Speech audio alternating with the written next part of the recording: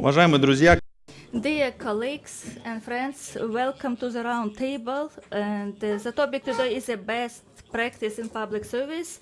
My name is Oleg Pekas. I'm the first Deputy Minister for Development of Information Technologies and Communications in the Republic of Uzbekistan. It's my pleasure to be here today. Of course, every one of us always faced some types of problems when we have to do the government services. And of course, it's one of the development to have the open conversation with the public of Uzbekistan. And that is why we offer and also put a lot of efforts to modernize these services and to make sure that we have a transparency in 2017, the head of our republic introduced a new concept of the services. And as a result of it, 3 years ago, in December 2017, we started the full transformation of the services. The new state institution was formed. And from the beginning of this organizations, we can see that we study the practice of international experiences. And of course, we take this experience and try to implement it. And that's why the first roundtable will be devoted to the study of the practices in public services. Of course, we will look in different advanced techniques. For example, here we have the Marco Indimanelli. It's also representative of the World Bank. Also, we have here representative from Azerbaijan Republic. It's Oyvi Mehdiyev. From Kazakhstan, we also have present here Turusov Asset, and then we have also François Bejo and Natalia Amasmarz, the head of the House of Justice of Georgia, and of course also is a BNDI. It's also the expert for these services. And today we devote time up to the 12:30, and I would like to make sure that our meeting is very interactive, and I would like for all participants to be very active in discussion, and do not wait until the end of the session. Please feel free to ask questions.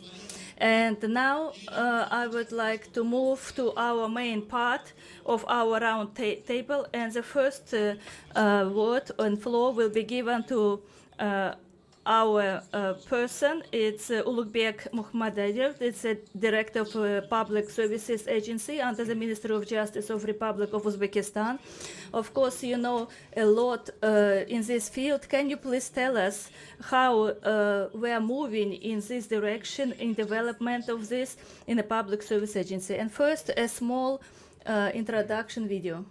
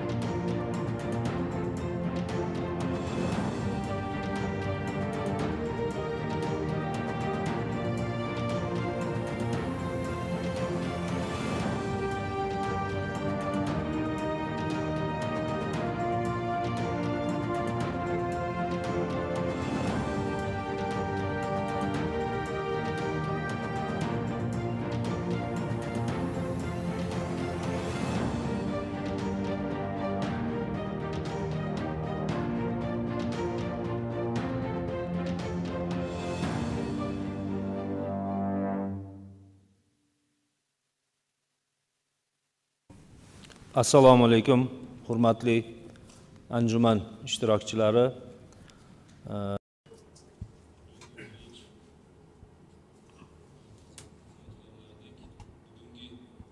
Tadbirimizda ishtirok etayotgan, mana shu bevosita zalimizdan ishtirok etayotgan anjuman ishtirokchilariga va pandemiya sababli. Okay, first of all, I would like to thank you, all participants, for this, the second International Legal Forum in Tashkent Law Spring. And this year, the forum is being held in a completely new format. It's also online communication that we have.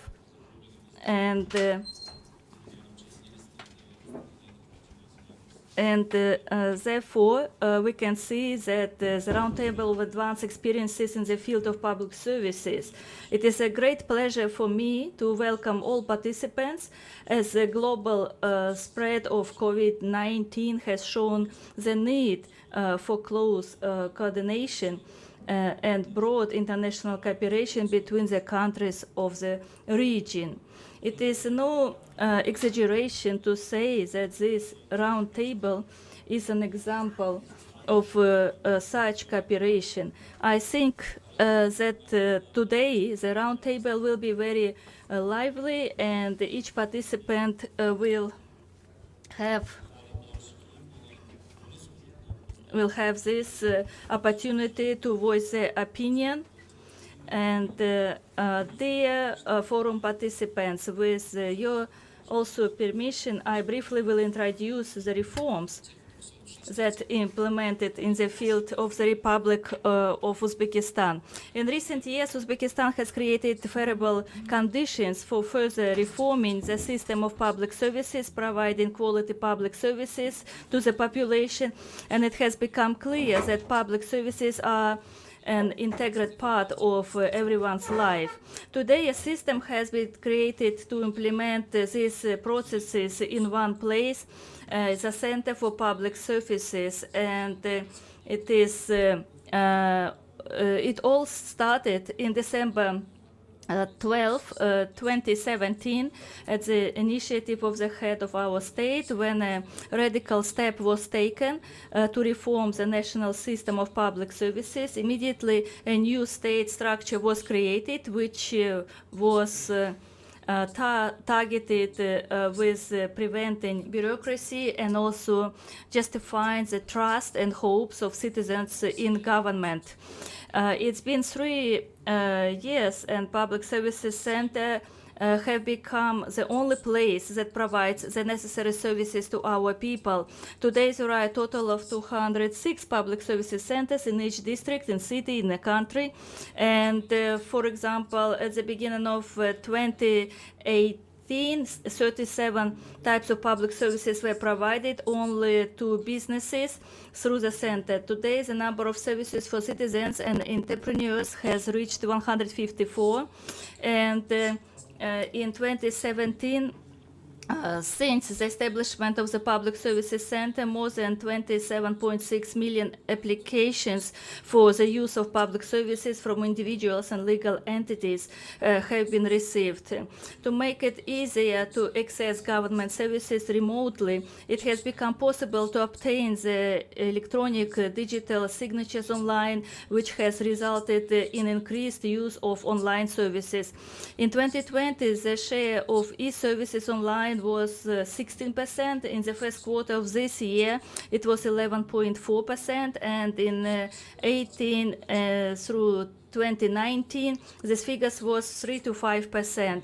And today, 117 draft regulations in the field of public services have been developed, and about 100 services have been completely revised.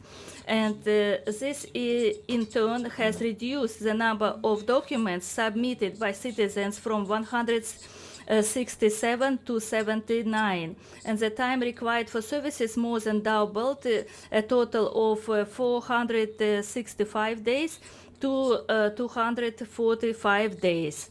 In order to create more favorable conditions for the population and businesses to use public services, to reduce bureaucracy, barriers. In this regard, the relevant degree of the president was adopted, and 18 types of certificates and documents from the population, registrations of relevant acts, examinations, and also registration of exit biometric passports will be carried out on this basis.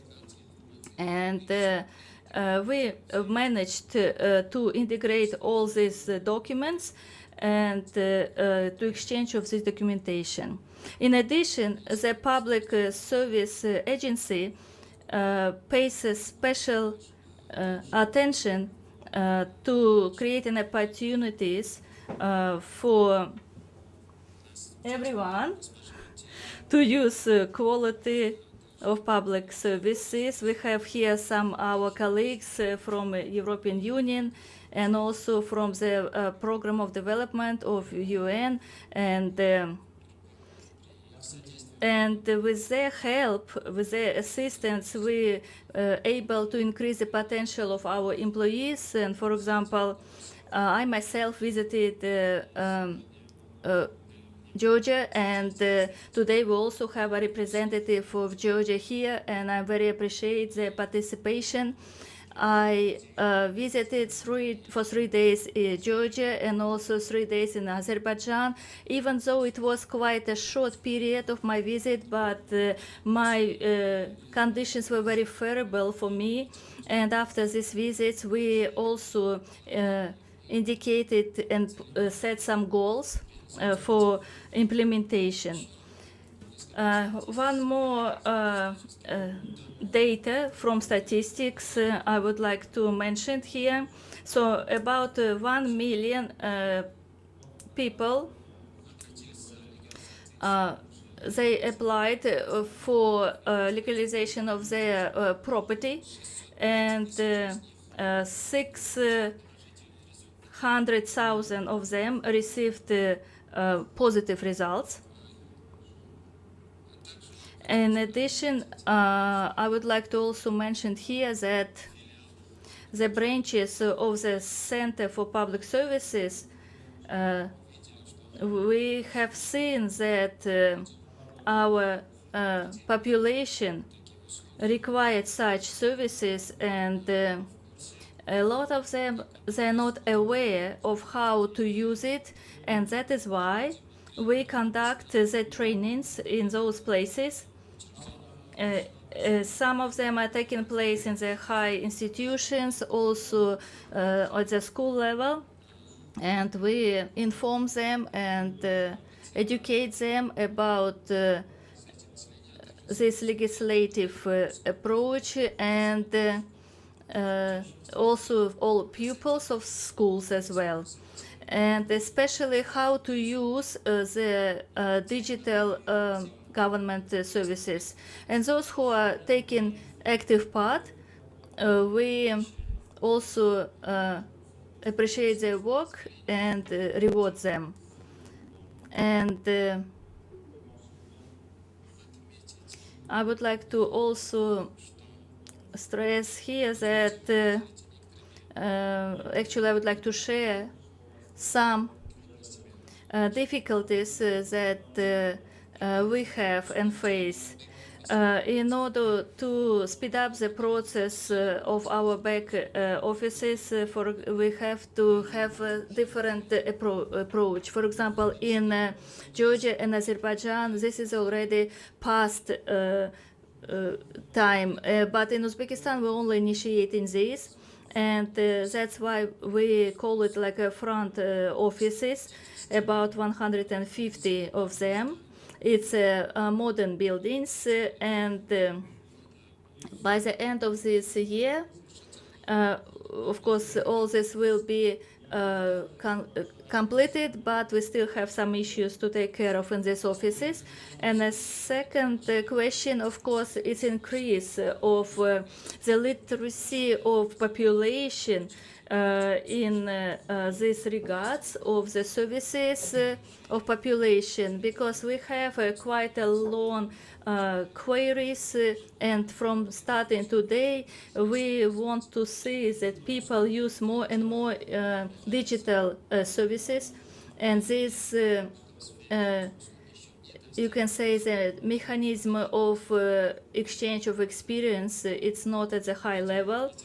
And we've seen, for example, in Azerbaijan, they also conducted their forum as well, but each country they have their own approach to do it, and that's why we would like to suggest and offer here for development of such forums, of course, and not to repeat the mistakes of other countries in terms of digital state services, and also to exchange, you can say, of practice of other countries, to create and to make very close cooperation. Maybe it will be some kind of association or maybe other form, and this is something that should be discussed, but this is the suggestions that we would like to give.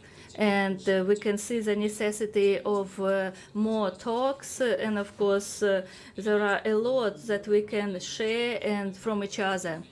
Of course, we have a very time limitation here, and we know that the pandemic, of course, also put a lot of changes in the development of economy of the countries and the world, and they change our view on the world, and to make sure it's more convenient for population to use services and for development of the state digital services. We are ready for cooperation, and we would like all participants and agencies we just want to say that we are ready to cooperate on mutual basis, and we always ready for cooperation. And it was mentioned by Oleg Andreevich, each participant should be very active today in this forum, because the help to public for these services. And of course, wish you all the best. Thank you for your attention. Каждый, кто был в филиале государственных услуг, понимает, насколько это огромное, это механизм огромный. How big this mechanism is, how big this organism is, which helps not only with public services but also works on other processes. Everybody knows that we have a project with the Minister of Justice. They work as one team. It's on BPR for each process. You can just take the public services as it is right now, as it is provided right now. What I do, and just move it to electronic platform. Everybody understands that the future is the electronic online provision of public service. But in order to get there, of course, we need a cohesive, we'll have a good team that will be working. Thank you very much. I have a very short question. Please do tell us this interaction between the citizen and the public servant 5-6 years ago and now. Has there been any positive changes? What changes have you noticed, please? It's true. You're right. 115 branches. Although there's a lot of work behind all of this, and 115. This in addition to 206 centers. The relationship between the public servants and the citizen from the time we switched to electronic format. Puts more responsibility on public servant. What I mean here, we're not talking about the human factor here. And our personnel from our centers, when they receive some sort of any appeal from the citizens, so he or she, they assign a digital code, and after that, using this code, they then consider the appeal. This prevents any form of corruption schemes, corruption elements. And in electronic services, whether we want it or not, but it has fixed timestamp. So it does have a timestamp. So what I mean here is that, for example, we have a red light, traffic light, red light. If you are not able to, if you couldn't cross the street, so in other words, if there's a fundamental changes here in the provision of public services to citizens, from ideological point of view and from other points of view as well. Thank you. In a joint work, I'm sure that yes, a lot has been done, but we still have a lot to do in the future. Thank you very much, ladies and gentlemen. In all the reforms undertaken by our government, so the World Bank plays a huge role. Our cooperation with the World Bank started in 1992, and starting from 2017, this interaction, this collaboration has improved greatly. The World Bank provides financial and technical assistance in development of many sectors of our economy, including agriculture, healthcare, education, energy, transport sector, social protection, as well as in development of public services. Dear friends, we have with us today Mr. Marco Mantavanella, he is the head of the World Bank Representative Office in Uzbekistan. Mr. Mantavanelli, you have the floor, sir. Thank you, and assalamu alaikum. Thank you, Deputy Minister Pekis, your partners, distinguished guests. Good day. It's a pleasure for me here today to discuss best practices in public service. And I would like to thank the Minister Khatletov for his leadership in making this forum happen. I have two fundamental messages to deliver. Justice sector performance affects the overall governance system and the enabling environment for business, for competition, and for a competition that is fair and transparent. And the second message is that ongoing governance reforms in Uzbekistan, in the public sector, for example, public financial management, justice sector, should be continued and expanded to support the transition in which Uzbekistan is a part. Let me go a bit more down details. We talk about good governance, defined as the capacity of institutions to deliver transparently and efficiently public services, because we know it is essential for development.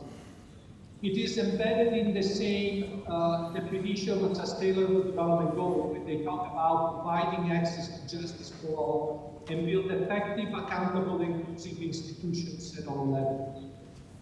So we at the World Bank don't have a recipe to achieve good governance, but we do know what are some of the building blocks and to achieve it.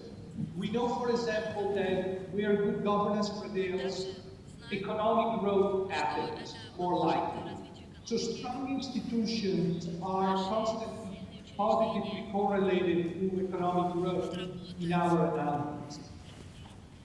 But more importantly, good governance, strong institution, strong public service delivery is correlated not just with economic growth, it's correlated also with equitable and inclusive economic growth.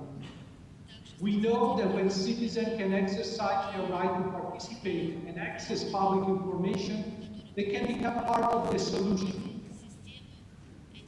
The third point is that accountable and transparent institutions with plenty of evidence, they're also a factor to foster innovation. The World Economic Forum, according to the World Economic Forum, weak institutions continue to hamper competitiveness. In contrast, inclusive and open societies change the capacity of the society to provide intellectual development and foster the emergence of new ideas. Finally, the quality of public administration, and this is particularly important in Uzbekistan at this stage of this transition, and the capacity to deliver effective services have a direct impact on the citizen level of satisfaction. That's why I refer to the current stage of transition in Uzbekistan. The quality of public services are critical to maintain the support for the economic transition Uzbekistan has embarked on. I would argue that we have globally, we are at a time where there is an historical opportunity to strengthen the quality of public service delivery and good governance in general. And these opportunities is provided by technology. Nowhere in history it has been easier to access information. And real-time access to information can lead to better informed citizens that can shape the relationship with central government and decentralized government. On the other hand, the technological revolution, it also means that governments must now respond. Governments are under increased pressure to respond to citizens, increase expectations within their traditional limited availability of public resources. Thus, the pressure to respond and deliver public services is higher, but the amount of public resources have not necessarily increased. This creates more pressure on public institutions. So these are the challenges, but also the opportunities I think that a country like Uzbekistan is facing. We look from the World Bank with optimism to the road that has been started since 2017, and we hope it will continue to produce results. We are looking with particular interest at the justice sector, where reforms will continue to be implemented to achieve a strong and transparent justice institutions, without which we know it is impossible to create an investment climate that can support a market economy, but also a market economy that is just, transparent, and offers opportunity for all. Thus, the justice sector role in simplifying the regulatory landscape is critical to achieve these goals. Streamlining judicial processes to allow the fight against corruption is also critical. And also to provide equitable access to small investors and marginalized groups. So I will conclude here to say that the reforms that have been enacted in 2017 are impressive, but now the main challenge is to continue them, to ensure that they are sustainable and they provide sustainability for the longer-term transformation of the country. The reform and the public delivery of justice services is at the center of this agenda. And we as World Bank, we will continue to be a partner to try to support the efforts of national institutions in this sense. Thank you very much for your attention. Thank you, господин Montavanelli. Thank you, Mr. Montavanelli, for a wonderful speech. I wanted to point out here that your role is significant, not from the point of view of World Bank's assistance in the development of many sectors of the economy of Uzbekistan, but also in promoting the reforms in the international arena. And as you said, the work that started back in 2017, we want to assure you that it will continue. There will be more extension in all the areas, and that potential and the capacity here I wanted to point out separately. Uzbekistan has a large potential, a large capacity. More than 60% of our population is youth, as you know, and right now the great importance is given to developing IT and computer literacy, and I'm sure that this foundation, which will help in the future, which will bring us to the successful implementation of all the tasks. Thank you, sir. Thank you very much. Ladies and gentlemen, as you all know, in July of 2012, in accordance with the decree of the President of Azerbaijan Republic, there was an organization set up, ASAN. With interest, we've been watching the development of the public services in Azerbaijan. Recent visit to Hasan Khidmet is a great example of that. Today we have Mr. Umi Mekdiev, who heads this state agency of public services and social innovations of Azerbaijan. Mr. Mekdiev, we invite you, we give you floor to share experience, Hasan Khidmet, and give us a short overview of the status of this exemplary organization that you have. Thank you, sir. Good morning, ladies and gentlemen. Let me allow the participants of the Second International Legal Forum, Tashkent Law Spring, and wish everyone interesting discussions. I'm informed about the successful holding of the first Tashkent Law Spring Forum held in 2019, which aroused great interest among participants from different countries as well as international organizations. I'm sure that our friends in Uzbekistan will hold this event with great success, which will create opportunities for interesting discussion and the development of fruitful contacts between the participants. Currently, the level of development of a state is measured, among other things, by the possibilities of using modern technologies in public administration. In Azerbaijan, for example, the activity of the State Agency for Services to Citizens and Social Innovations, which was created by the decree of the President of the country back in 2012, as an integral part of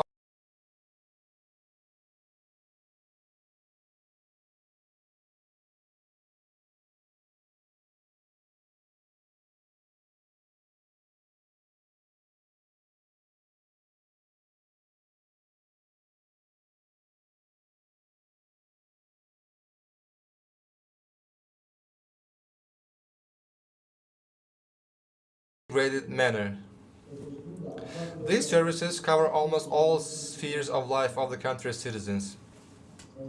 The creation of ASAN service has helped reduce additional costs and wasted time for many citizens, allowed to improve the professionalism of civil servants, increase the use of e-services, and increase transparency.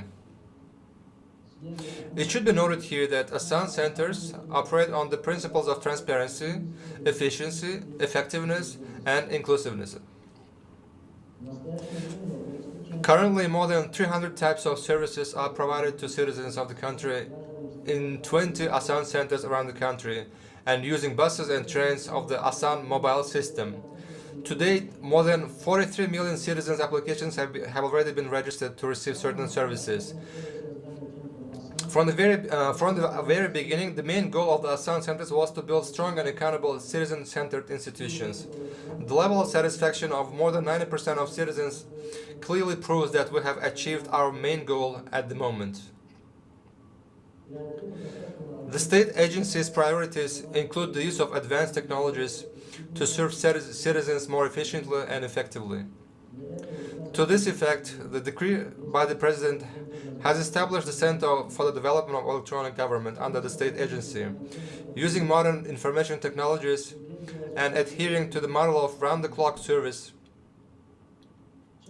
The center ensures the provision of information and electronic services by the relevant state bodies and for all the citizens of Azerbaijan, as well as for legal entities and foreigners.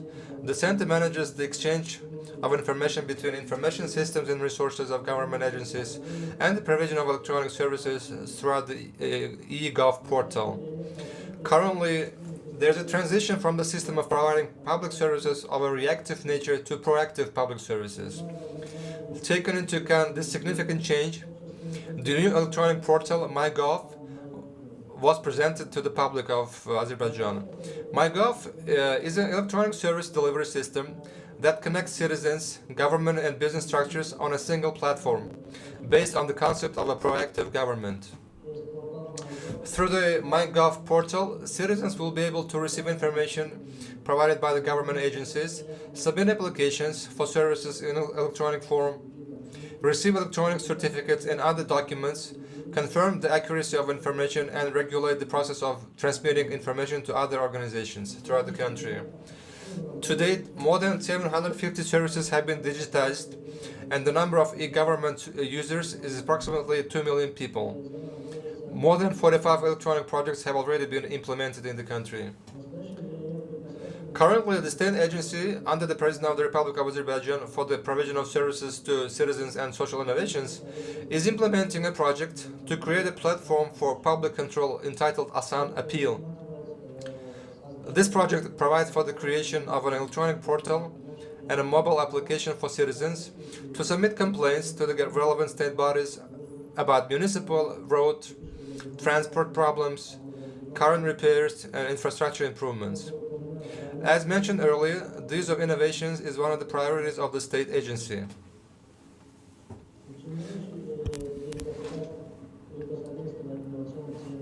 The Innovation Center, which operates under the state agency, provides technical support for various innovative projects. The Infoland Incubation and Acceleration Center within the aforementioned organization supports startups in the early stages and develops acceleration programs to help them grow and fit into the market, and conducts IT trainings as well. In 2020, the Azerbaijan Innovation House was established at the Center for Innovation in the US Silicon Valley. Cooperation with foreign countries and international organizations is of fundamental importance in the activities of the state agency. Bilateral memorandums of understanding have been signed with about 20 countries and international organizations, including Italy, Montenegro, Korea, Turkey, Morocco, Uzbekistan, Indonesia, Uganda, ISESCO, and United Cities and local authorities of Africa. Right now, work is underway to implement a SAN model in different countries. Back in 2015, the state agency received the prestigious UN Award for Effective Public Services for its project Asan Service. In addition to that, in 2019, within the framework of the UN Baku Forum on Public Services, the state agency was awarded a special UN award for promoting the digital transformation of public services for outstanding achievement in the field of digitalization. Also, during the UN forum held in Baku in 2019, a declaration of intent was signed on the establishment of an international association of institutions providing public services, or in other words, the Asan Association. The purpose of this association is to exchange knowledge and experience in the provision of public services. By this time, several countries have already applied to the state agency of Azerbaijan with the desire to join the international association. These appeals are under consideration right now, and we do hope to soon see Uzbekistan and our other friendly countries and partners among the members of the Asan Association. I would like to note the recent visit to Azerbaijan of a delegation led by the director of the Public Services Agencies under the Minister of Justice in Uzbekistan, the distinguished Ulugbek Islamovich Muhammadiyev. We held very fruitful talks where we discussed the current state of relations between our agencies and prospects for cooperation. I'm sure that this visit will contribute to a mutually beneficial partnership between our structures in the interests of the citizens of our countries. Thus, the state agency for providing services to citizens and social innovations under the President of the Republic of Azerbaijan continues its versatile activities to develop the sphere of public services in our country and abroad, and encouraging the use of innovative management methods. I hope that this forum will contribute to the expansion of and deepening of cooperation between different countries and organizations, whose common goal is to develop various spheres of human activity in order to improve their standard of living. Thank you for your attention. Большое спасибо. Thank you very much, Mr. Bigdiev. When we analyze the experience of your company, we also see the success. And what kind of, you can say, problems you face that you could avoid? Can you say a few words about this? Of course, when we talk about the reform about the government or state services, of course, we will face some difficulties.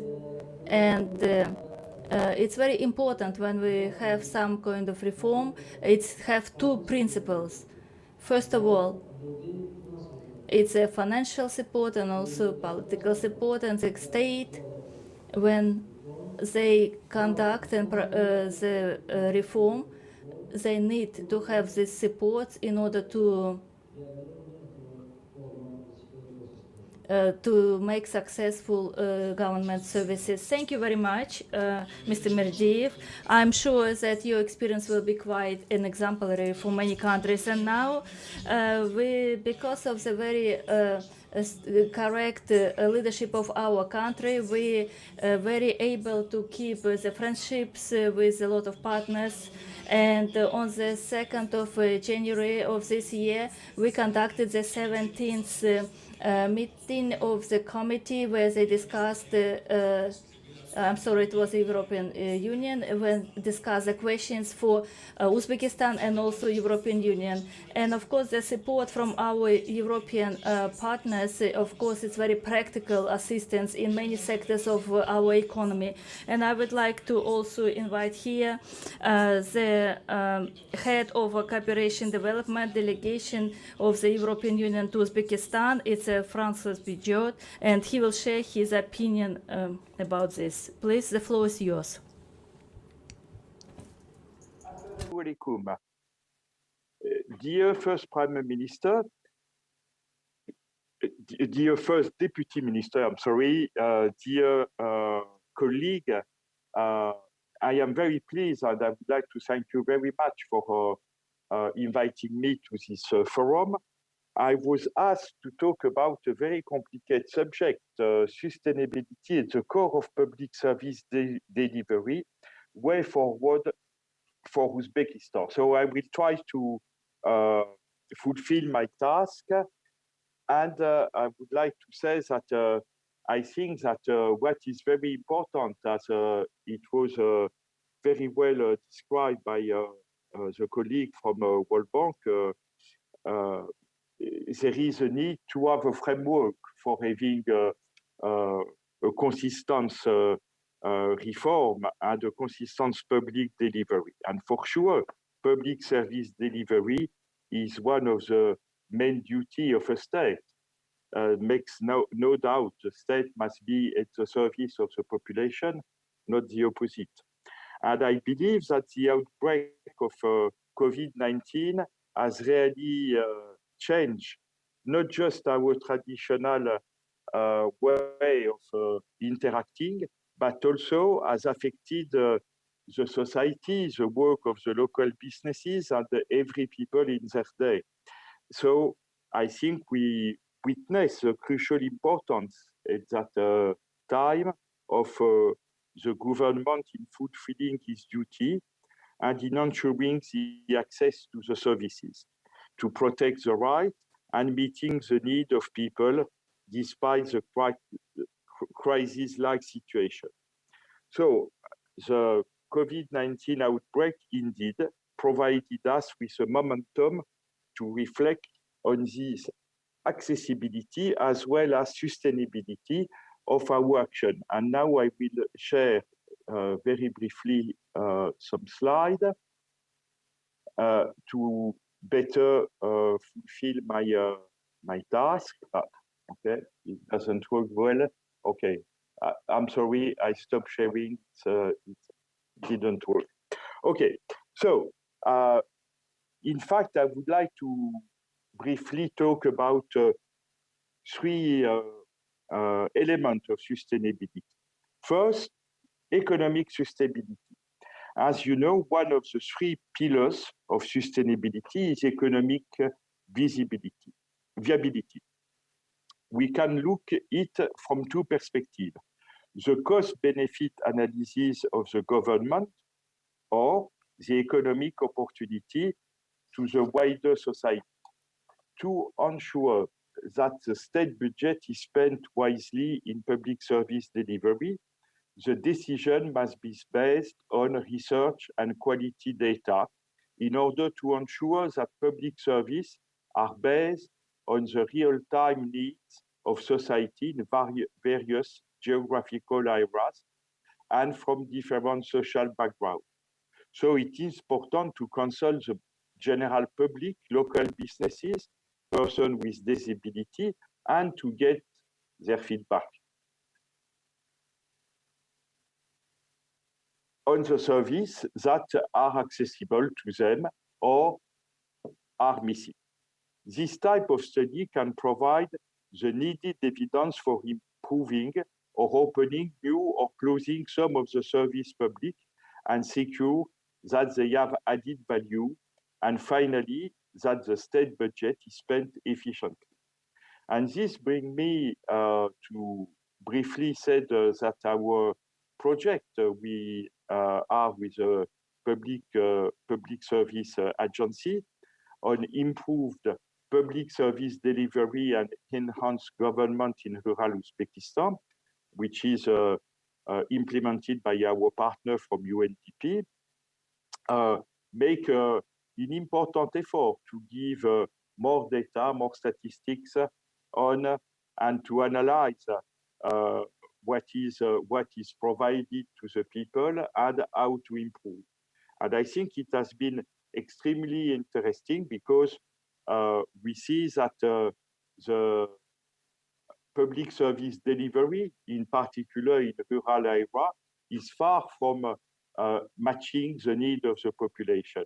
So I do really believe that we have to keep in mind all these aspects. But you see, the public service delivery is for the general population, but can also boost business development and so the sustainable economic growth of the country. So easy registration, payment online, simplified administrative procedure, including provision of document in one place. All these small elements can significantly facilitate the work of micro, small, and medium enterprise and encourage new entrepreneurship. And it is what we are doing with our project and what let's say the reform of public service delivery is, in Uzbekistan is about. And for example, there is now a new system which is being finalized called license, which will ensure complete digitalization of licensing processes and will then greatly improve the business environment overall. The second element of sustainability I wanted to talk briefly is environmental. Sustainable development on public service delivery is also one of the ways the public administration can, and I have to say must, incorporate protection of environment on its work. And I think one of the most visible element of environmentally friendly practice is digitalization of the services through technology, as pointed out by my colleague Marco from the World Bank. And then we can reduce the use of papers, transportation, and we can be much more efficient and we can win time. And in that context, I believe that nowadays there is a huge effort which has been done by Uzbekistan in the civil registry offices that creates the base for digitalization, millions of records of civil registry archive and a safe storage, and an immediate access to the people through the digitalization. We could multiply the example, but I think it's better to go directly to the third sustainability aspect I wanted to describe, which is that a transparent, efficient, accountable public service delivery must always pave the way toward social equity.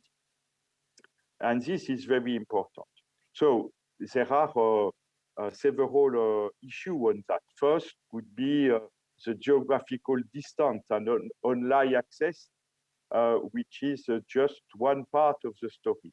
It's equally important to consider the access to persons with disability, access to parents with small children and elderly. So accessibility required investment in infrastructure as well as the training of the staff. And I think in that respect, also, we can quote our project where we have seven public service centers in 7 pilot regions in Uzbekistan, where we particularly focus on improving the delivery to disadvantaged persons, expanded accessibility, eliminate infrastructure barrier, and provide benefits such as a playground from children. It's important when you go to make some let's say, task to know what to do with your children, free internet, and also even a convivial place for tea and snack corner in the same place. So I think this is really much in line with the best international practices.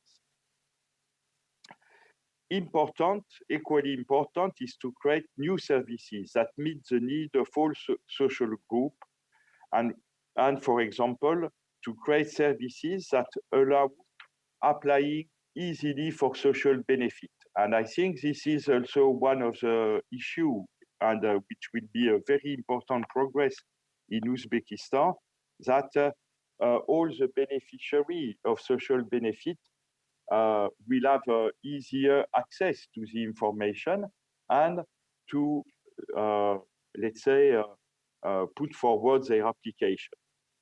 So, as I mentioned in the beginning, it's important to invest in study and surveys to identify services that are still not open, but would significantly help the local and vulnerable community. So now let me say a few words on how we can see the way forward for Uzbekistan. As it has been said by the General Director of the Public Service Agency, my friend Ulubek, Uzbekistan has come a very long way since the beginning of the administrative reform.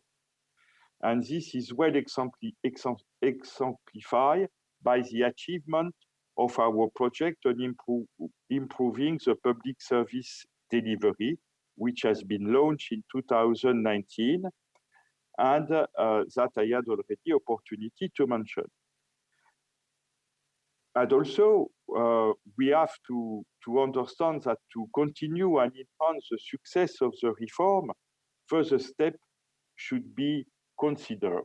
And we want here to repeat that our project and the European Union in general will accompany this project in the year to come. It is critical to invest in studies that improve data quality on the experiences of business and wider society in regard to public services and analyze the use and added value of existing and future services.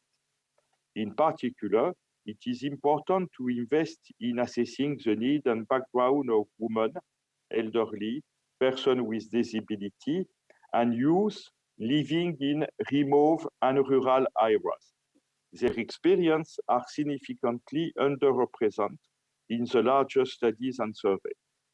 It is crucial to continue the work in simplifying of administration infrastructure, and this year also go to what Marco said about the legal system and the need of a strong justice. But justice in a positive term, it's to have a legal environment which is simplified, understanding to everyone, and which help day-to-day life of the citizen. It is for sure important to invest in enabling environment for innovation solution for public service delegation. Education program should also be engaging for young people, promote digital skill and critical thinking, and invite young people to propose innovative and creative solutions to every problem.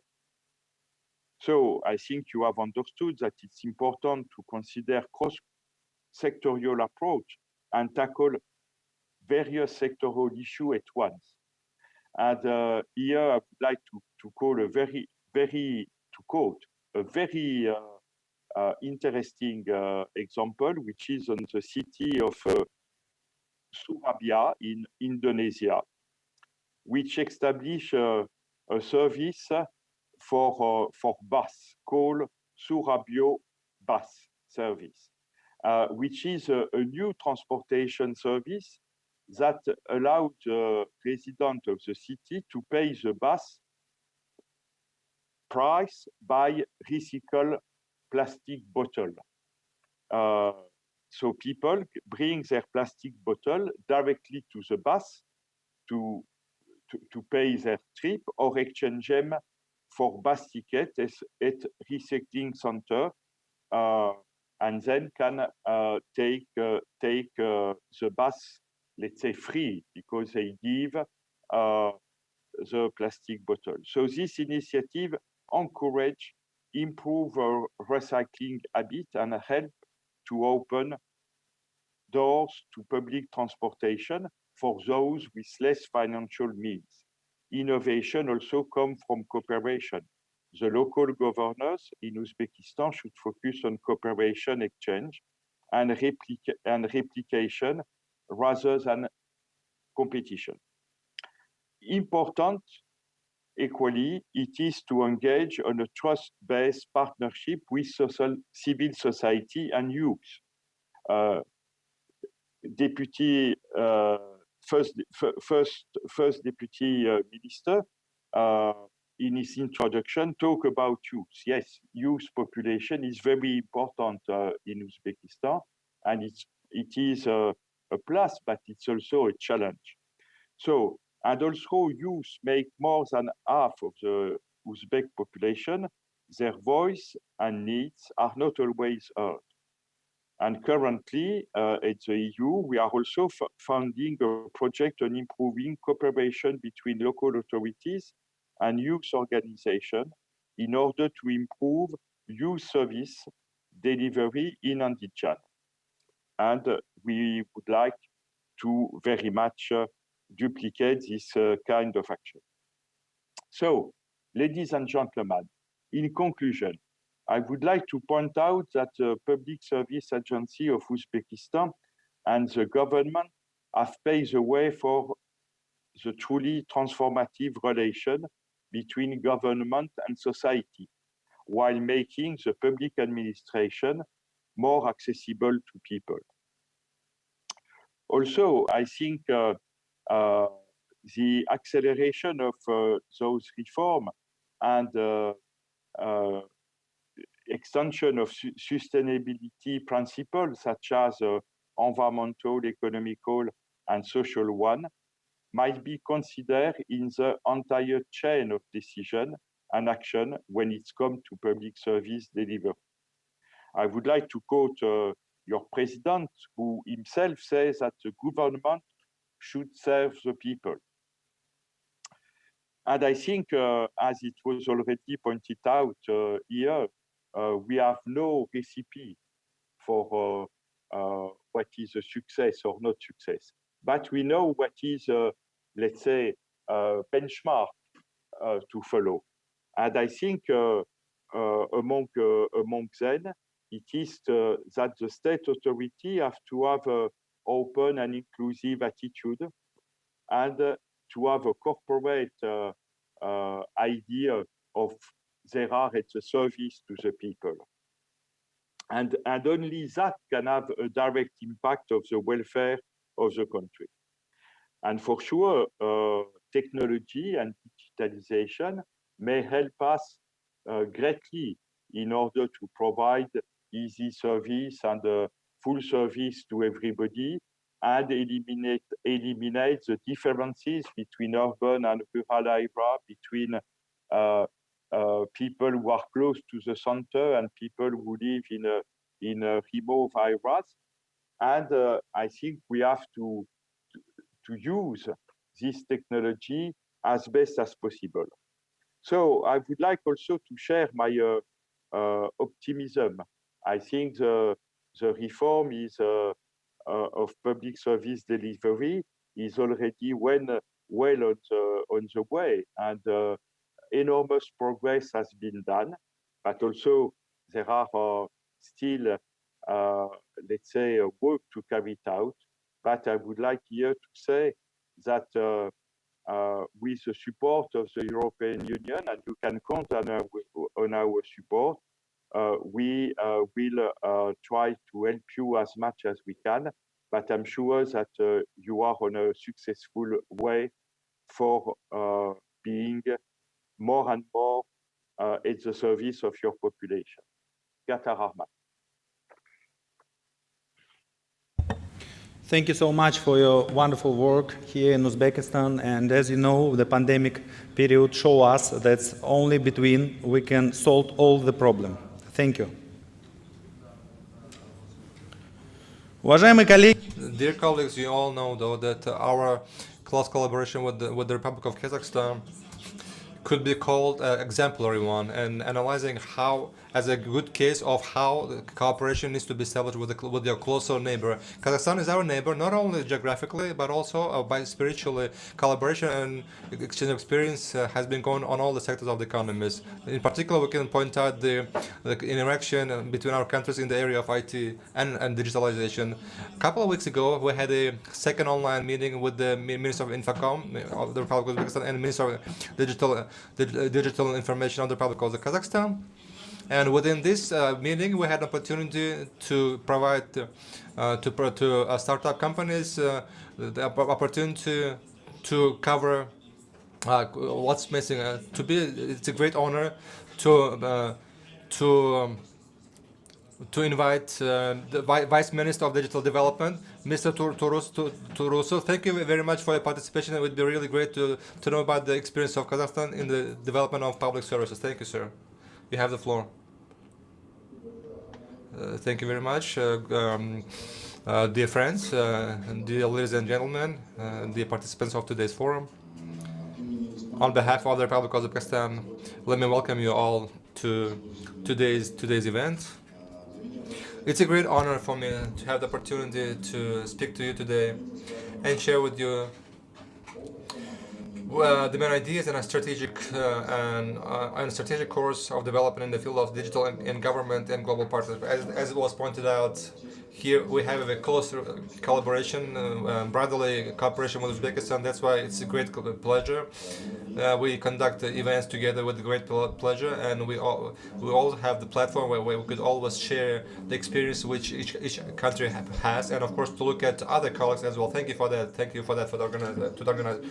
The recent events in the country related to the COVID-19 pandemic have once again reminded that we all live in a closely connected world. The state of lockdown, state of emergency, the sharp decline in economic activity, quarantine, self-isolation, we all understand. And of course, there's been a great problems, and of course, it will change. It will change our view of the world. But nevertheless, the current situation has shown that despite great needs, great demands, we could still continue working together and learn and develop together, and we observe the great need for digital services. Over the last several months, many companies have switched their work to online formats. Many governments, they've raised the priority of moving the digital technologies as one of the main priorities for the upcoming period. I wanted to point out here that Kazakhstan, if you talk about Kazakhstan, the new overview, we'll look at. We have a deal back in 2020. Kazakhstan took 29th place, rising by 10 positions compared to 2018. This is the UN e-government survey. By the level of development electronic participation, or otherwise called e-participation, Kazakhstan rose by 16 positions, taking the 26th position. The e-participation index shows the involvement of all citizens in the decision-making process, transparency and openness of the state's activities.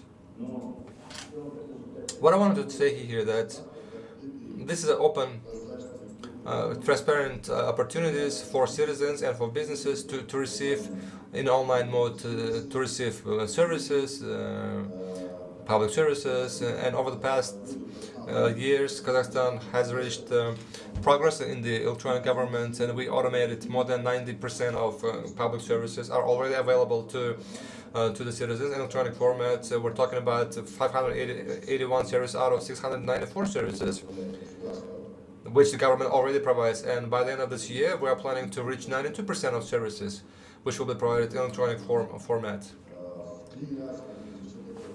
The time for obtaining public services has decreased by 3 times. Paper documentation has decreased by 30%, and this is really convenient for everyone, for all the actors.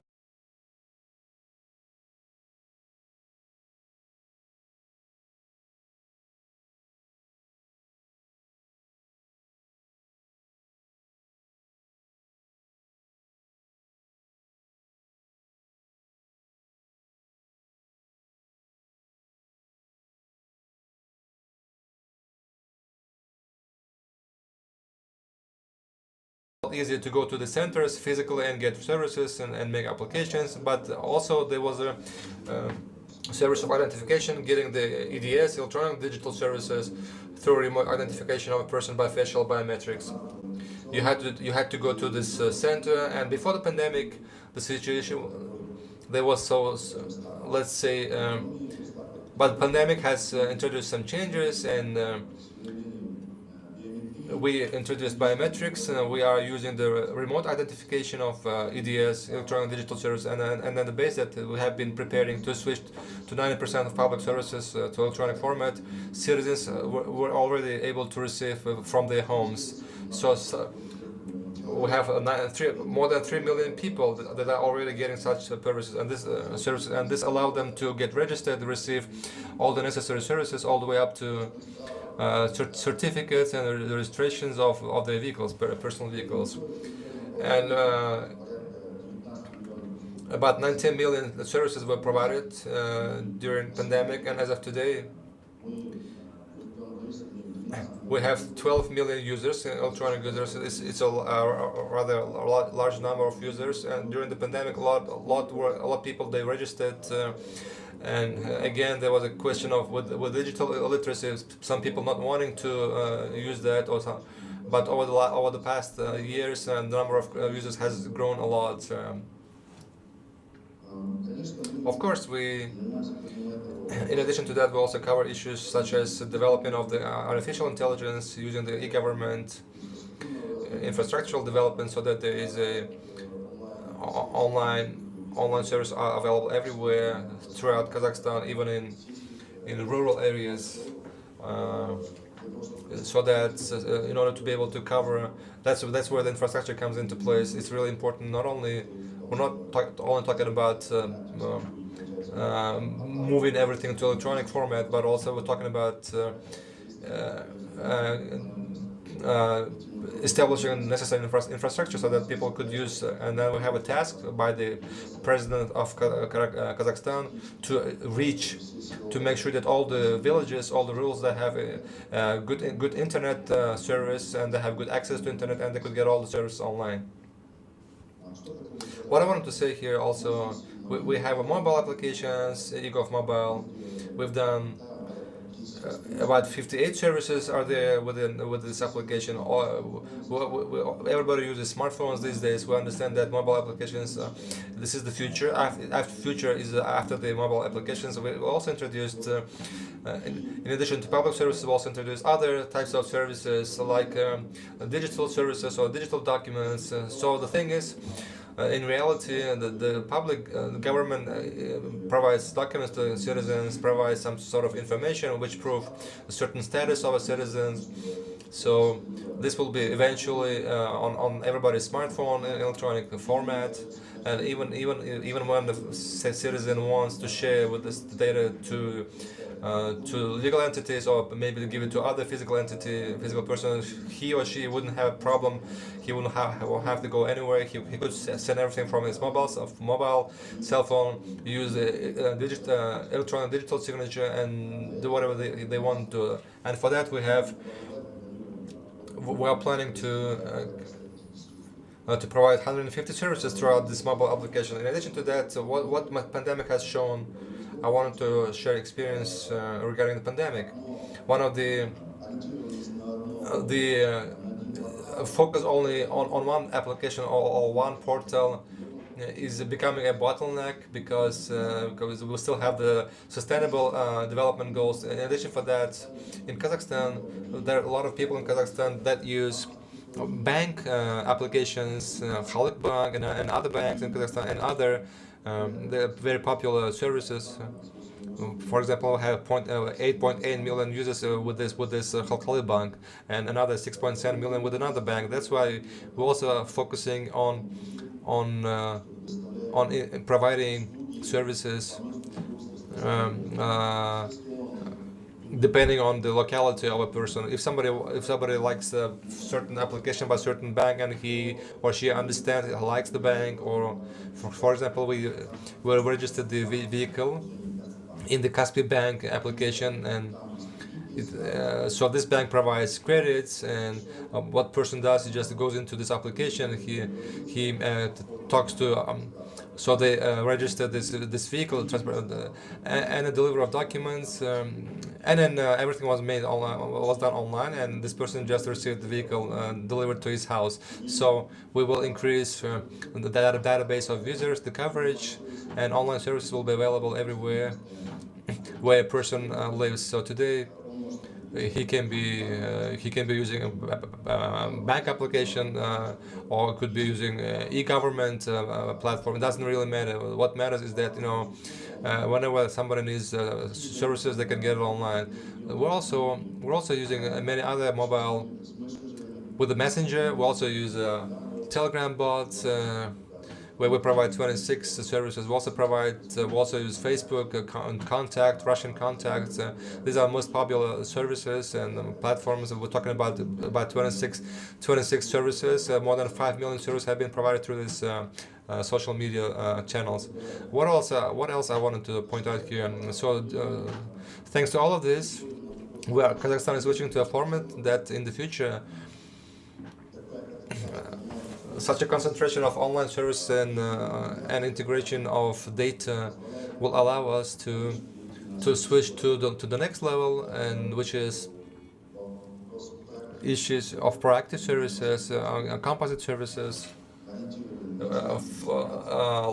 around life situations, focus on life situations. What I wanted to hear, for example, let me give you an example. If somebody is born, if a baby is born, and then the citizen doesn't have to go to this public services and the facilities, government already knows that a baby is born, and then the benefits, child benefits, and registering the child with the kindergarten or provision of benefits, everything needs to be automated.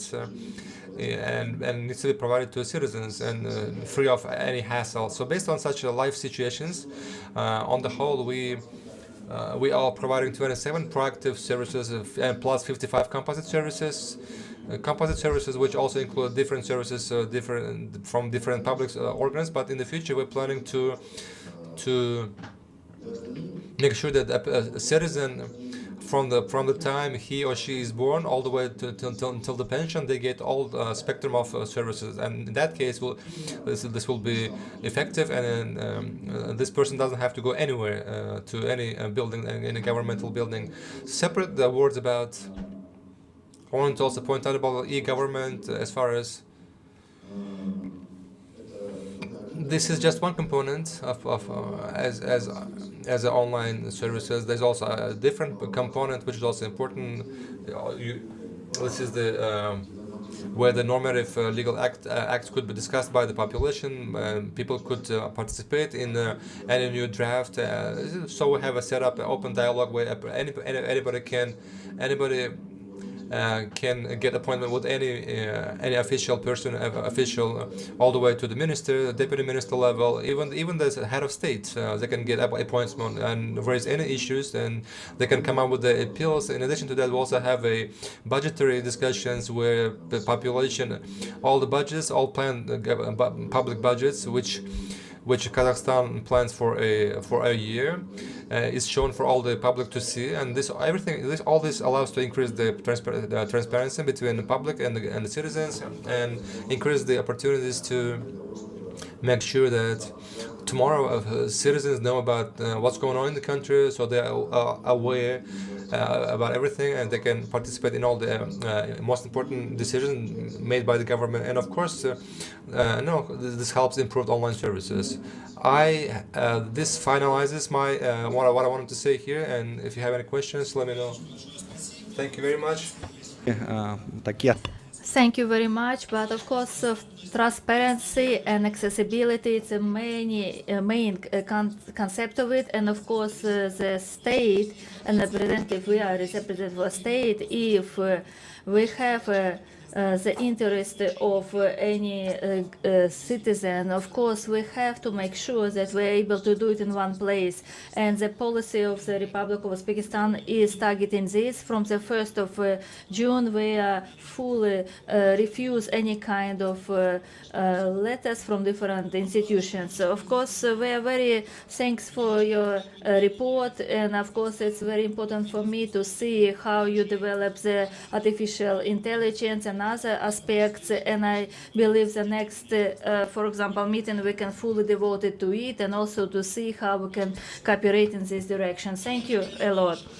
Dear colleagues, in 2010 in Sirgeli of Tashkent, we launched the single window service in Tashkent, and of course this was done as a pilot project in the framework of UNDP, and for us it was like a startup, and of course we got a lot of examples and also practice, and a lot of many others were established later.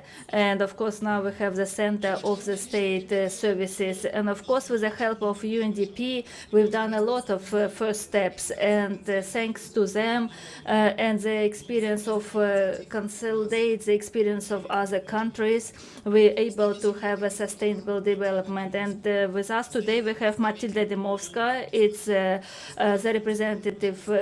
resident representative in Uzbekistan. I would like to ask her to tell about the importance of the institution in Uzbekistan. The floor is yours.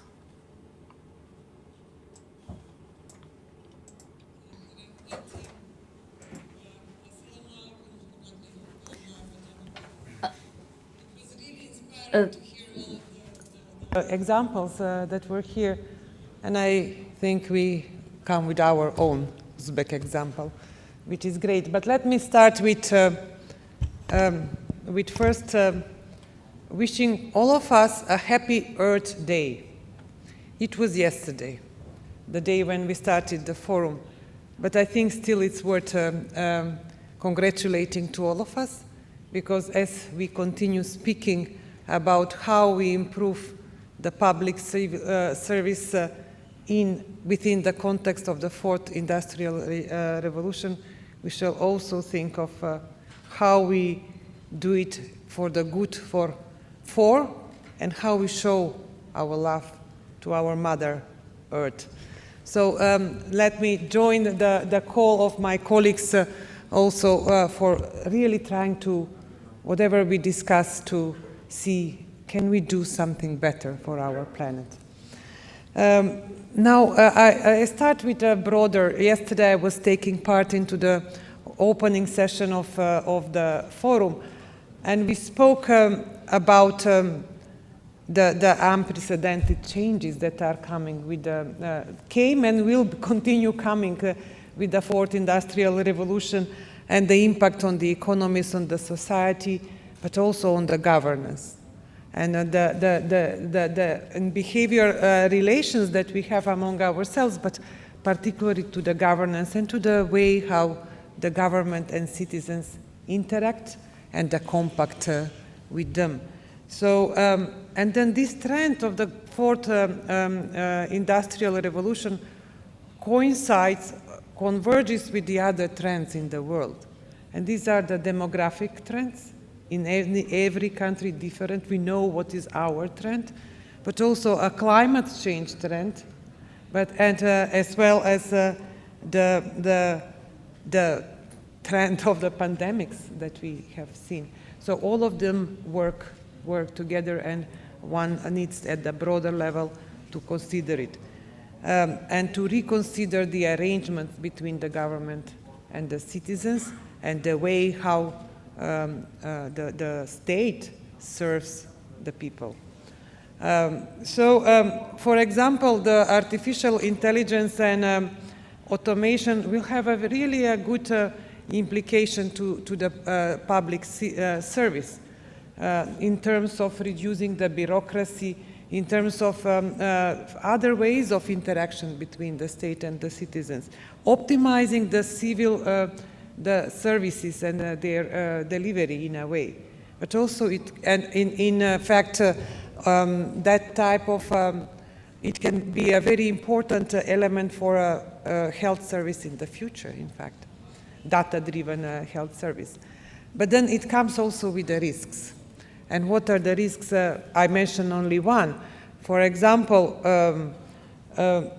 ethnic and gender biases can be, that we have at the moment, may be transported in the future if we are in the algorithm-based public services, for example. So the biases that we have today may become also biases of the future if we are not careful about that, and that deserves a big attention. So what was the point of yesterday, and I think it's also for today, is that yes, we need to understand the Fourth Industrial Revolution a bit of a more in-depth.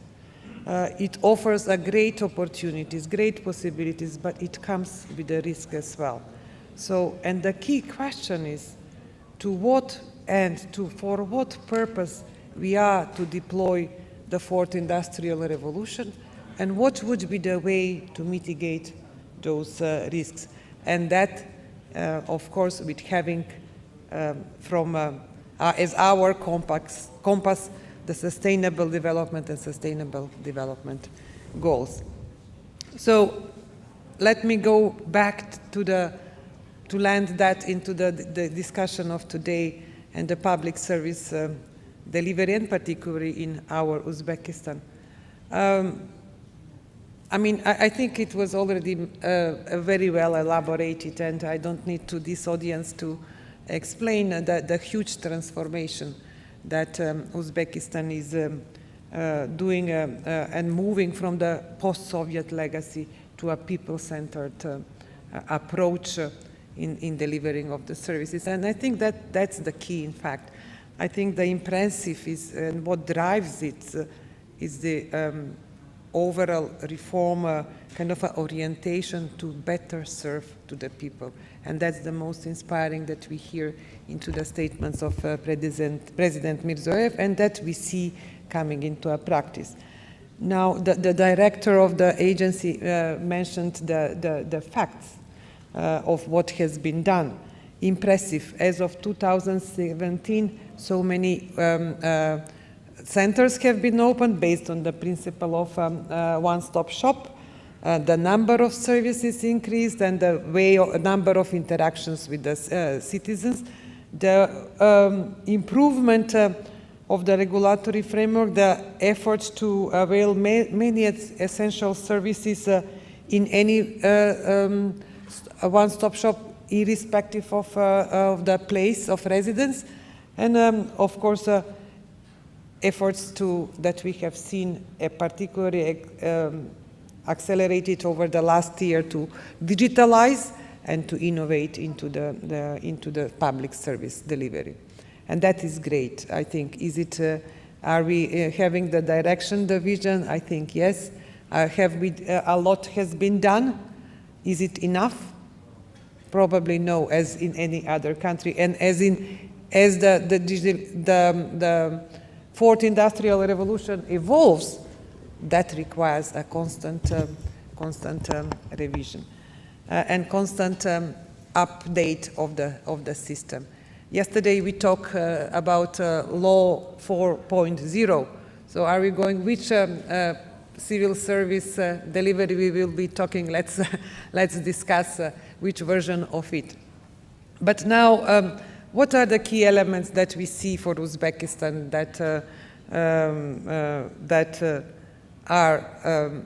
that would be important to further work on? I think, and the challenge is not about implementing the reforms. In fact, the challenge is to ensure that they are right and they are doing in the best manner. So the first issue that is very important for any system is, of course, the legal and methodological framework. That is the basis of service delivery. So it's restructuring, it's consolidating, adjusting it to the modern trends, setting of the standards, guidelines if needed, monitoring frameworks. That's the kind of the core of any system, including here. And that, of course, requires from time to time refreshment and adjustment. I think when we talk about the public service delivery, it is important to to look into the administrative procedures. What we see in the one-stop shops is only the tip of the iceberg, right? This regular photo that we see, the iceberg, and then there is a huge part below the sea.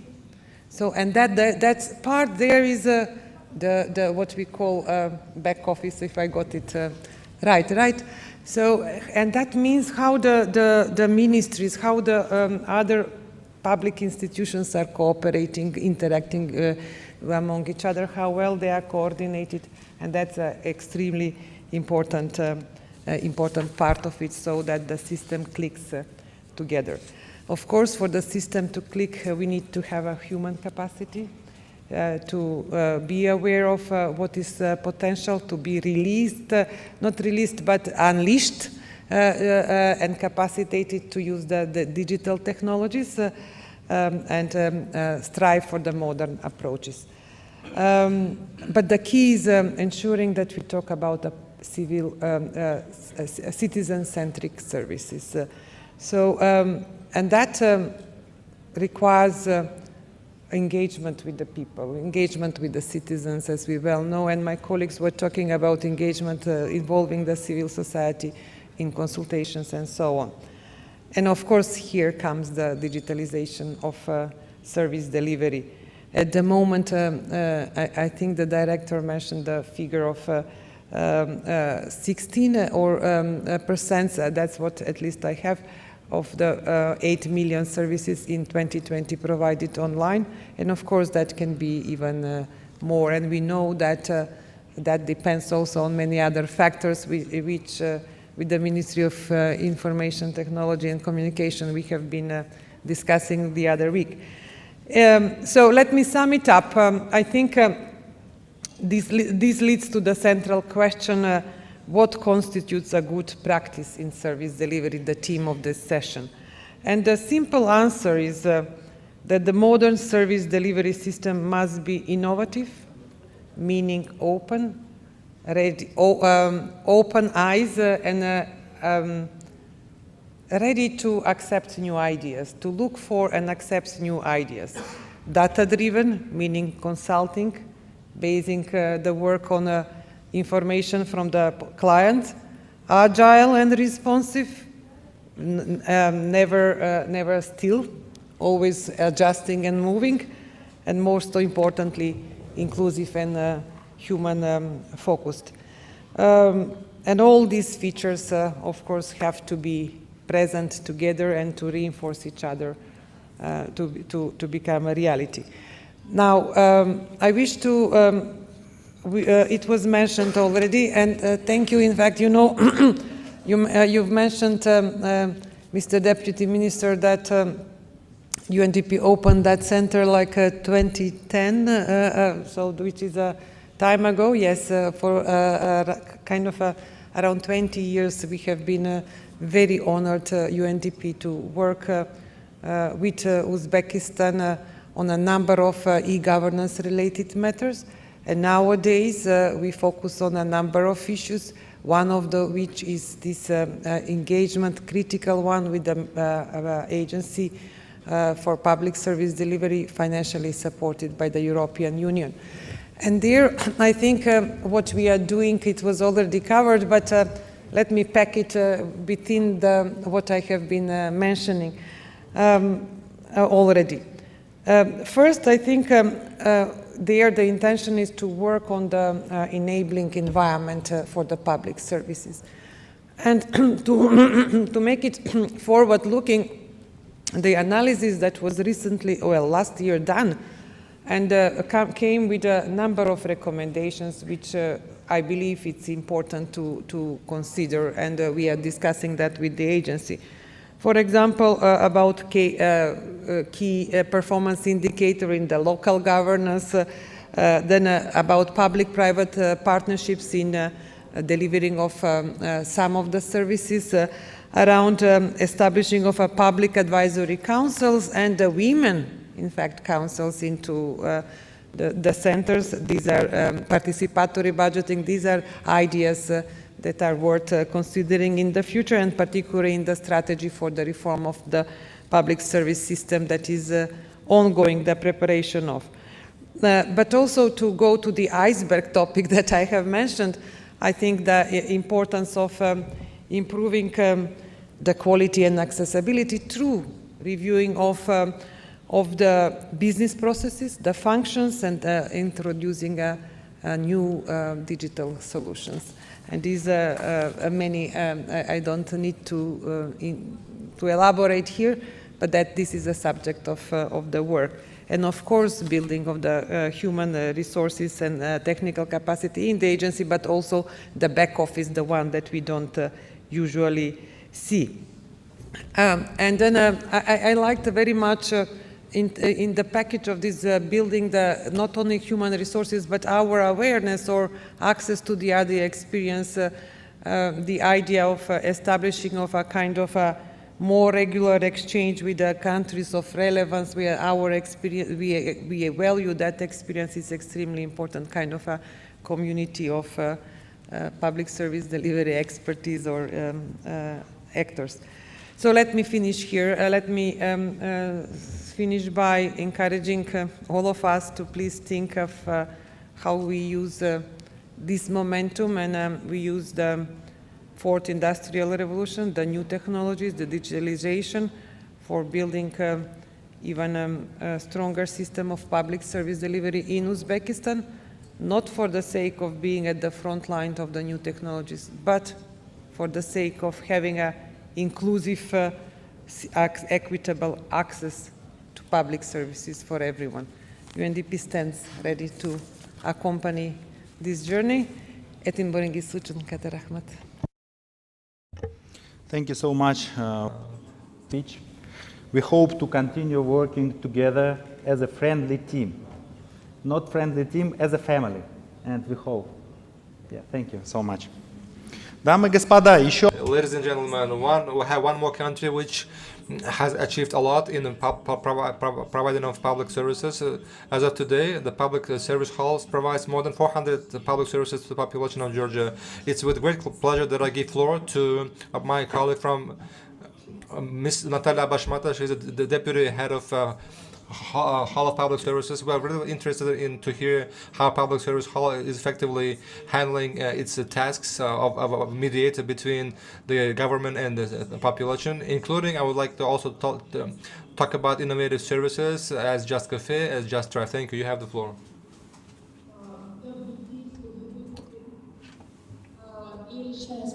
Again, my name is Natalia Bashmadze. I am the head of the Executive Director of the Minister of Justice. With your permission, I will open up my presentation. I will share my presentation with all of you.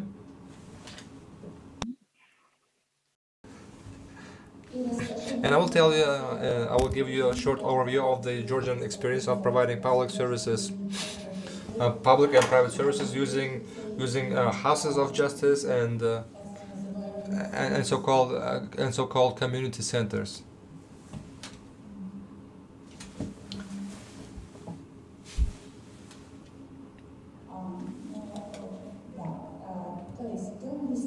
So the House of Justice, it is an establishment which provides public and private services. This is a legal entity of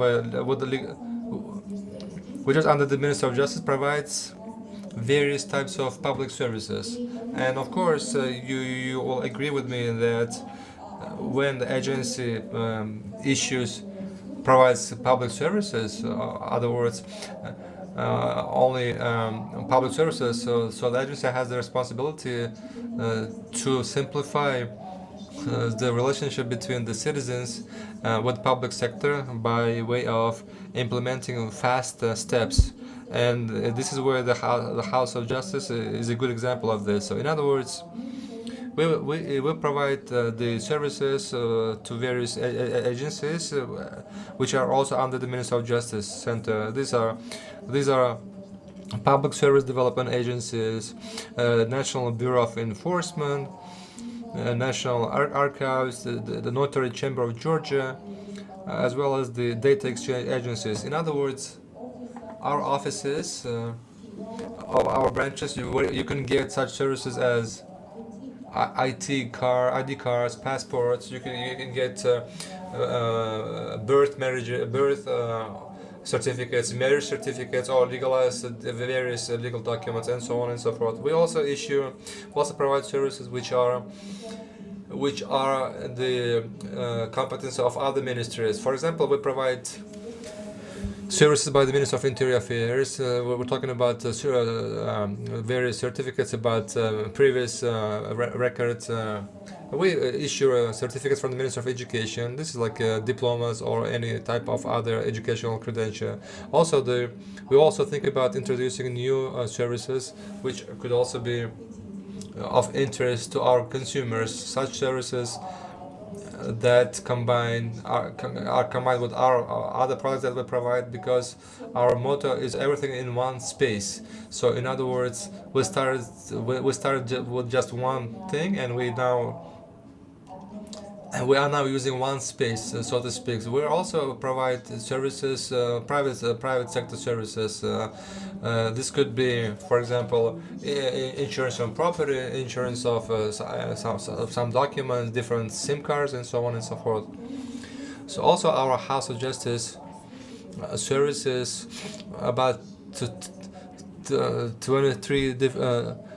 20,000 different customers. This is the number before the pandemic, and currently, because of COVID, of course, just like everybody else, we are faced with this challenge. It's a new challenge for all of us, and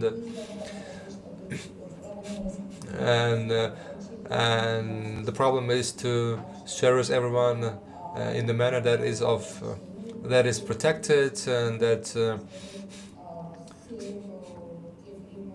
and make sure that all the requirements are protected because of pandemic. And we started to reserve to make appointments for our services, and as of right now we're continuing through MyGov.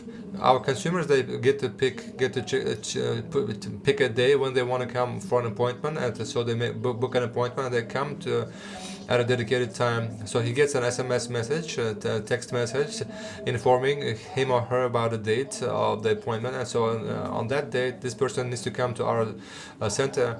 And in addition to that, before the pandemic, of course, we used to work in a different way. We had an integrated system which helped us. We had an electronically distribution center which allowed us. We had an electronic distribution of appointments system. This was before the pandemic, and when our consumers,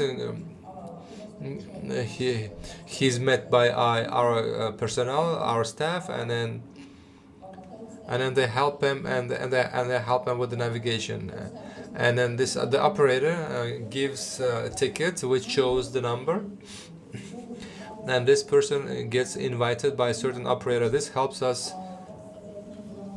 to make sure there's no chaotic movements or chaotic no chaotic movements inside the House of Justice.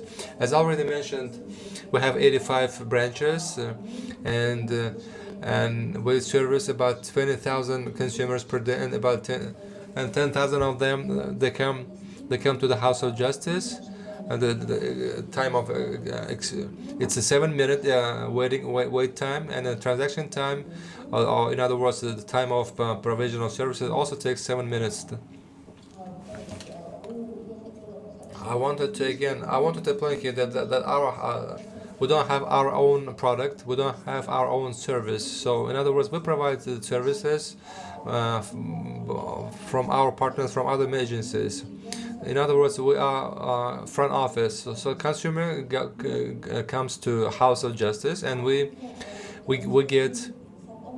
So we'll fill out the application, and then this application gets is looked at by our partners, and they also make decisions after considering these applications, these appeals, and they register those, and they make decisions whether or not to publish or not to publish, or maybe they'll want additional documents to be provided. And lastly, and the last decision, and we are then the agency that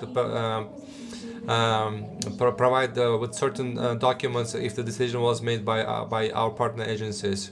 So when the consumer comes, so they bring all documents to the House of Justice, and our operators, without even looking at, they don't even know who considered this appeal and what minister or what agency. So the name of the registrar is hidden for our operator.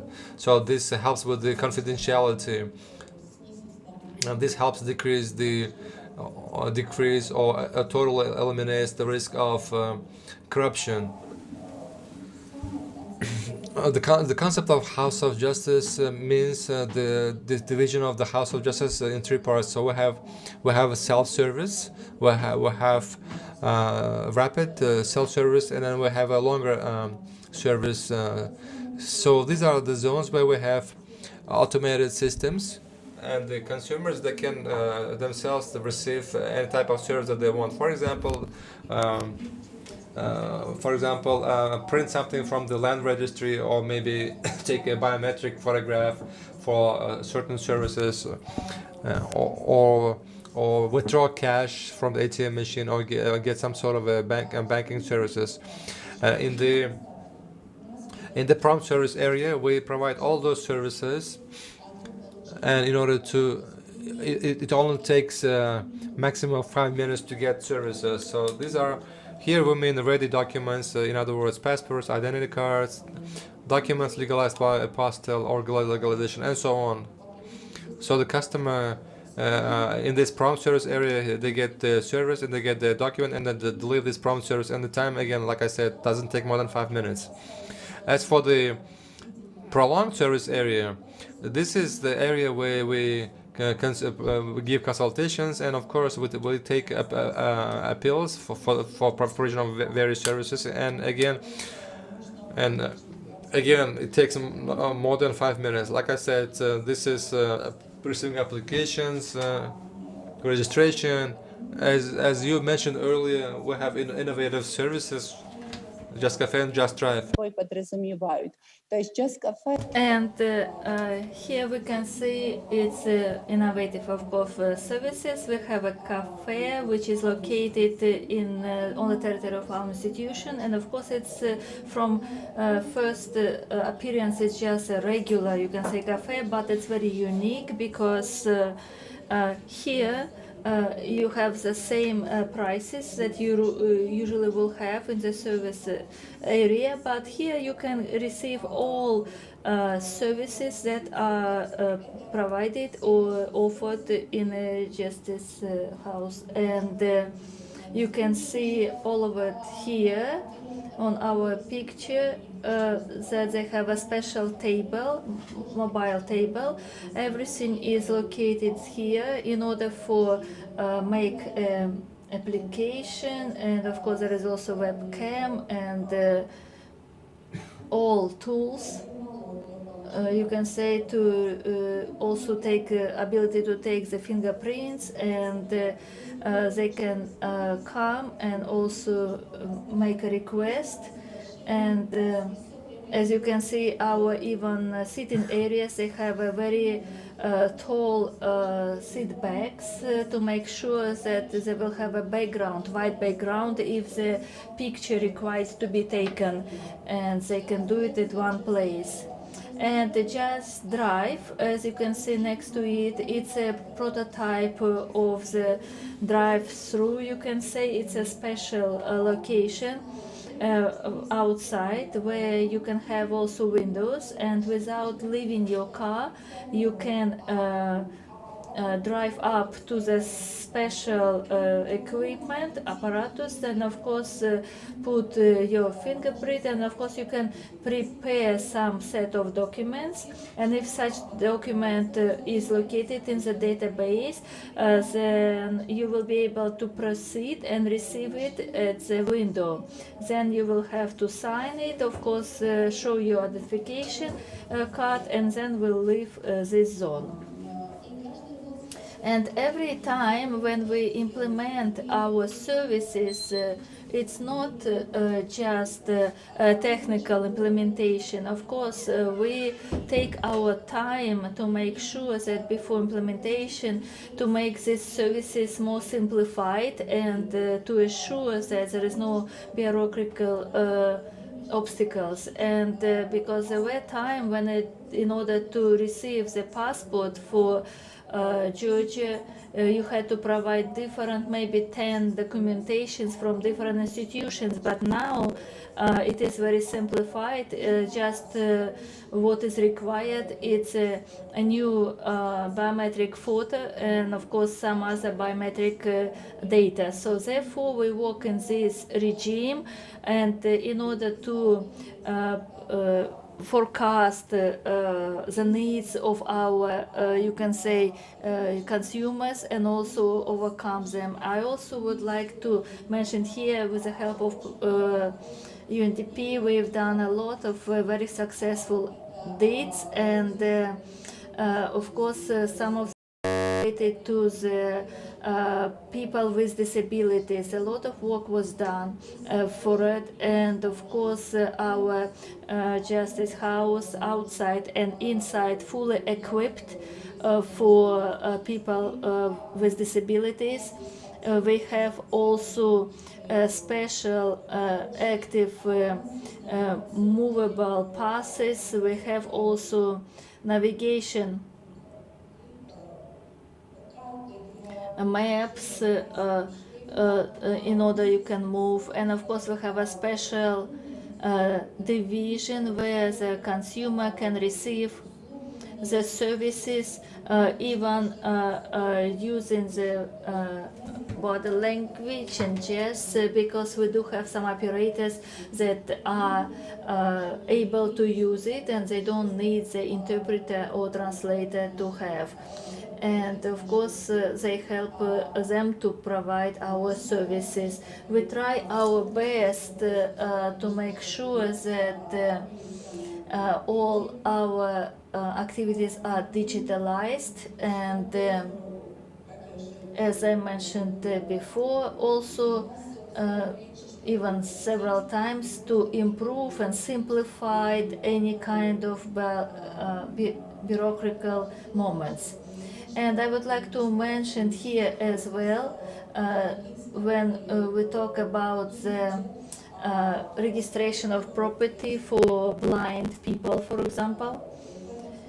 In this case, we have the process that will be described fully, and our consumer with vision problems will express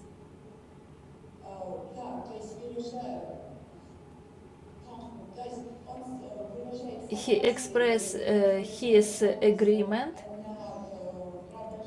for sale, for example, of the property, and this process will be recorded, and it will be attached to his file, and of course it will be also the base for registration. And of course all this will simplify the process of registration itself. It's very important, and we are continue work in these directions. Here I also would like to mention here that we have our own Institute of Coaching. It's very important in order to develop, continue developing of our employees. Every year we announced certain competition that will be done on yearly basis, and of course they're able to also conduct this coaching and lectures, and also they will have additional benefits in their salaries for that. We have also a special platform which is called when you come and fill out your request, you can leave also your feedbacks and your recommendations, and of course that will help to control the quality, and within 24 hours they should be contacted, and sometimes it can be just a simple recommendation, but they will call and say thank you for your recommendation, and of course it has a positive influence on our consumers. They understand that we care about them, and all recommendations are taken seriously, which is left by them. And currently, I would mention here for the last survey about feedback about satisfaction of our services. So we have a 95% satisfaction, and our also Justice House is also called as favorable, of course, transparent. They also very pleasant communication with staff. So this is how they characterize their experience in our house. Of course, we also accept different delegations from different countries. Of course, this year the number was limited, but mostly they will be interested in our experience. They ask questions. They also see in places how it is in operation, and we are always glad to see delegations and always ready to share our experience with them. We received not one reward, and of course some of them are quite prestige. We received, for example, announced in the competition of UN as a reward for providing the most important state services. Here you can see also how our houses of justice look like across the country, and as you can see, different ones were open. In some of them we have 350 operators working at the same time, but this is how they look from outside, and architects of them usually Georgians one, and only one of them was done by Italian architect. Maximiliana Di Leo. I think that's all. Thank you a lot. Thank you for your attention. And if you will have any questions, I will be more than happy to answer your questions. Thank you, especially your slide that was, of course, show us the architecture of your justice houses. We're very impressed by architecture. It's almost like museums, and of course it will be a pleasure for me to visit some of them. We have one question. How do you distribute the visitors to all centers? Is it electric, you can say electronic query, or there are some help assistance given? As you know, we provide more than 400 different services, and of course when they come, not all of them are aware what kind of services they should appeal for. And of course I should say we don't have any kind of territorial separation. For example, maybe somebody wants to buy property, so I need to go to any kind of a single window in that area, and how the query will be distributed when when you come to the information registry. Our employee will ask what the issue they are here with, and of course they will help them to initiate the correct number, because sometimes it is difficult for them to make sure they find the right number for themselves. For example, when we have also tactic recording, so they can't sometimes identify their goals, and of course in this case our employee able to identify the true goal of their visit. Thank you very much, and I would like to pay attention of our colleagues about the methods of implementation. It's a design centers that they use. It's quite actively used in Georgia. Thanks a lot, Abashmatza. I hope that we will have more close cooperation with you, and it will be very useful for us for exchange of our countries. Thank you a lot. Thank you as well. We are also always open for cooperation with countries like Uzbekistan. Thank you as well. And dear friends, and now when we talk about implementation of IT, of course we talk about artificial intelligence, of course working with a great number of data and blockchain technology. And now when we talk about the blockchain, it's usually introduced in the private sector because it's usually connected with some funds, and of course it requires some speed. And therefore our next presentation will be by Sumaya Ben Dao. It's international expert on the implementation of blockchain in the system of providing public services. So yes, the floor is yours. We are ready to. Thank you very much. Salam alaikum. Thank you for inviting me to this event. I'm very happy today to participate to this event. So I'm currently working with UNDP as an international consultant on the introduction of blockchain for public service delivery in Uzbekistan. So in this context, I would like to share with you some elements of this research, and basically not the best practice because we don't have enough feedback on blockchain technology for public service and government, but key consideration for the implementation of blockchain technology. So with your permission, I would like to share my screen.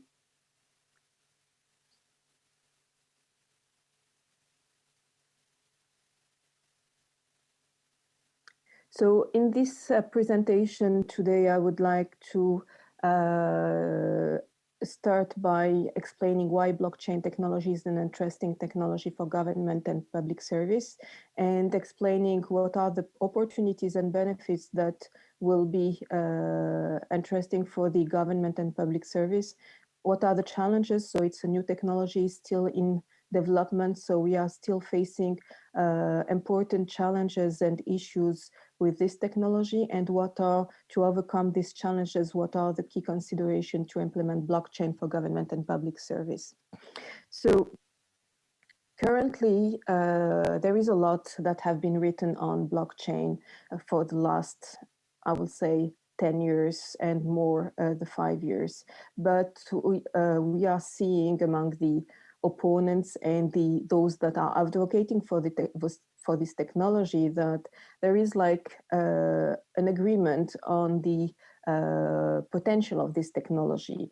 Even if we didn't reach yet a mass adoption of a blockchain technology, not just for the public service or the government, but worldwide. But there is an agreement, and there is a direction saying that it's a technology for the future, and it's inevitable to be interested into blockchain in the future. So in 2017, the World Economic Forum have predicted that there will be more than 10% of GDP that will be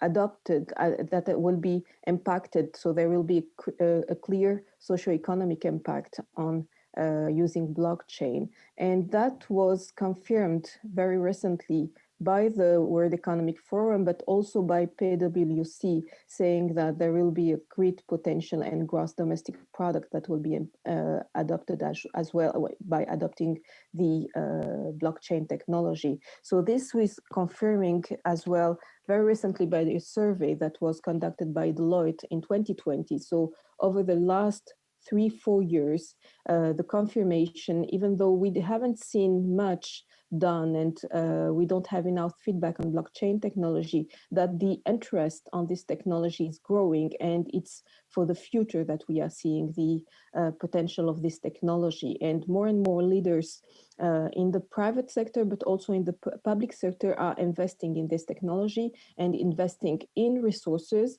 and also in implementation and adoption of this technology. So what is this technology?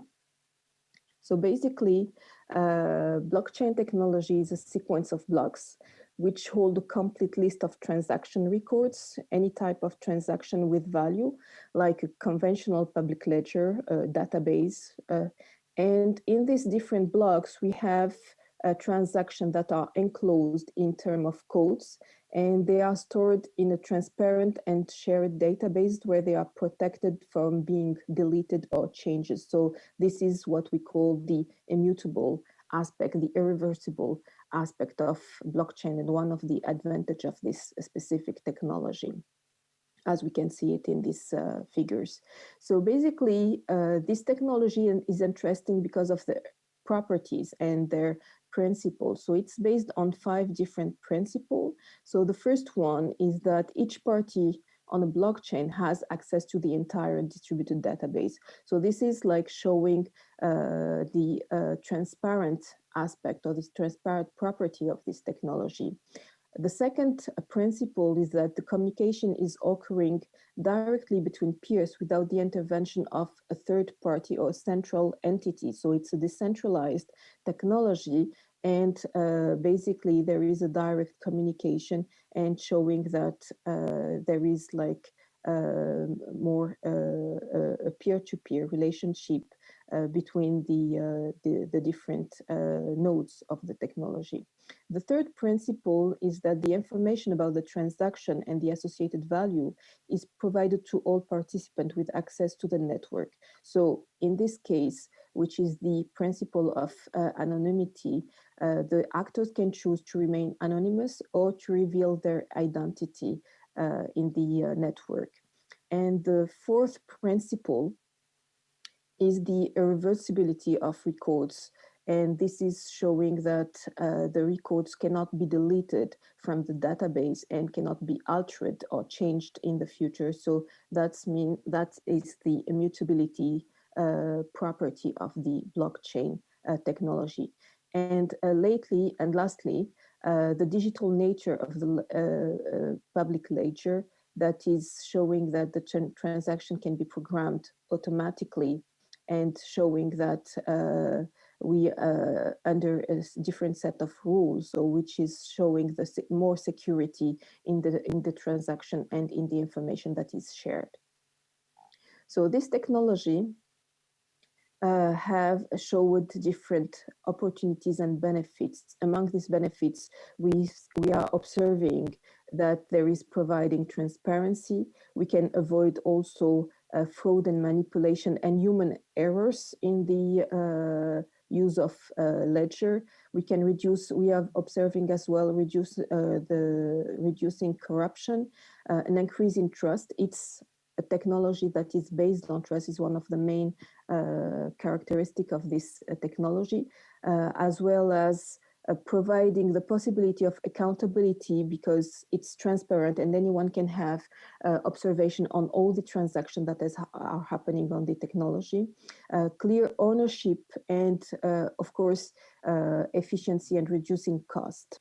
In terms of informational and data, there is we are obtaining through blockchain a higher quality and data integrity, which is one of the most attractive features of public service delivery and government in general.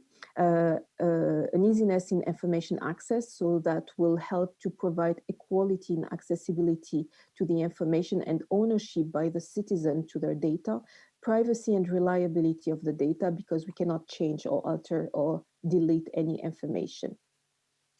In terms of technology, it's also providing several opportunities and benefits. I didn't cite all of them. There is a long list, but I added those that can be very interesting for the public service: resilience, security, and persistency and immutability for the public service and government in general. So why this is an interesting technology? So mainly so far, this technology, we have seen three main, in the public service and government, three main area of practice or area of application of this technology. So it's seen as a tool that is boosting mainly data transparency, trust, and data sharing in public service. So basically we can manage interactions between different entities, so that will help to improve the cooperation between different agency and public service, and also with the interaction with citizens and other stakeholders. So it can help, first of all, in authorization, so ensuring the authenticity and integrity, so we can verify the data easily using this blockchain technology, so in different areas. So we can see that in different, there is different examples. So we had the Georgia that was presenting just a few minutes ago their public service improvement, and one of their improvement is the land registry in Georgia, which is a success story in this in the implementation of the technology.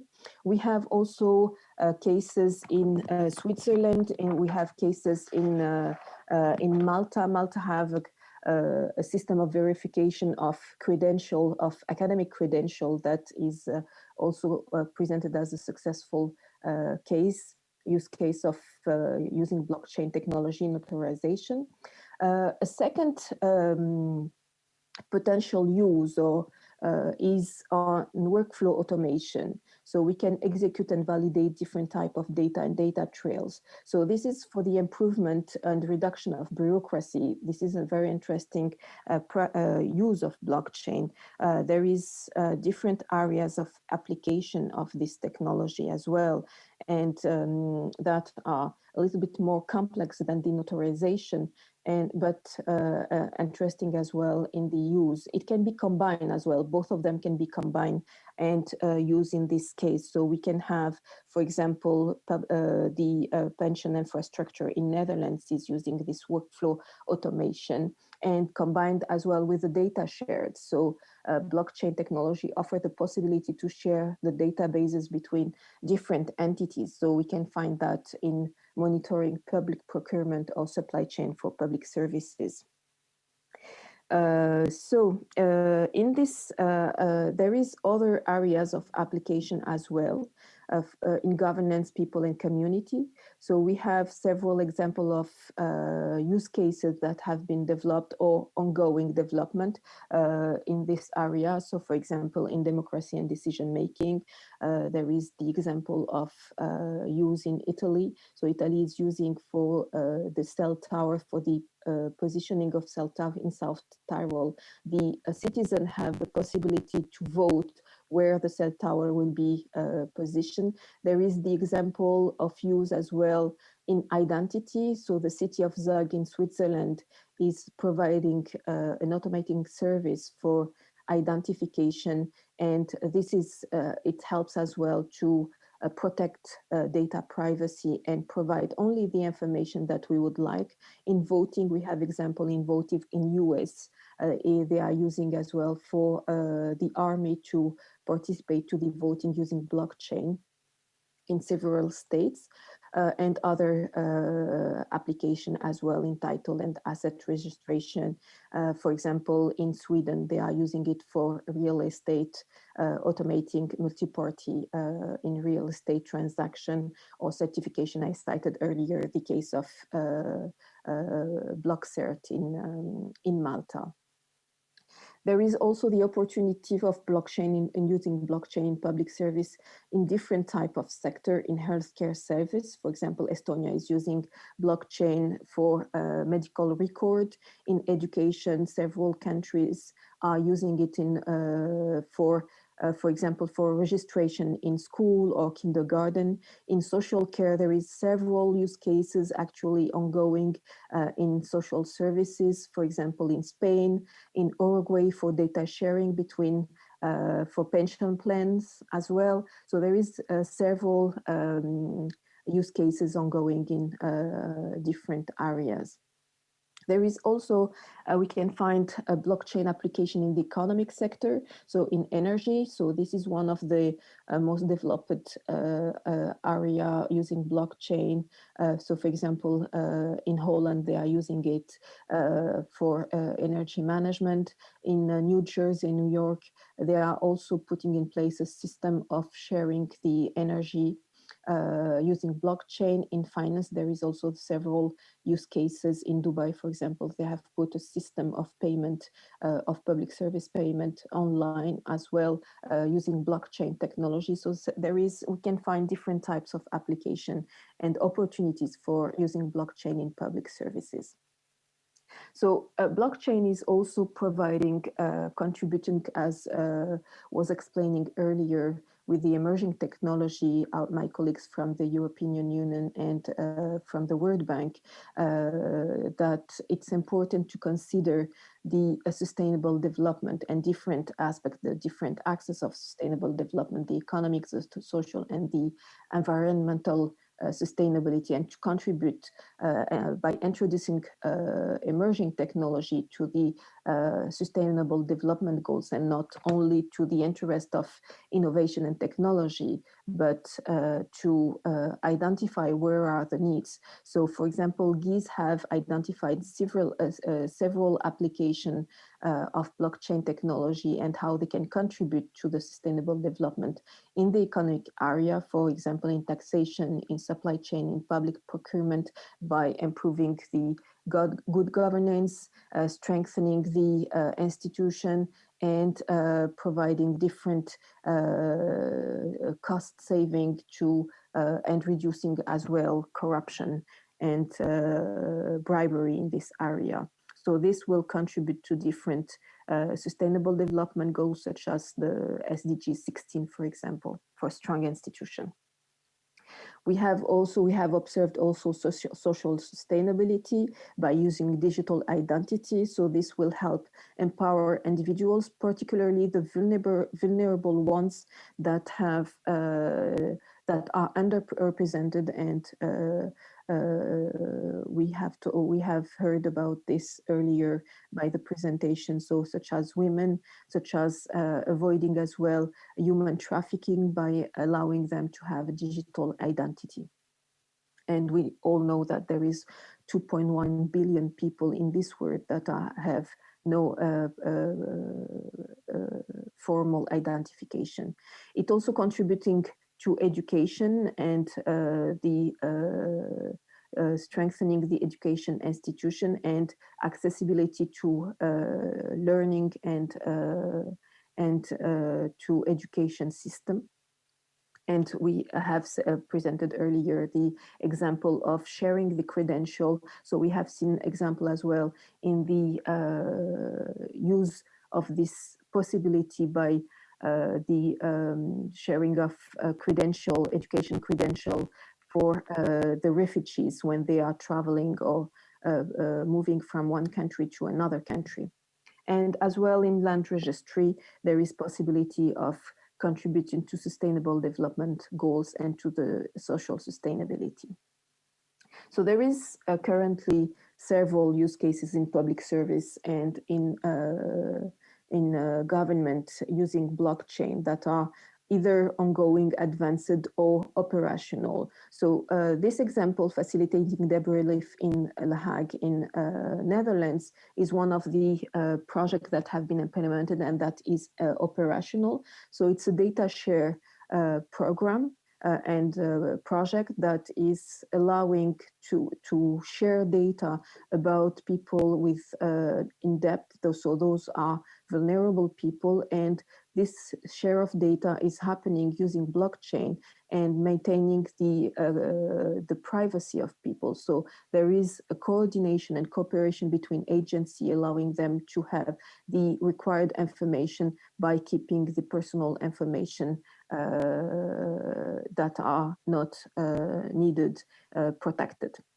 There is also another example by which is related as well to empowering citizens and giving them the ownership of their data, which is the verified eligibility age in Amsterdam. So in this case as well, there is a similar case. It's a program, it's a European program, the Decode program. And in this use cases, individuals are allowed to prove that they are over 18 for their use, for example, accessing clubs or gaining access or buying a different type of products that require that they have provide an ID that is showing that they are above 18 without showing other information such as their address or where they are living or their name or their date of birth, just showing the information that they are above 18. So this is also a way to empower citizens by allowing them to have the ownership of their data. There is a similar example in Barcelona with in the context of the Decode program. So this technology is still in development. Lots of research are ongoing. So we are still facing several types of challenges and issues related to the use of blockchain, and particularly in public service and government. So the technological aspect are several related to security, related to the technology that is not reaching the maturity, enough mature, the flexibility of use of this data, the risk related to data privacy and breach in using the data, the cost of this of the use of this technology as well. But I have to say that in this regard, a lot have been done and lots of effort are conducted, and the technological issues and challenges are not the most they are not creating barrier of implementing blockchain. In terms of on the organizational aspect, there is the feasibility that is important, the integration with the existing system, and the alignment with the business model that are in place. But I will say that the most compelling challenge here is the governance. It has been cited several times today that governance is one of the main issues when we are talking about the implementation of emerging technology. And also there is this challenge about the expression of need. So lots of organizations are implementing blockchain or AI or any innovative technology for being innovative without a clear need. So it's very important at this stage to define a clear need. And another very important challenges that can lead to a project to failing is the regulatory uncertainty and the legal framework. Those aspects are very challenging in the implementation of blockchain, because we have seen, for example, several examples of failing project or projects that have been postponed because of the compliance with the legal framework and the effort that has to be done by the government and in order to put in place a flexible legal framework and regulatory framework for allowing blockchain technology to be adopted. There is also the need of ecosystem readiness. Not all the countries and governments are open to putting in place an ecosystem and participating with a private sector and having a close relationship and collaboration with different private sector or university or innovation labs or other type of stakeholder, and creating an ecosystem. The ecosystem is particularly important when we are talking about facing the challenges using blockchain. So based on the lesson learned from the different experience worldwide, we have identified not best practice, as I said earlier, but more some considerations, some element to consider, to take into consideration when we are integrating and implementing blockchain. As I was mentioning, the importance of ecosystem. So blockchain technology is a complex technology that can show also that require lots of research. And for this purpose, it's very important to build an ecosystem for the implementation of the technology, to share the knowledge and to share the lesson learned and to develop capabilities. Defining a governance model. This is one of the key success factors of when we are implementing blockchain. So we are seeing that the use cases that haven't took into consideration this aspect led to failure, particularly when we are talking about a network and several nodes. It's very important to define a governance model.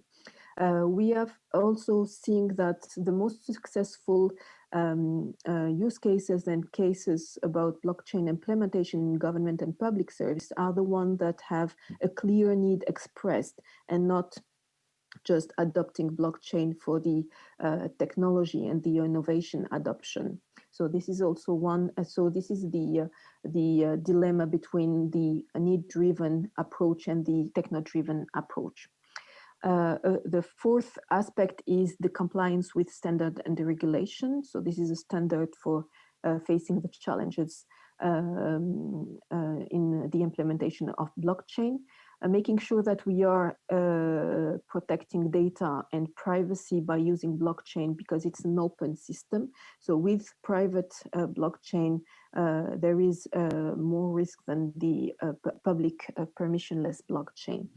And acquiring knowledge and developing capabilities. We've seen that most of the challenges and issues related to the blockchain adoption experiences so far are due to the lack of knowledge and of a blockchain and adopting it for the wrong reason. So it's showing that we are adopting blockchain when other technology can be more beneficial in this case. So this is very important to acquire knowledge and develop capabilities. So those are some elements, and in recommendation, we have some elements that we would like to share with you. So approaching blockchain with caution, so responsible use of blockchain and not just the use of a technology. Build a blockchain ecosystem in collaboration with a diversity of stakeholders, develop expert capacity and a wider understanding about the blockchain technology. And I have to say that this technology is continuously developing. So it's very important to keep updated about the development and the new aspect and the innovation in this technology, particularly to overcome the technological challenges, create a framework to address legal matters. So lots of countries are working on frameworks and sandboxes to face legal matters, data security, privacy, and other aspects related to a regulatory framework, focusing on need-driven approach and taking into consideration in this aspect the sustainability and the sustainable development and the sustainable development goals as well when we are considering applying blockchain, because it can contribute. So it's important to plan it properly by prioritizing different aspects and considering as well to avoid the digital exclusion and as it was said earlier, making sure that we are including the society and the vulnerable people and not in contrary, particularly those that are in rural area and they are not having particularly access to digital services. And ensuring that the initiatives are closely monitored. We have noticed that in some use cases, it wasn't planned at the beginning, so there is no KPIs to measuring and to learning from the experience in order to develop and further the project. So this is it for me. Thank you for your attention, and I will be very happy to share more examples or answer to any questions. Thank you. Thank you very much. Госпожа Бенжао, мы благодарим.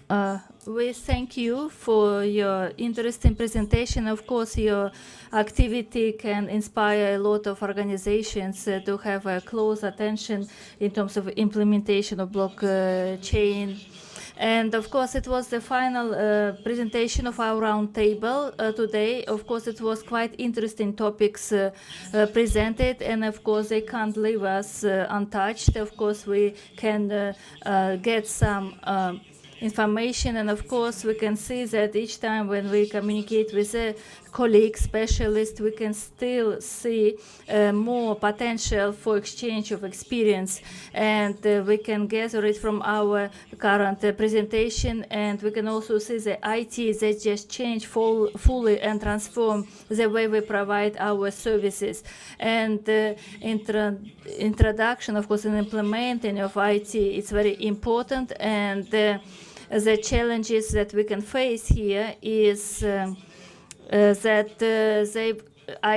they also allow to make a leapfrog, and you don't have to go through all evolutions which already were done in some other countries, and any country can with a short time implement these new technologies and be at the same level of the countries that already implemented it previously.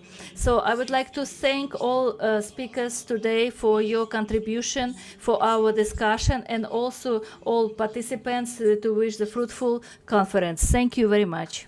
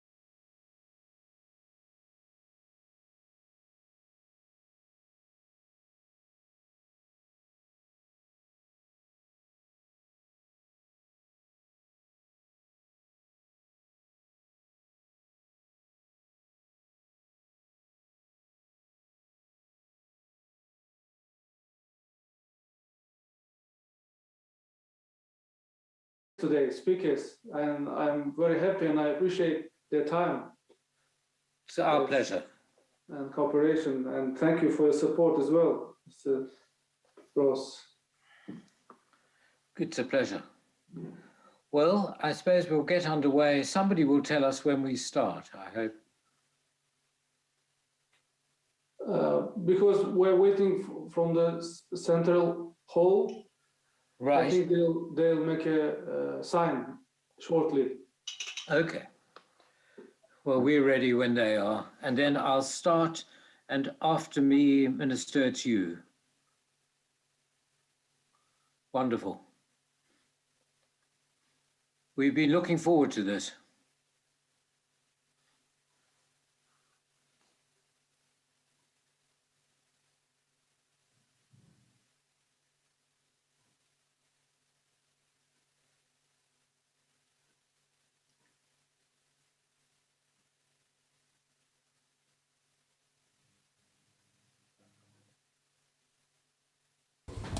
Test английский канал. Good afternoon, dear participants. 1, 2, 3, 1, 2, 3. Ahmad.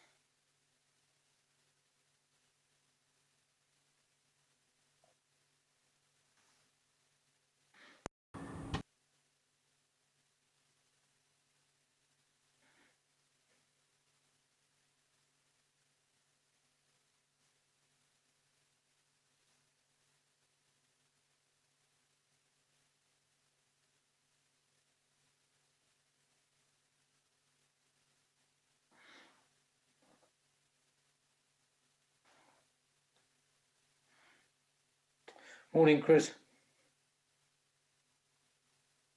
Just waiting for a signal to start.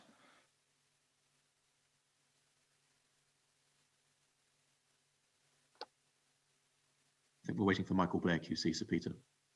Okay, he'll join us. I'm just waiting for somebody to let me know I should start. If anyone else spots a signal which I miss, please let me know. I have a feeling, Peter, that the minister is making a phone call to try and find what's going on. Yes, I get that feeling.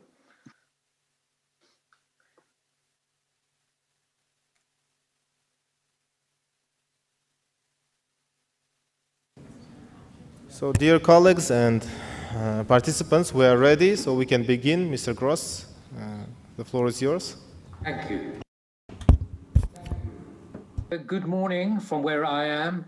Excellencies, colleagues, His Excellency, President Shavkat Mirziyoyev, in his address to the Uzbekistan Parliament in December 2020, highlighted the exciting program of justice sector reforms underway in Uzbekistan, with the rule of law and human rights at their center.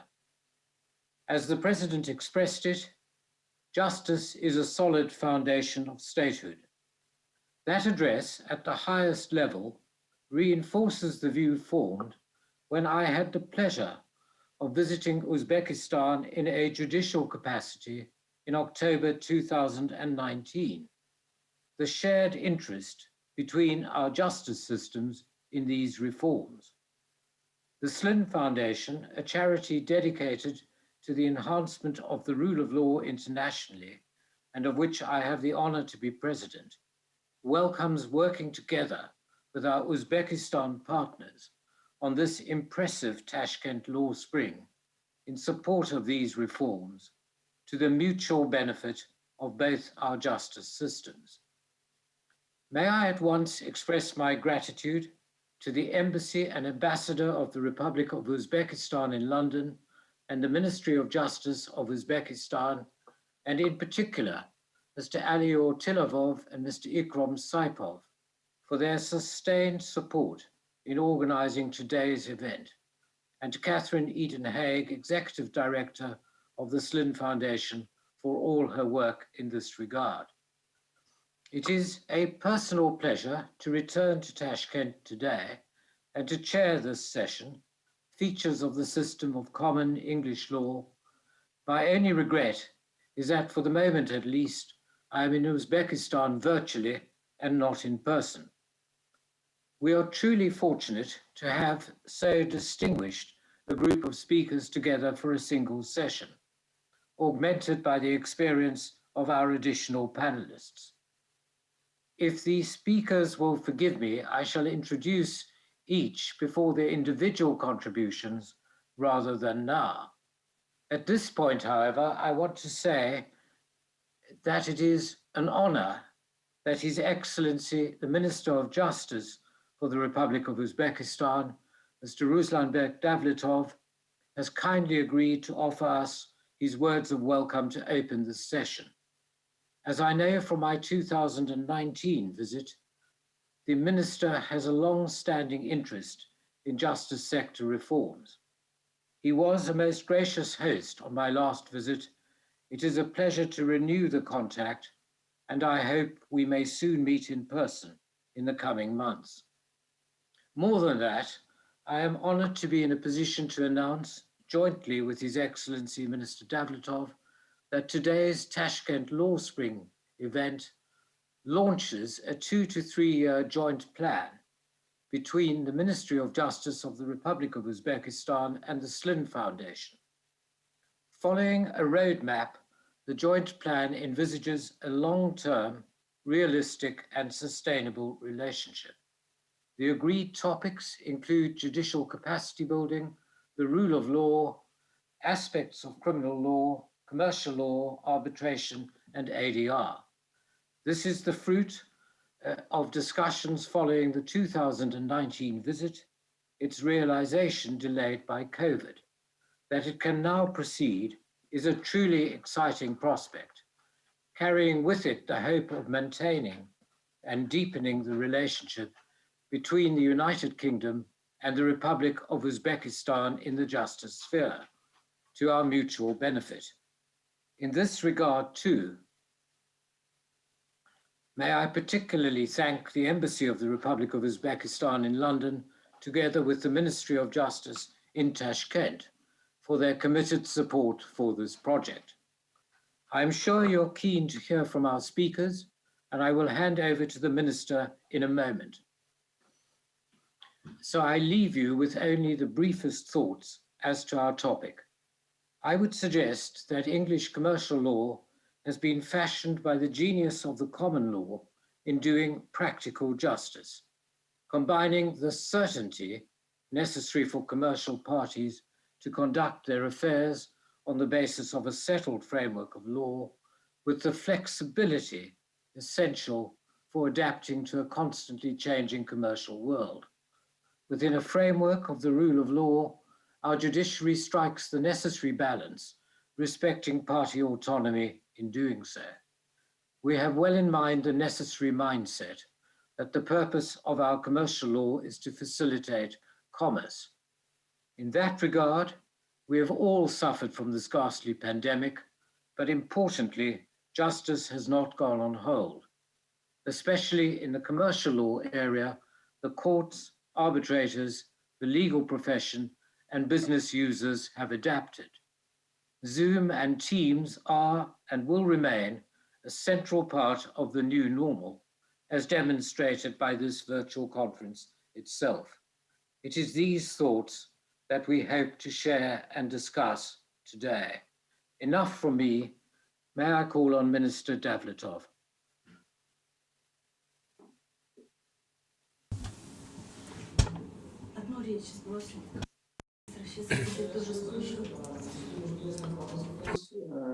I'm pleased to welcome you at the second day of the Tashkent Law Spring International Legal Forum, and it's very encouraging to see the presence of high-level experts at this session, which is devoted to the common English law. And let me express my sincere gratitude to all guest speakers, in particular Sir Peter Gross, for taking the responsibility of moderating this session, and Sir Suma Chakrabarti for showing interest in this session and agreeing to make a presentation. We appreciate the Slim Foundation's cooperation and, of course, Mr. Gross, your personal input into our relations. We can talk a lot about English law, its flexiness, its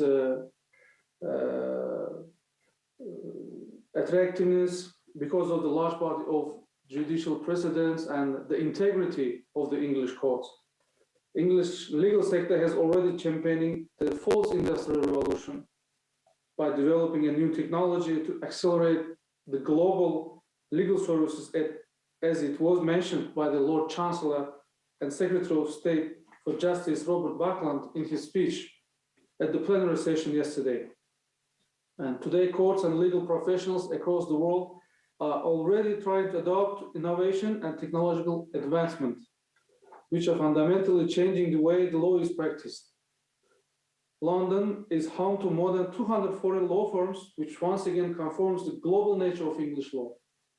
And we look forward to Lord Wolfenson's presentation on the specifics of the common law system.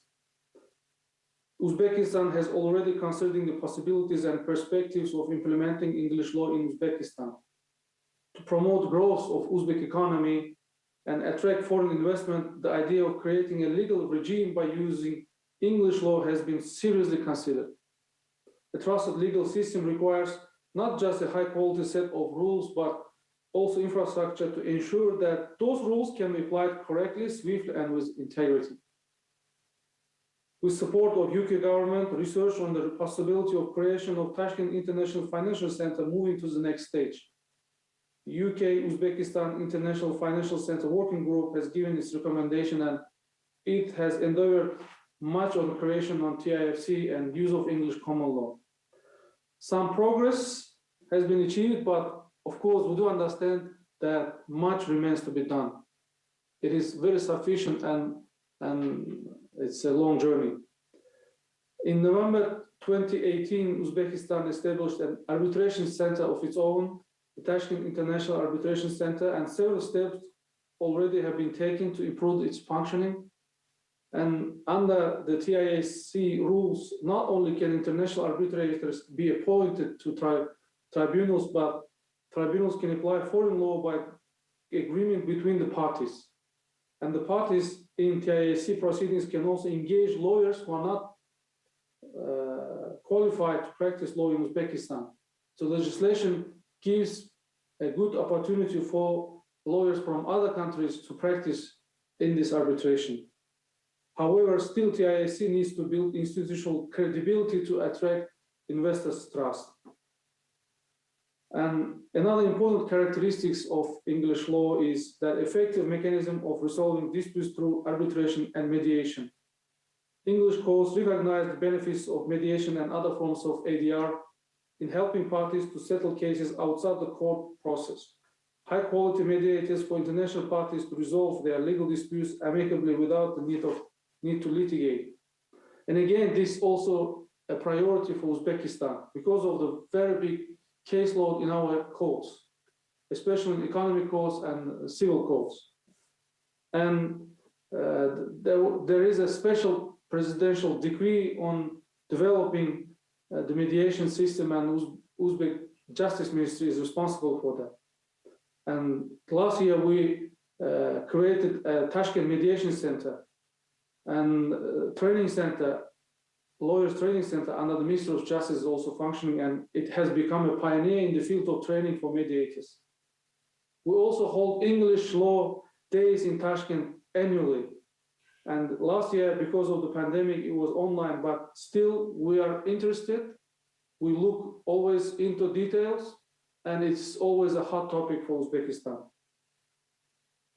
And I have to note that a working group under supervision of the Ministry of Justice drafting a new edition of the Civil Code of Uzbekistan, and in which the English law principles and regulations such as option contract and escrow are being implemented. These terms are new in Uzbek legislation, and hard work is ahead to widespread it and realize them in practice. English law is likely to continue to be a sensible choice for commercial transactions involving both domestic and international counterparts. Guest speakers of today's sessions are experts in this field, and we're looking forward to listening to their speeches and making conclusions afterwards. I encourage everybody's active participation in discussions, and I wish you all a fruitful session. Thank you for your attention. Back to you, Mr. Gross.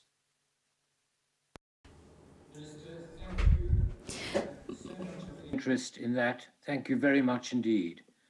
May I call now on Susuma Chakrabarti, whom we are delighted to have with us. He combines his high-level knowledge of the justice system of England and Wales with his up-to-date, close involvement with developments in Uzbekistan. Susuma's topic today is why economic reform and establishing an English common law jurisdiction in Uzbekistan must go hand in hand. Susuma. Well, thank you very much, Sir Peter. It's a delight to be speaking to you today here at the Tashkent Law Spring 2021 in my capacity as advisor to the President of Uzbekistan on economic development, effective governance, and international cooperation. Well, under President Mirziyoyev, Uzbekistan has made a very much a clean break with the politics and economics of its Soviet past. There's been a surge in macroeconomic reforms. The country is seeking now to dismantle the state's control of the economy, and foreign investors are being encouraged to invest in a country where opportunities abound. And my speech is all about how to encourage those investors to invest in Uzbekistan. Now, the investment climate generally is being improved, but much more needs to be done on the rule of law. It's a necessary condition for that investment. And there are plenty of plans to do that, as you'll hear from all the other speakers. So let me focus on one aspect of the rule of law, the idea of establishing an English common law jurisdiction and why that would give a significant boost to investor confidence in the country. The formation of international financial centers with common law systems has become a strategic focus for many rapidly developing and modernizing countries.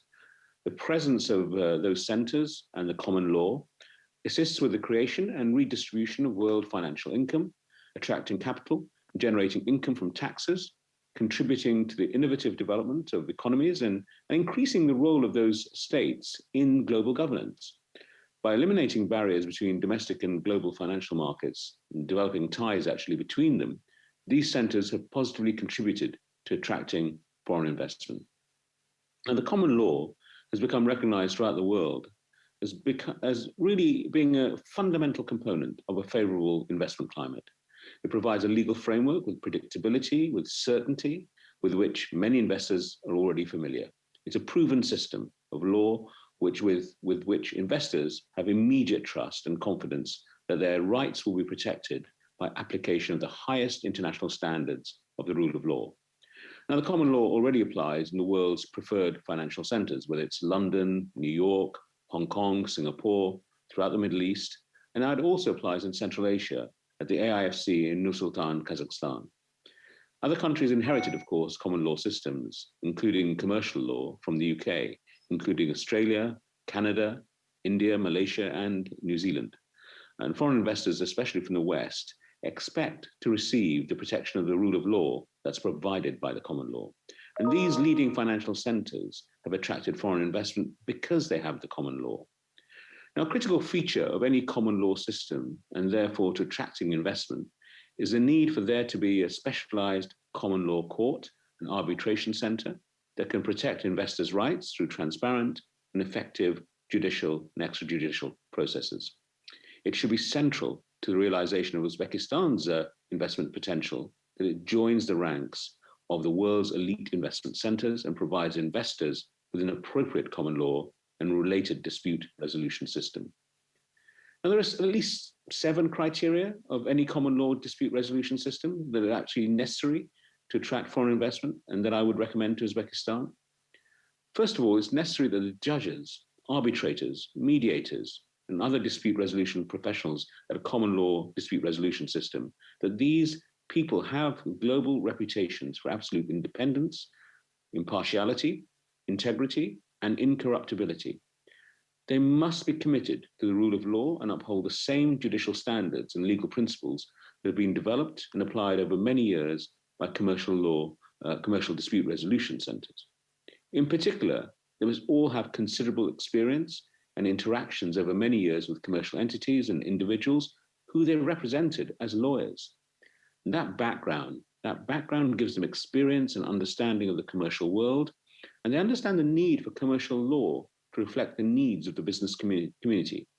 They ensure that the dispute resolution system meets the expectations of the international business community by ensuring provision of predictable legal protection in a timely manner. Disputes get decided only on their merits without regard to nationality, politics, religion, race, or any other issue.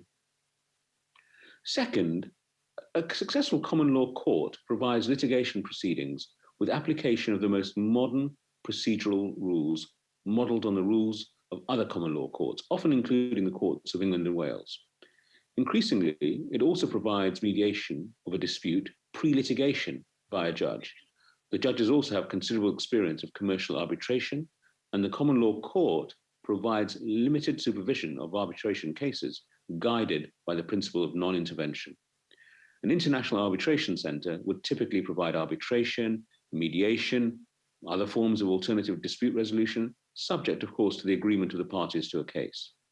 It would provide appointments of arbitrators and mediators. It would also provide fund holding, retaining and dispersing advances in relation to costs associated with use of its services and facilities. Now, the third criteria is that common law courts and dispute resolution centers often have very wide jurisdiction. It's flexible and responsive to the needs of investors.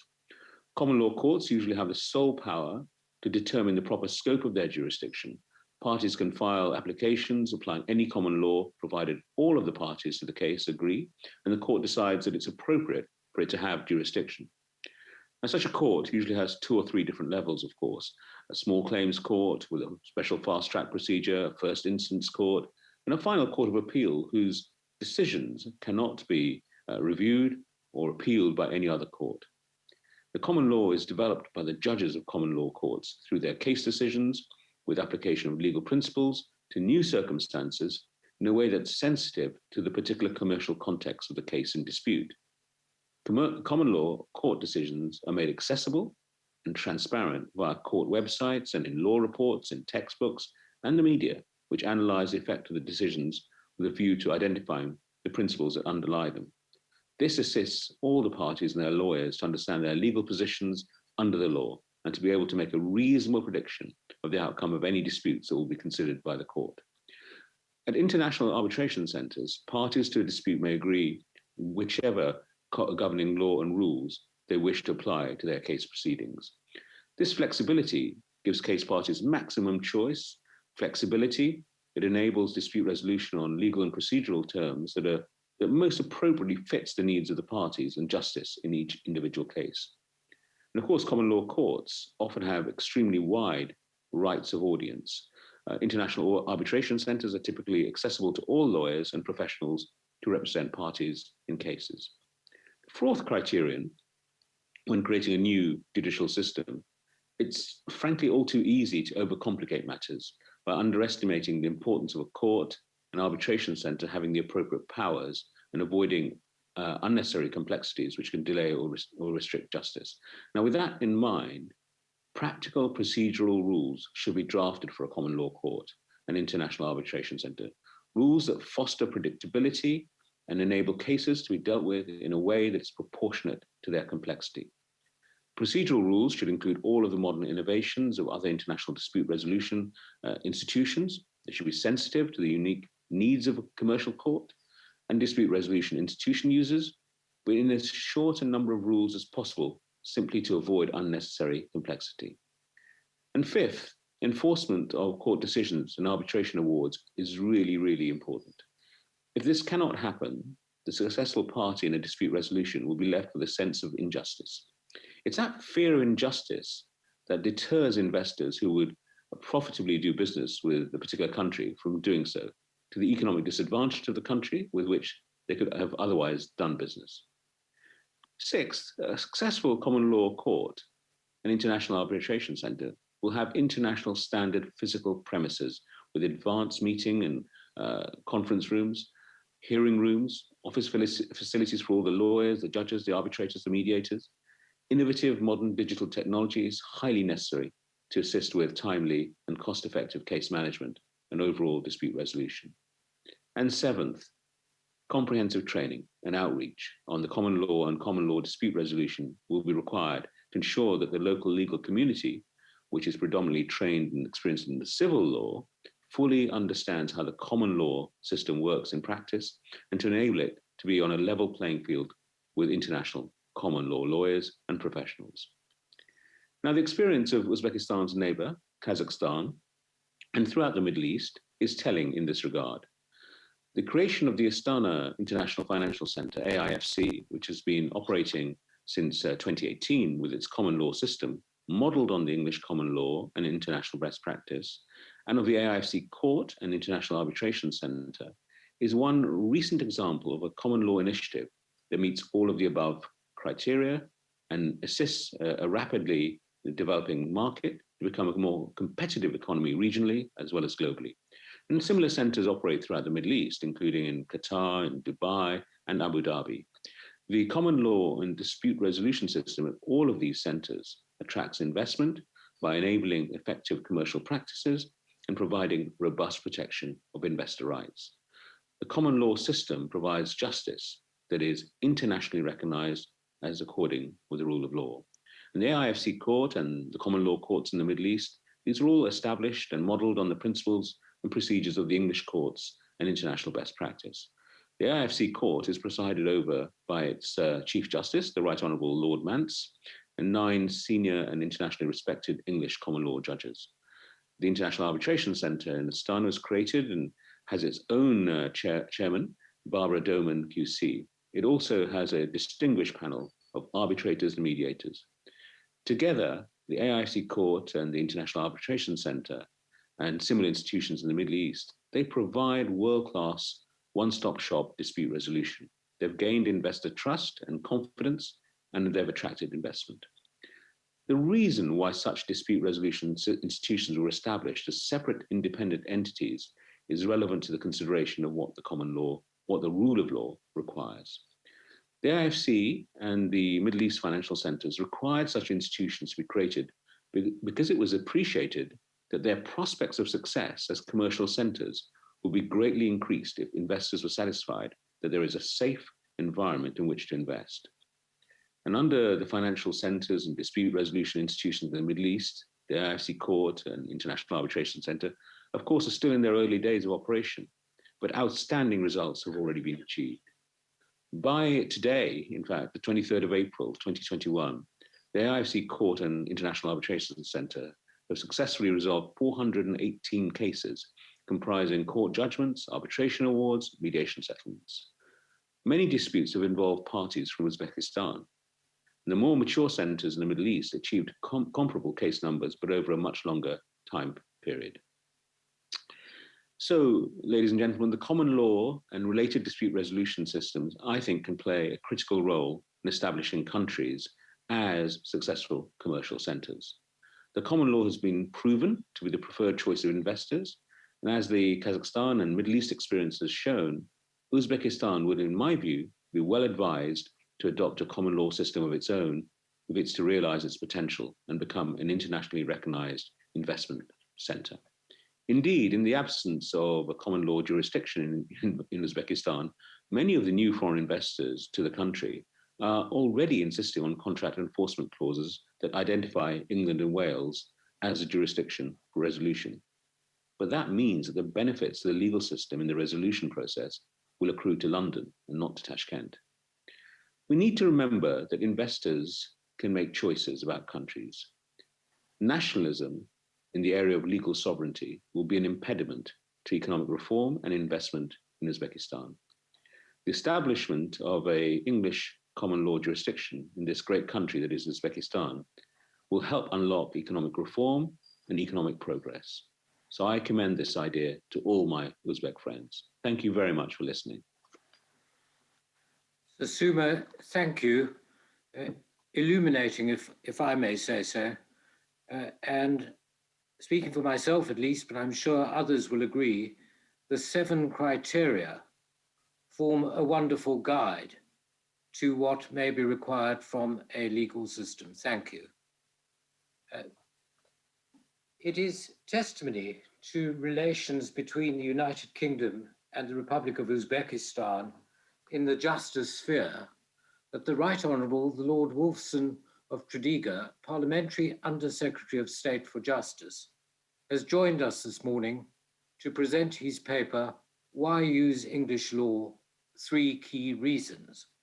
So, augmenting the ministerial contribution to this spring event by adding to the Lord Chancellor and Secretary of State for Justice, Right Honourable Robert Buckland's presentation yesterday. We are privileged to hear from Lord Wolfson today, and it is over to him now. Well, thank you very much, Sir Peter, and let me say what a pleasure it is to join the conference today. It's very good to be one of many distinguished colleagues, and I echo my colleague, the Lord Chancellor's sentiments about the timeliness of the topic of today's session. But can I first thank you, Sir Peter, for moderating this session. It is no mean feat, if I may say, to keep a bunch of lawyers such as this in good order. And may I also commend the work that you and the Slin Foundation have done to coordinate such a valuable discussion. I was particularly pleased, if I may say, to hear of the long-term partnership which has been established together with the Slin Foundation. And I want to say right at the start that not only do I wish it well, but we at the Ministry of Justice in the UK will be happy to help wherever we can. Now, I must apologise that because of commitments in the Ministry and in Parliament today, I will have to leave shortly after my presentation, and I can't stay for the Q&A, but I will make sure to get a full transcript of what's gone on from my officials, and I'm sure that the discussion will be very interesting. Now, Sir Peter has introduced me as a government minister, which indeed I am. But today I want to speak not only as a government minister, but also as a lawyer with first-hand experience, because before joining the UK government, I practiced at the commercial bar in London for about 30 years. My practice encompassed a broad range of commercial law, from banking and finance to oil and gas, from commodity disputes to international trade. Indeed, in the interest of full disclosure, I argued several cases before Sir Peter and usually lost them. But throughout the different and disparate areas of global trade, business and investment, there was a common theme often in play, and that was English law. And it's fantastic to see the interest and engagement from Uzbekistan on English law. And I believe that the work being done between the City UK and the Uzbek government on the development of an international financial centre governed by English law will undoubtedly bear fruit. Now, my colleague, the Lord Chancellor, in his speech extolled the virtues of English law rooted in both tradition on the one hand and flexibility on the other. And it's my firm belief that these characteristics will mean that English law not only is now an indispensable basis for global business, but will remain an indispensable basis for global business long into the future. And I think there are three core features of English law which are important in this regard. And let me say a short word about each of them. First, it's flexible and responds to business needs. Second, it's transparent, stable, and predictable. And third, it's globally renowned and internationally trusted. So let me start with my first point. One of the greatest facets of our legal system is its flexibility. And that is based in no small part on the flexibility of English law itself. And I believe that there is no better legal system today for the increasingly connected, rapidly changing, and as we've seen over the past couple of years, entirely unpredictable world that we live in. And that's particularly the case for commercial actors and international business. The unique applicability of English law in the world of commerce is shown by its continued popularity in the finance and business sectors. English law is ready for the future, and indeed we are trying to future-proof it by making sure that English law can adapt, whether it's smart contracts or digital packets. English law will be able to deal with those issues. And English law responds because in the UK system, the judiciary retains an important role in interpreting statutes and applying them to the facts of the particular cases which are argued before the courts. And that means the law is less prescriptive than in other jurisdictions. Legislative change is required less often because the courts do a continual job of keeping English law up to date and relevant. And we saw this borne out in the position of English law as the market leader in addressing the problem of globalized financial markets.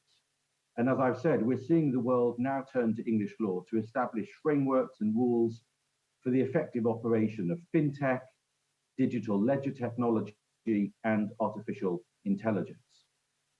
And the courts do that not only in the way they resolve cases, but also in the way they organize their business. For example, we have set up special procedures for the resolution of high-profile financial market disputes in the financial list of the newly established business and property courts. And that means that parties who choose a UK jurisdictional arbitration clause can be confident that their disputes will receive quick and effective resolution.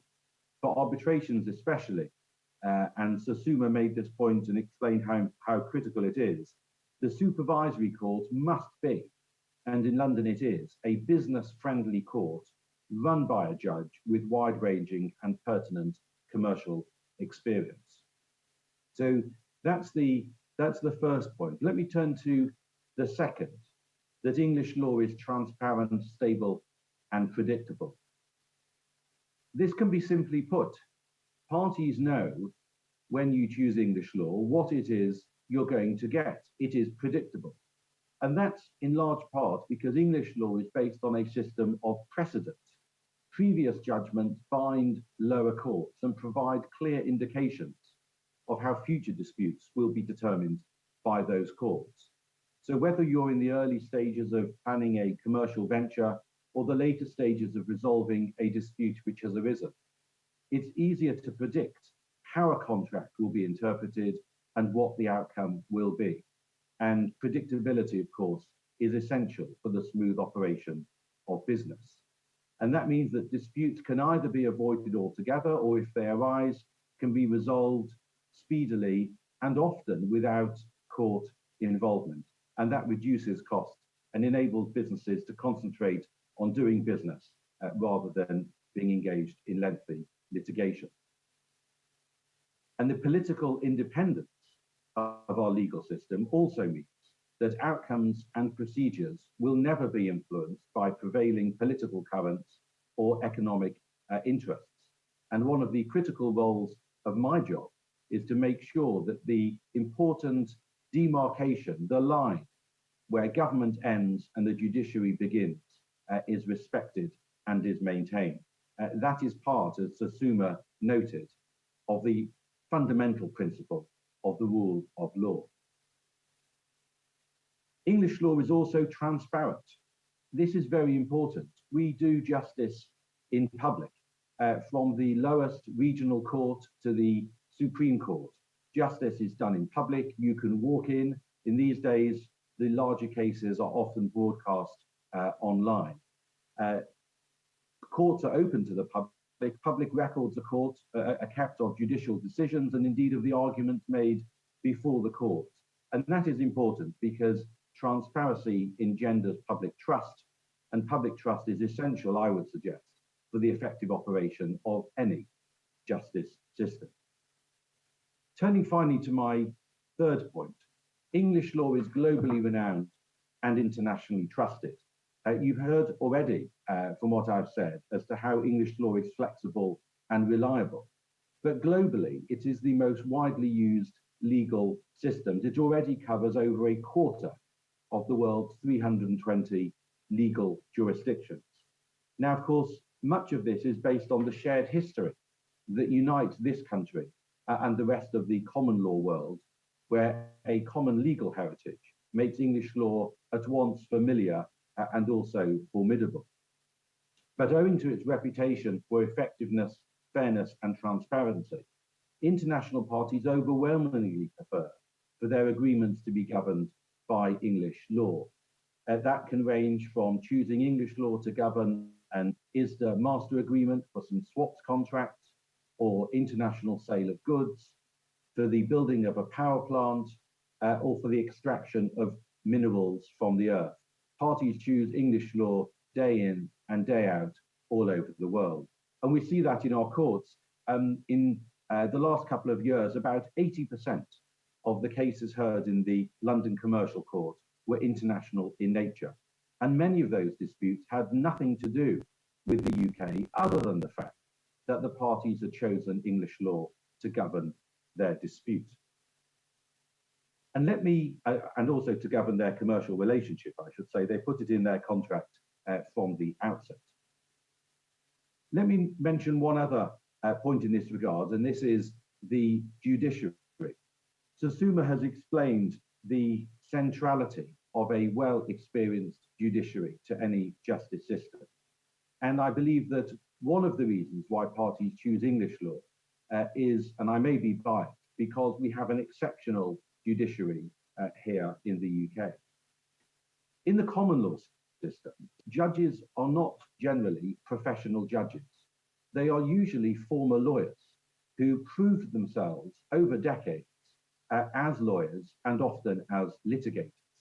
And that means that the judiciary, especially the senior judiciary, is populated by women and men who are leading practitioners before the courts and experienced in the testing of both legislative precedent and judicial precedent. And this system is perceived to produce judges of exceptionally high quality. So while our systems and frameworks, I believe, are strong and fair, our people are also among the very best. And that's also important when it comes to arbitration. The UK and London in particular is a global centre for mediation and other forms of dispute resolution, and in particular arbitration. About 40% of global arbitrations take place under English law, and many of them take place in London. But English law, therefore, is important not only for contracts, not only for courts, but also for arbitration. And I would encourage those today to have a look at the Arbitration Act 1996, which is the cornerstone of arbitration in this jurisdiction, and I would suggest is a good model to be followed around the world. So in setting out those 3 points, I hope in the time I have this morning to have set out the main benefits of English law. I hope I've shown why English law and our legal system remain such a trusted, formidable and fundamental instrument for global business. And it really boils down, I think, to the 2 words Sir Peter used earlier today, practical justice. That's ultimately what it's all about. English law will deliver practical justice. It has solid and often ancient foundations, but it is remarkably attuned and flexible for the needs of the modern commercial world. Stability, adaptability, and innovation are essential characteristics in today's globalized but rapidly changing commercial landscape. I believe that English law, therefore, will continue to serve the needs of societies and businesses, not only today, but far into the future. Thank you again for inviting me to address you today, and I now hand back, Sir Peter, to you. Lord Wolfson, thank you very much for that wonderful focus on the key points of English law. I have only one grouse, and that is that my recollection differs from the minister's. I remember he used to win. That was in his previous life. But I'm really grateful he's taken the time this morning to come here, and I very much appreciate his expression of support for the joint plan between the Slin Foundation and the Republic of Uzbekistan. I look forward to discussing all that with him further in due course. Thank you very much indeed. May I now welcome, I hope, according to my program, a speaker from Uzbekistan, Mr. Atabek Nazirov, Advisor to the Minister of Investment and Foreign Trade, Director General of the Direct Investment Fund of the Republic of Uzbekistan. Mr. Nazirov will share with us his experience of the implementation of English law in Uzbekistan. Mr. Nazirov. Thank you very much, Sir Peter Gross. Avvalambor hammaga assalomu alaykum. Bu tadbirga taklif bo'lgani uchun katta rahmat. Hurmatli Ruslan aka Davletov. Good day, everyone.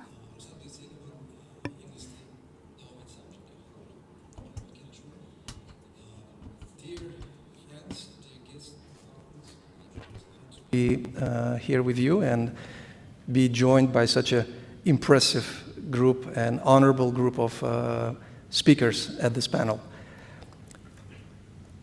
Well, maybe a small remark. As many of you know, I have recently transitioning from my previous role as a director of Capital Market Development Agency, and now taking up a new role of advisor to Minister of Investments and Trade, and also my new role in the Director General of the Direct Investment Fund, which is a newly created fund in Uzbekistan. So in my previous and in my new role, I am dealing with implications of international law, of implications of common and English law, and I'd like to share with you, if you permit, some of my experience that I have observed while we were working with my team at the Capital Market Development Agency, and now how it's fitting into kind of our new plans on now managing investments. When we started 2 years ago at looking at barriers and problems that were present in capital markets and financial markets, number one, what we have done is reviewed and did a comprehensive study and analysis of the legal framework on which capital markets and financial market is based.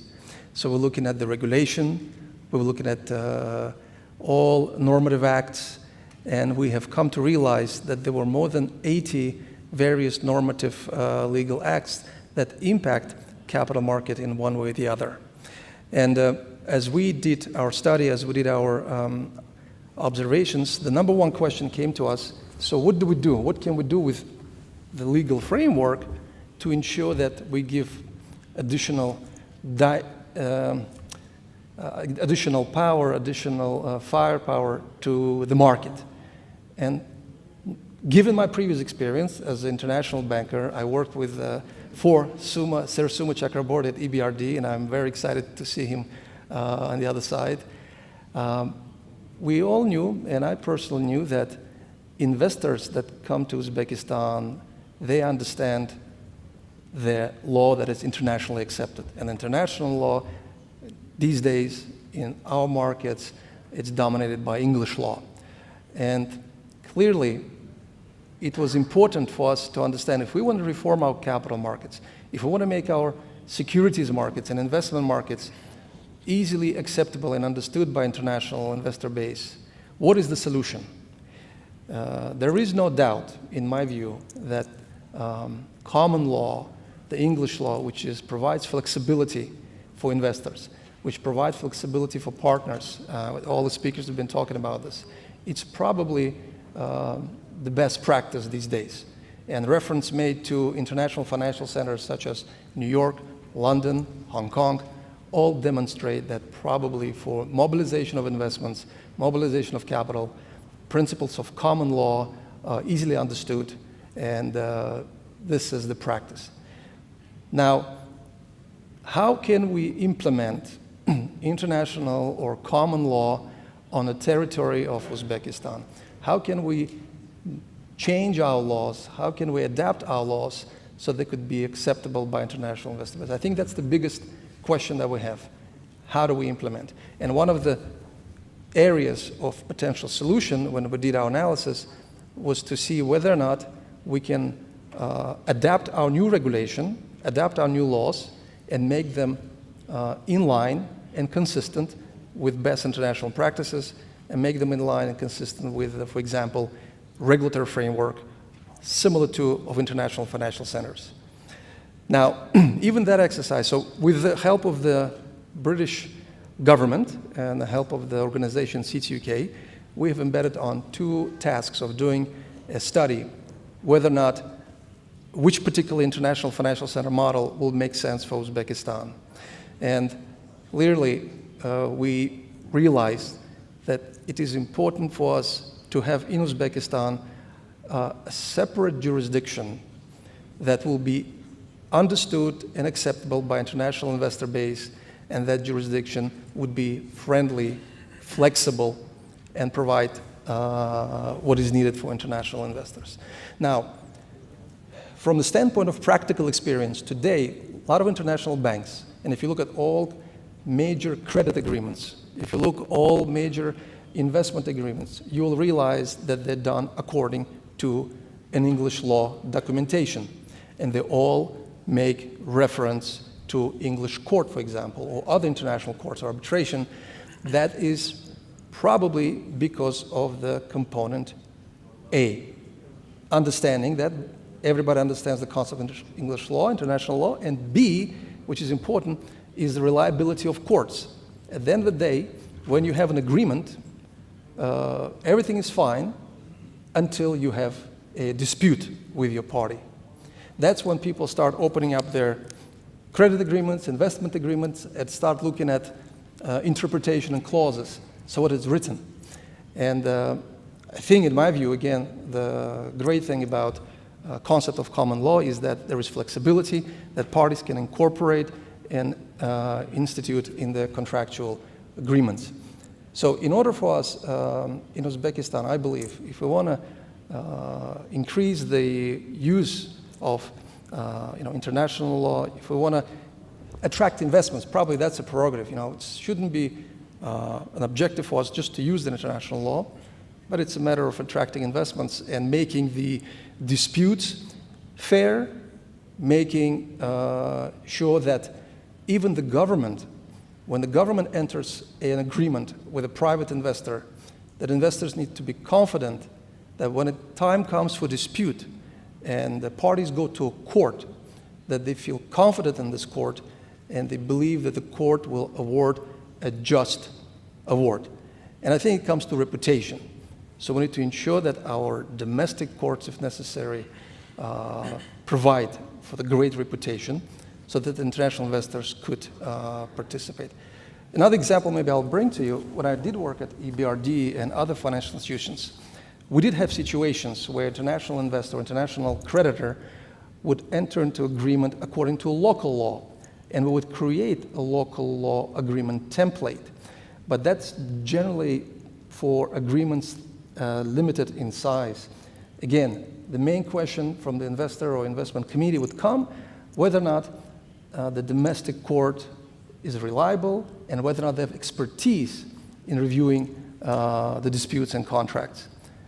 When we look at the costs, of, let's say, settling or approaching a dispute with a domestic court vis-a-vis going to international court, all of you who have had that experience will realize, number one, it's the cost difference.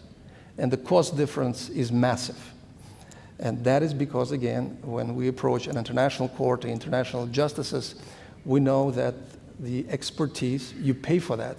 And therefore, it carries its appropriate relevance. So maybe, I will conclude on this end.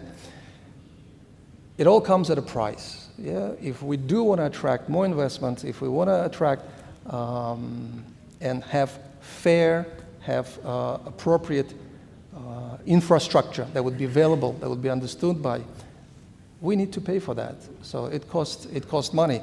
And one of the best ways to adapt, again, if we want to proceed more firmly and aggressively with international law implementation in Uzbekistan, is perhaps to consider, bringing a court to Uzbekistan, or building our own talent, building our own, growing our own judges that will understand the concept of English law, and they'll have experience in implementing and interpreting English law.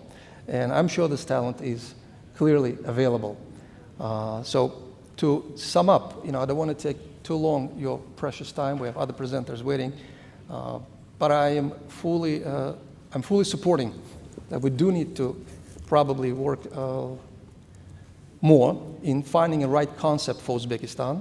Another piece of information I'd like to share with you, we did finish our first phase of the study on feasibility of international financial or investment center in Uzbekistan. The results were published on our website at the Capital Market Development Agency. The results were positive. Clearly, this is something we should consider if we want to take investment matters seriously into Uzbekistan. Our northern neighbors in Kazakhstan have their international financial center, and we are now very soon will release the results of the second study. Again, that was sponsored by the British government, which will now have more specific recommendations and have more specific tasks that would be assigned to complete the terms of reference, including the cost estimates. By the way, the costs are not cheap. Cost to have our own in-house international financial center in Uzbekistan will be significant. And this is, again, something we all will have to consider in the government with our partners and those players who want to participate. And probably the last point, which I'd like to address, one of my friends who was a lawyer in UK, was telling me a story of what's the concept of common law, what is the concept of the English law, and he would say it's all about reason, it's all about being reasonable. It's, as they say in London, what would the reasonable man on bus number something, I don't remember what the bus number was, would say when it comes to resolving a particular dispute. So it comes down to, at the end of the day, also to our customs. It comes down to what we used to in Uzbekistan as local residents, as people who will be engaging with international investors. And it might require that some of the customs will have to be adapted, they'll have to be modernized, they'll have to be changed, so that we then all develop a customary foundation for our principles when it comes to contracting and dealing with each other, so that we get on the same level with the international community. So I'll stop here. Thank you very much. Again, very welcome to this forum to everyone. Mr. Nazarov, thank you very much indeed. If I may say so, such a valuable contribution, underlining the importance of the legal framework to the investment market, and also covering the practical steps that might be required to put such a framework in place. Again, if I may say so, as you rightly say, one needs to adapt to find the right framework suitable for Uzbekistan, even if that means transferring a reasonable man on the Clapham omnibus from London to the Tashkent equivalent. Thank you very much indeed. Now, may I call upon the Right Honourable Sir James Dingemans, the Judge of the Court of Appeal for England and Wales, Vice President of the Queen's Bench Division, and lead judge for international relations. Lord Justice Dingaman, Sir James, is also a fellow trustee of the Slynn Foundation, and he will deliver his presentation, Independent Courts in England and Wales in a Digital Age. James.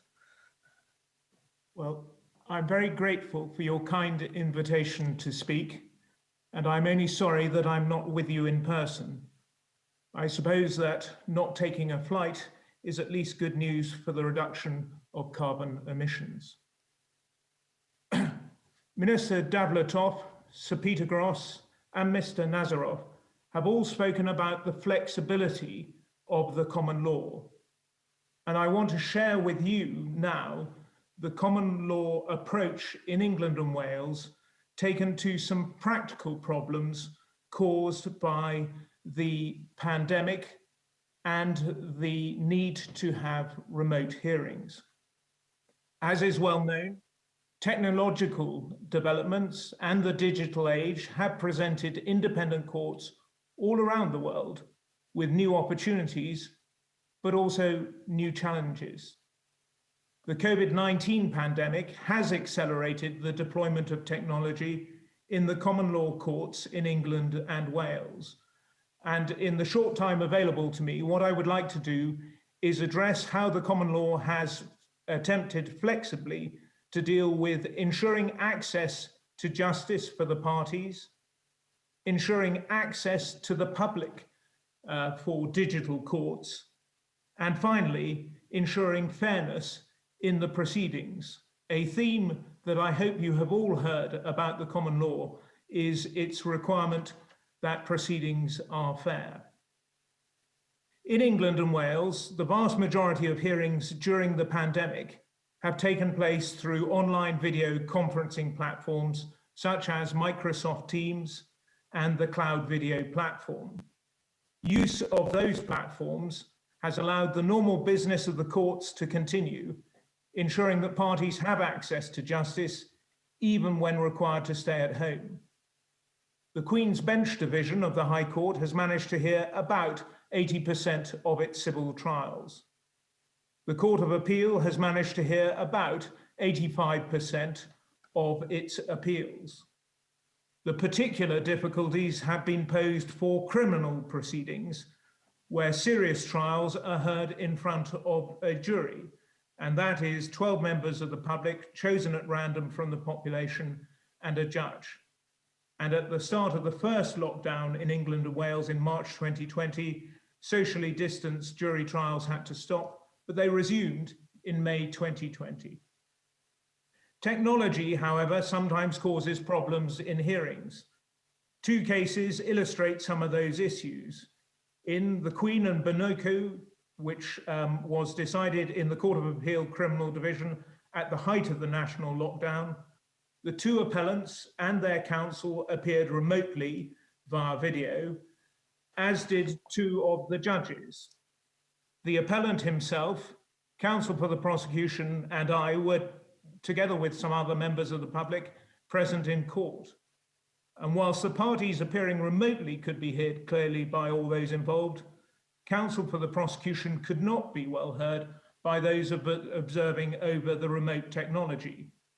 Things improved after the microphone from my bench was handed down to counsel. In the final event, all the parties confirmed that they were able to hear all of the submissions and take place in the appeal. And it was only when that was confirmed that the court held that it was satisfied that it had been possible to provide a fair hearing of the appeal. The court did apologise for the difficulty caused to everyone by the technology. This was not the only case where hearings have led to the risk of parties having uneven access to proceedings. In a family case, there was a similar issue. There had been care proceedings about a child, and the judge had considered that an entirely remote hearing was not appropriate and had required the family members to attend in person, but not the social services witnesses. The parents applied to have the court's order set aside, and the Court of Appeal allowed their appeal for the three headline reasons. And the first was that the evidence showed that the parents wouldn't be able to engage adequately with the evidence that was heard remotely because they lacked access to the right technology and had disabilities which made participation in the remote hearings more challenging.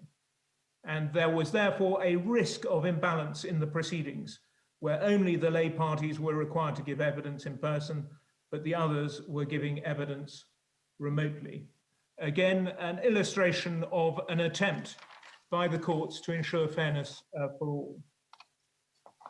Can I turn then just to look at the second issue, which is ensuring access to the public to the court proceedings? In some respects, online hearings have made access to court proceedings for all members of the public easier than before. This is because with access to the relevant link, anyone can be present in court. And ensuring that proceedings take place in public give confidence to the parties and also to the public that matters are being decided fairly and according to the law. However, giving general access to remote links has created some problems. This is because in England and Wales, the televising of trial proceedings is not permitted pursuant to an act passed as long ago as 1925. As a matter of history, that prohibition was imposed because of public and judicial concern arising from the taking of photographs of defendants as they were being sentenced. In a recent case concerning the BBC was fined a total of £28,000 for contempt of court after it had made a video and audio recording of a hearing in the planning court and broadcast that footage without permission of the court on the evening news bulletin. The divisional court, which imposed the fine, having heard submissions from the BBC, said that none of the reporters would have dreamt of making a video or audio recording inside the courtroom, and it should have been obvious to them that the fact that it was possible to view the proceedings remotely made no difference. A similar theme was picked up recently in another case involving an international libel trial heard in London. That libel trial was heard in two socially distanced courtrooms, one room with those directly involved in the case, and the other room with members of the public and press watching over a link. The judge ordered that there should be no transmission of the link to any location other than the second courtroom, unless an application had been made to that judge. During the course of the trial, it emerged that one of the party's solicitors had disseminated the link and that the proceedings had been viewed by people in the United States, Cyprus, and Russia. The judge found that there had been a contempt of court and referred the matter to the divisional court for determination of the issues. In the end, the divisional court imposed no financial penalties, but gave guidance about professional obligations in those circumstances. Can I turn now finally to the third issue, which is fairness in the proceedings when dealing with remote hearings. A recent case, again from the family court, demonstrates some of the difficulties caused to judges by remote technology. What had happened in that case was that there had been a trial where some of the parties were appearing remotely and some of the parties in present. One of the parties who was appearing in person reported that she was ill, and the judge agreed that she should return home and complete her evidence the next day. The court rose, but had the laptop link still open. The laptop link then broadcast, wholly inadvertently, the judge's private conversation with the clerk, in which the judge expressed frustration at the delays in the case and described the party who had declared herself to be ill as using every trick in the book to avoid answering questions. The suggestion that the party was not genuinely ill and was trying to avoid answering questions had not been put to that party, who had therefore not had an opportunity to answer the criticism. The judge was asked to recuse herself, and didn't do so because the judge considered that the comments were of limited value in assessing the party's credibility and didn't touch on the substantive issues, and were less relevant because they had been made in a private setting. The party appealed, and the Court of Appeal allowed the appeal. The court noted the tremendous pressure that judges had been under during the pandemic and the difficulties caused to all by remote hearings.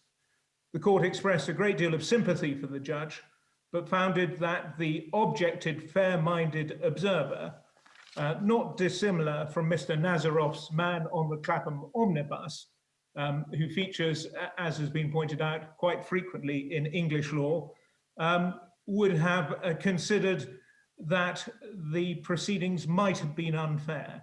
And that was enough to set aside the judgment and order that they start again. So there's much valuable guidance that can be given on how to ensure that remote hearings are fair for everyone, to be found from some of the reported cases. And I hope today's talk just gives you some practical illustration of the ways in which the common law develops to deal with some unexpected and completely new problems. Some developments, though, are a little more systemic. There is now a Judicial College of England and Wales which provides training for all judges. As you've already been told, judges are generally selected from the ranks of practitioners and some academics and law teachers. And as a matter of history, there was no judicial training, but there is that now provided. And a valuable new resource made available to all judges is something called the Equal Treatment Benchbook, which tries to ensure fairness for all people. And a new chapter has been written to give guidance to judges on how to deal with people in remote hearings who have mental health issues. Because, of course, the difficulties of engaging with technology are quite enough for everyone, and aggravated by those who suffer those mental health issues. And the benchbook identifies practical ways in which judges can ensure fairness. So in conclusion, all I would say is this, that I hope this short speech will have given you some insight into ways in which the common law courts of England and Wales have attempted to ensure access to justice and fairness in independent courts in a digital age. Thank you very much, Sir James. I thought that talk was extremely valuable in giving us the insight, both as to the practical use of technology in the world affected by COVID, but also how we have sought to preserve access and fairness in a more technological courtroom than we might have anticipated. Thank you very much indeed. Next, I'm delighted we have with us Mr. Kawa Qureshi, Queen's Counsel, who brings to this gathering his great experience of international practice in Doha and elsewhere. Mr. Qureshi, an old friend, if I may say so, will be speaking on foreign experience in the implementation and application of English law. He may even be somewhere in the Middle East at this very moment. Mr. Qureshi. Sir Peter, distinguished colleagues, Your Excellencies, good afternoon. I am in Jordan at the moment. Despite the COVID pandemic, I was able to travel at the beginning of the year. As Sir Peter has mentioned, part of my practice is undertaken from the Qatar Financial Centre, of which I'll say a little bit. And at present, I'm in transit to the United Kingdom, hope to return home on the 28th of April, Red List edition permitting. We've had a very insightful discussion thus far. Sir Suma has identified the essential requirements for the rule of law. For those of you who are interested, there's an excellent book by the late Lord Bingham, the Lord Chief Justice of England and Wales, on the rule of law. I commend it to you, in which Lord Bingham articulated the essential requirements, and they have been referred to in numerous judicial decisions. Lord Wolfson, an old colleague and friend, identified the virtues of common law. And Sir James Dingemans, also an old colleague, not in the age sense, but in the sense of longevity of practice, has given you some practical examples as how the common law system of England and Wales has been able to adapt and address the requirements of fairness in the context of the global pandemic. And it's my regret that the global pandemic has prevented me, as all of us, from joining you in person in Tashkent. My last visit to Tashkent was in the context of the establishment of the Tashkent International Arbitration Center, where I was honored and privileged to be asked by the Ministry of Justice to participate in the deliberations to establish the statute and rules, and also am a member of the advisory board. As has been pointed out by Minister Davletov and other speakers, fundamental to confidence for foreign investors and foreign parties is the rule of law and the approach of a court system to litigants from elsewhere. Now, in terms of my own background, I am also very pleased to hear that the City UK is part of the initiative to consider whether or not Tashkent can benefit from a financial centre. In my own 5-year tenure as chair of the City UK Legal Services Group, we participated in the provision of advice and reports to the authorities of Turkey for the Istanbul Financial Centre and Moscow. And I want to highlight how English law is experienced by foreign parties in 3 respects: before courts, in terms of commercial relationships, contracts, and finally before international financial centres. Now, firstly, so far as courts are concerned, it's not just the English courts in front of which foreign parties experience English law. In the past 18 months alone, prior to and during the pandemic, I have been advising on matters in at least 4 other jurisdictions where English law has been referred to. In Kenya, in the context of a large-scale dispute which has very significant constitutional ramifications, in Malaysia, and in 2 other former common law Commonwealth jurisdictions. There are approximately 60 jurisdictions, as Lord Wolfson pointed out, where common law principles are applied, partly for historical reasons because of the nexus with England and Wales, but that link has been maintained. And it's been maintained because of the virtues of the common law that have already been addressed. There's a wealth of information, a wealth of experience that can be drawn upon, which provides that essential requirement of predictability for commercial parties, in addition to which the common law, which is developed by the judiciary as and when circumstances arise through a system of precedent, has shown itself time and time again to be dynamic. And these are essential requirements so far as fast-moving circumstances are concerned and foreign parties in a globalized era. You heard from Mr. Nazarov how in his own personal experience in the financial services sector, English law is preeminent. Insurance, banking, finance, commodities, shipping contracts are almost all underpinned by English law. And in terms of my own experience, as Sir Peter pointed out over the past 30 years, it's not just in commercial law that I have had to deal with foreign parties, 60 or more at the last count, but foreign parties before our courts in the context of judicial review. These are administrative law proceedings, have also encountered English law.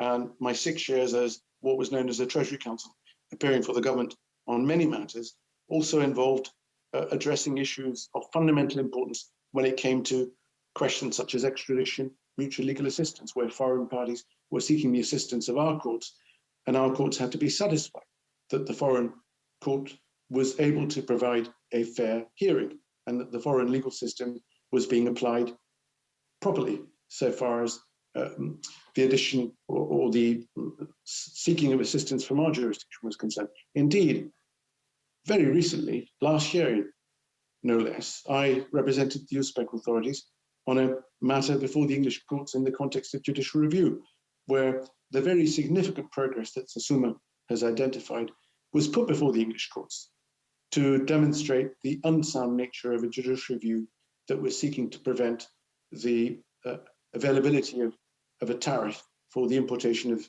cotton within the United Kingdom and the EU, of which we are no longer a part.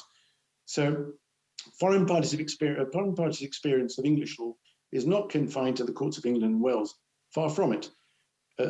English law is referred to more or less on a daily basis in courts throughout the world for the reasons that have already been articulated.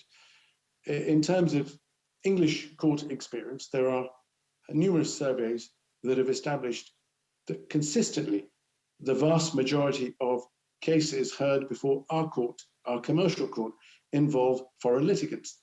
The most recent report from a body called Portland Consulting, which is only released this morning, provides us with a helpful insight as to how the English courts continue to maintain their position with litigants from more than 72 countries appearing for the court, the commercial court.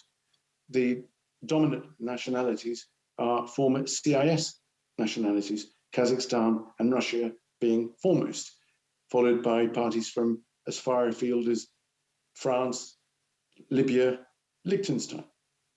Now, the reasons why foreign parties choose the courts of England and Wales, because indeed, when it comes to commercial contracts, it is the case that they still seek to choose the courts of England and Wales for dispute resolution, have been identified because of the predictability of the system of English common law and because of the unimpeachable integrity and experience of the judiciary and the legal profession, of course.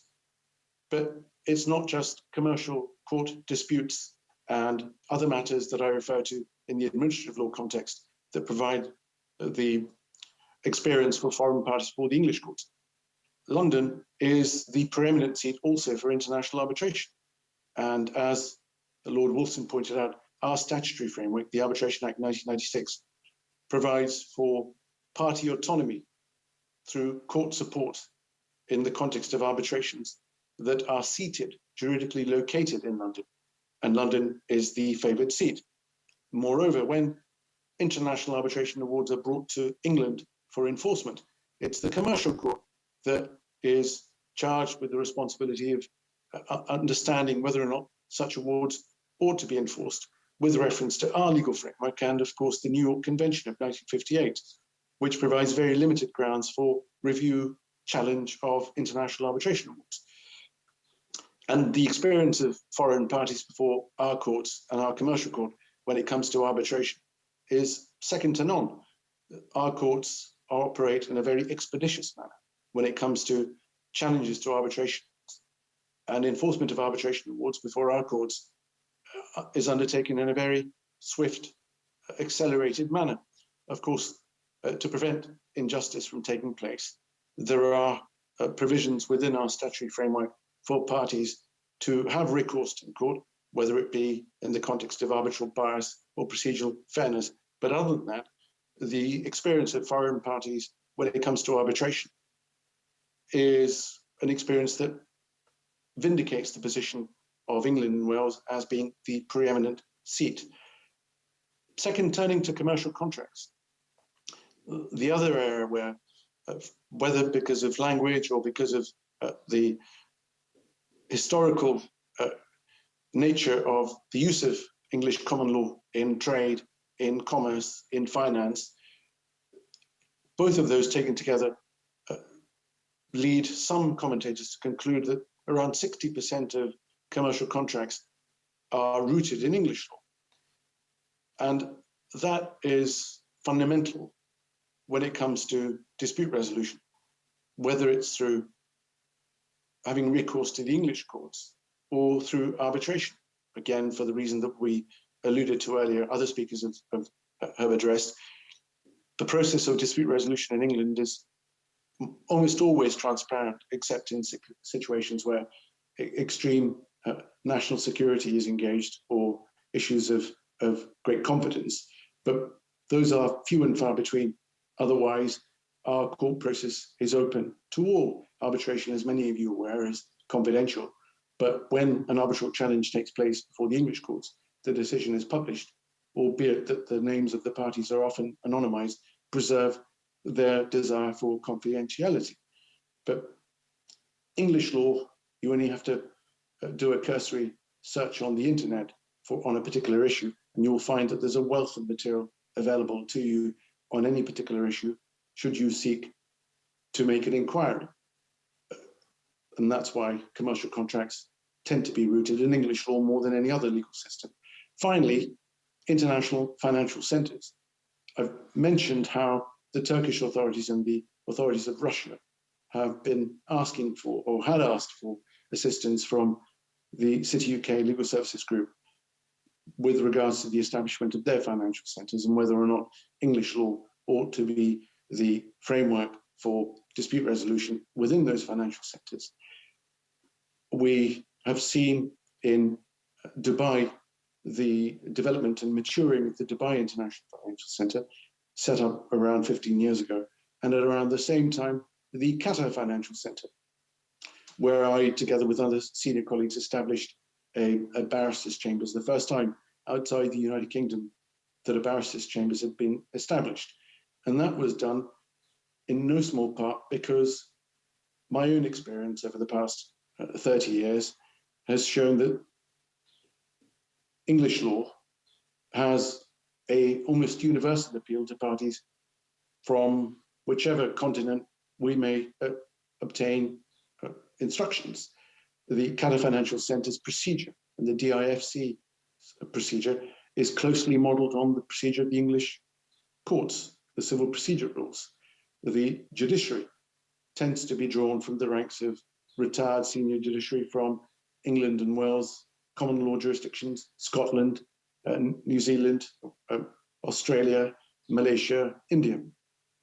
And the caseload of these two centres, the Qatar Financial Centre and the Dubai International Financial Centre, is increasing on a year-by-year basis. I understand that the Astana International Financial Centre's dispute resolution offering has also delivered decisions in a very large number, and we look forward to seeing the development of the Tashkent Financial Centre with reference to the discussion that we've had today, which hopefully illustrates as clearly as could possibly be illustrated the importance of English common law and the vital purpose it will serve in enhancing investor confidence as Uzbekistan continues to prosper and move forwards in an ever dynamic and positive manner. Thank you all. Mr. Qureshi, thank you very much indeed for that informative survey of the international dimension and a gratifying interest which we certainly do not take for granted in English law from a range of countries. Thank you very much indeed. To complete the picture on this part of the program, and before we move to questions and answers as a panel, our final speaker is Mr. Michael Patchett-Joyce, who has specialist knowledge of arbitration and mediation. And if I may say so, is also a tireless supporter of international relations in the law. He too has done much to bring today's event about, and I am most grateful to him. His topic is resolving disputes through arbitration or mediation, an English approach. Sir Peter, thank you indeed for your gracious introduction. And I'd like to begin by thanking the Ministry of Justice of the Republic of Uzbekistan, the organizer of this second International Legal Forum, for their kind invitation. It is indeed a real pleasure to participate in the Tashkent Law Spring, which has already established itself as a firm fixture on the annual calendar. Minister Davletov, Sir Suma Chakrabarti, and Advisor Nazarov have all emphasized the link between reliable dispute resolution and robust economic growth. They are indeed right to do so. Reliable dispute resolution is for many the clearest example of the rule of law in action, The rule of law is a fundamental component of commercial development and growth. Accessible, high-quality commercial courts and arbitral centres underpinning the effective rule of law, promoting good governance and developing the law are a vital state interest. Not my words, but those of Lord Thomas, the immediately previous Lord Chief Justice of England and Wales in 2017. And for present purposes, please note his express reference to arbitral centres. More recently still, less than a month ago, another senior English judge, Sir Geoffrey Voss, expressed the view that ADR and effective resolution, dispute resolution, have a much bigger part to play in economic prosperity than most people realise. Arbitration and ADR, alternative dispute resolution, of which mediation forms an important element, are therefore central to the broad themes being explored in this conference session. Before going further, I should say a word about alternative in the context of alternative dispute resolution. Alternative here does not imply unconventional, as might be the case when one talks of an alternative lifestyle. Alternative in this context is entirely conventional. It is therefore a bounded, limited alternative. It is an alternative between the more formal means of justice and less formal means of justice, an alternative between litigation and arbitration on the one hand, and mediation, expert determination, conciliation, and early neutral evaluation on the other. A word or two might also be said about the words dispute resolution, whether of a more or less formal nature. As again Sir Geoffrey Voss has said very recently, the focus throughout ought to be on resolution rather than dispute, though he did add that that was something that is easier to say and much harder to achieve. Let me turn to arbitration. Although my main focus is on the English approach, I would like to begin by congratulating the Republic of Uzbekistan on the new law on international commercial arbitration, signed as law by the President in mid-February and coming into effect in mid-August. This is a fine achievement. The new law, sometimes referred to as the ICA law, International Commercial Arbitration Law, has already been favorably reviewed in the specialist arbitration press. The purpose of the new ICA law is clear. As one review said, the ICA law will help establish Uzbekistan as a reliable seat for dispute resolution in the Central Asia region and beyond. It's also an important development for Uzbekistan in that it will help Uzbekistan attract foreign investment for infrastructure, human capital, and tourism development, among other sectors. The ICA law will also help improve investor confidence and the business climate, reduce the cost of doing business, and improve Uzbekistan's international standing in various indices and ranking, themes which have already been well referred to and well covered by previous speakers. The new ICA law is thoroughly grounded in international best practice. It follows the UNCITRAL model law and is the product of high-powered domestic and international cross-sectoral input. And what it does is it points the way to Uzbekistan's active participation and involvement in the international arbitral community in years to come. That is a course which has already been clear to observers, and I think in particular of the establishment of the Tashkent International Arbitration Centre, which my good friend Kwa Qureshi and others have already referred to. And I should add that I have the honour of being a member of the inaugural roster of arbitrators at the TIAC. Turning specifically to England and Wales, the English equivalent of the new ICA law is, as you've heard, our Arbitration Act 1996. It covers much the same ground. Do take up Lord Wolfson's invitation to have a look, to compare and review. Our 1996 Act is weeks away from its 25th birthday. It has stood the test of time. Furthermore, the first Arbitration Act was passed in England in 1889. Arbitration has a long tradition. But rather than look at history, in speaking of the English approach, I'd like to draw attention first to the findings of the annual survey of international commercial arbitration undertaken by Queen Mary University, London. The annual survey focuses on various aspects, and the most recent relevant survey showed that 97% of respondents said international arbitration was their preferred method of dispute resolution, either standing alone or in conjunction with other forms of ADR. And 85% of respondents thought that the use of international arbitration would increase. Those are staggering statistics which evidence the global significance of arbitration, and not just in areas of traditional strength such as construction and infrastructure, oil and gas, but of particular relevance to the International Finance Centre. Banking and finance sectors are also seen as growth areas for international arbitration. The survey also asked about the use of technology in arbitration, a question directly relevant, of course, to the overall theme of the conference, Law 4.0, law in the fourth industrial revolution. Even pre-COVID, 61% of those responding thought that increased efficiency, including through technology, was the factor most likely to have a significant impact on the future evolution of international arbitration.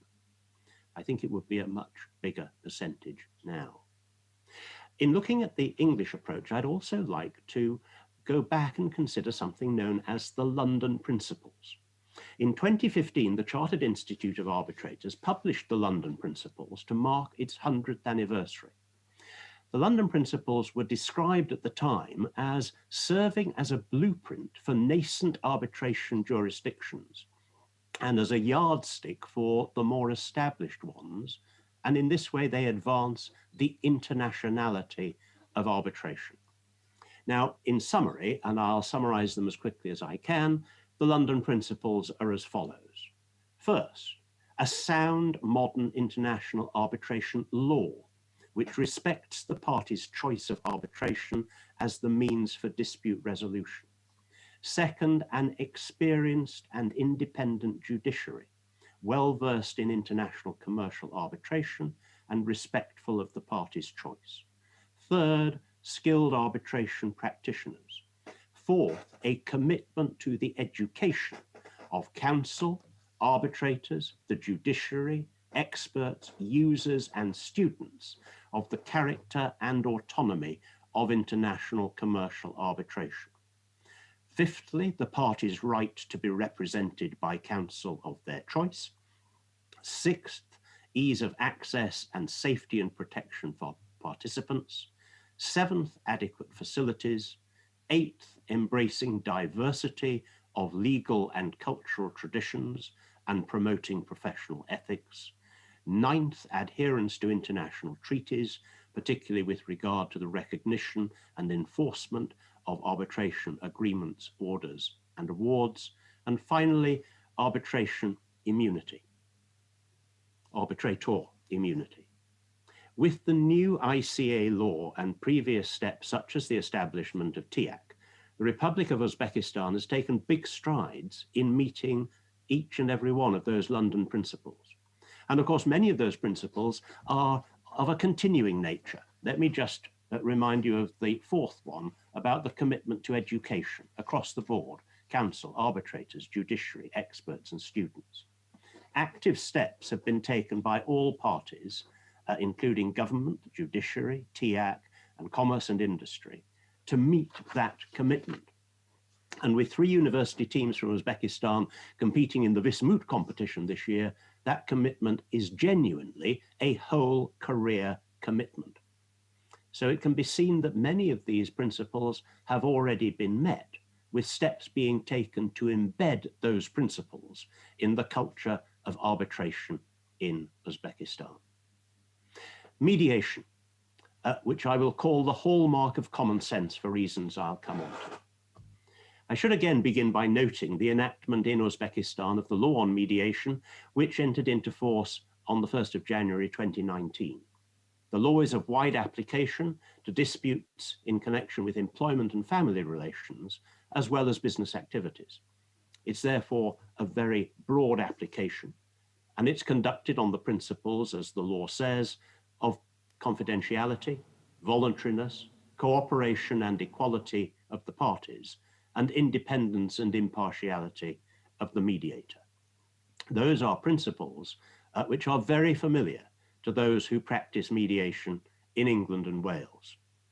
But as one commentator has said, for mediation to function in Uzbekistan, besides a legal framework, there should be support from the judicial system. The civil and economic courts can promote its widespread use by informing the parties about the existence of mediation and its advantages. And in that connection, let me take just one concrete example from English case law. A customer, Mr. Egan, bought a car from a garage, Motor Services. Mr. Egan thought there was something wrong with the car's steering. The garage disagreed. Thus, a dispute arose. Mr. Egan sued Motor Services. He claimed that the car was not of satisfactory quality. Mr. Egan lost. Mr. Egan appealed. Mr. Egan lost again. By the time the matter had reached the Court of Appeal, the parties had spent about £100,000 arguing over a claim worth about £6,000. In the course of argument, one of the Court of Appeal judges said he regarded the parties, one or other, if not both of them, as, his words, completely cuckoo to have engaged in such expensive litigation with so little at stake. He went on to say the case cries out for mediation and explained as follows. Why, he said, because it is perfectly obvious what can happen.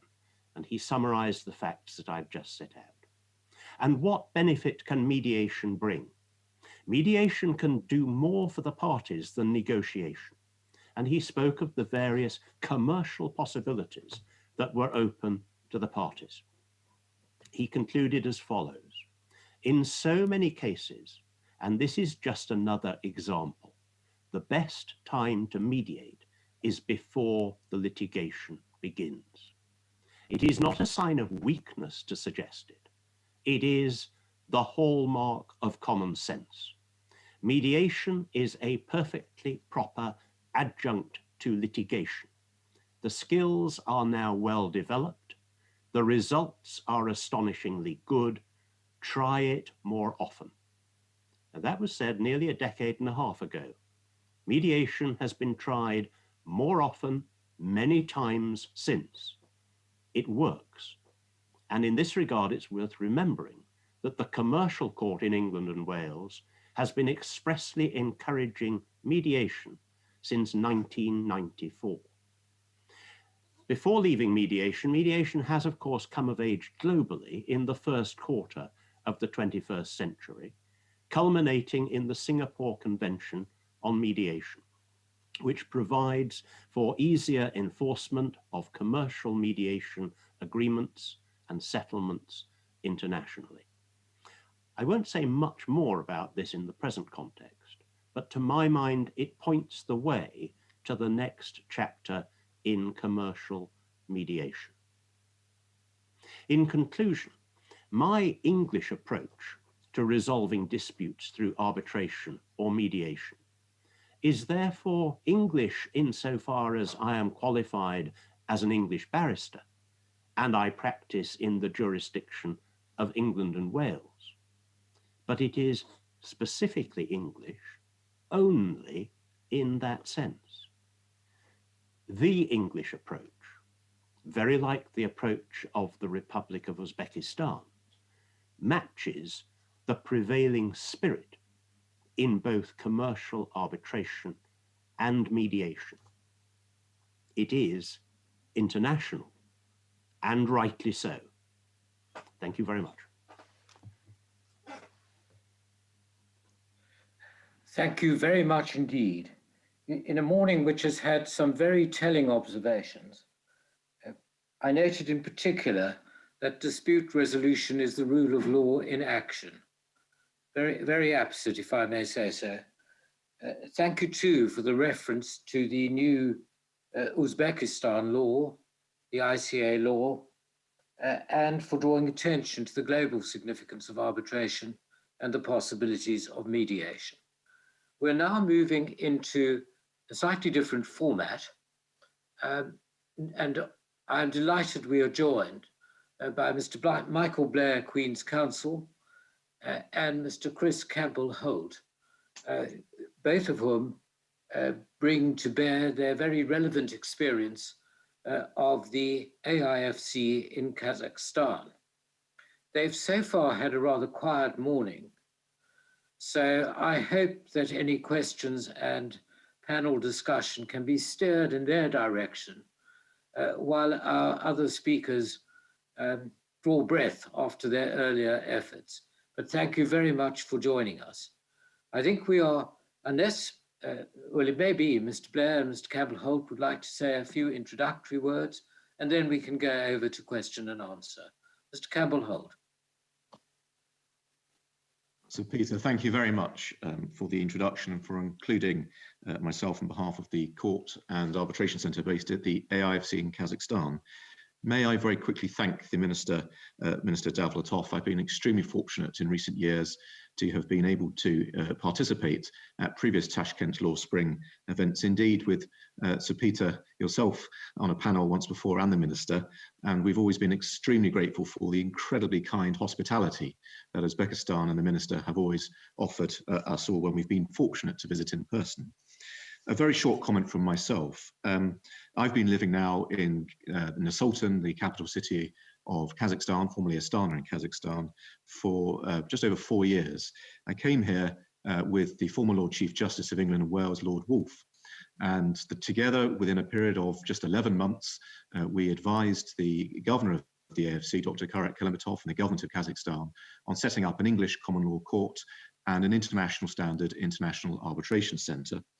I think what we've done is well known to Uzbekistan because we've spoken a lot in Uzbekistan in recent years on this topic. But what I wanted to offer is the following. Really following on from some of the things that Susuma Chakrabarti said in his speech with regards to some of the key aspects of establishment and success, if you like, within an investment community, locally, regionally, and globally, and some of the key criteria. Firstly, I would like to say it does not have to cost a fortune to set up a common law court and international arbitration centre. Uzbekistan already has its own Tashkent International Arbitration Centre, which I understand is excellent and effective in practice. Our arbitration centre and the AFC in Kazakhstan already partners, subject to memorandum of understanding with that centre, and we've cooperated already in some significant ways. But for a common law court, if Uzbekistan is willing to consider cooperation with a court such as ours in any form, or indeed to have its own, it does not have to cost a tremendous amount of money. It does not have to take a tremendous amount of time to establish. What is critical is absolute top-down support from the government of the country, the sufficient finance to back it, and of course, critically, the absolute buy-in from the investor, legal, and local business communities to support the initial establishment of the infrastructure, and then, of course, to use it in practice. In Kazakhstan, we offer that just as an example because it's in Central Asia, because it's now, it's a new project. It is similar in many ways to what has been achieved in the Middle East. There have been references to Qatar, where I was previously working with Lord Wolfe and other judges some years ago, and to Dubai and Abu Dhabi and others. But what we now have at the AFC is a credible alternative to those financial centres and common law courts and arbitration centres.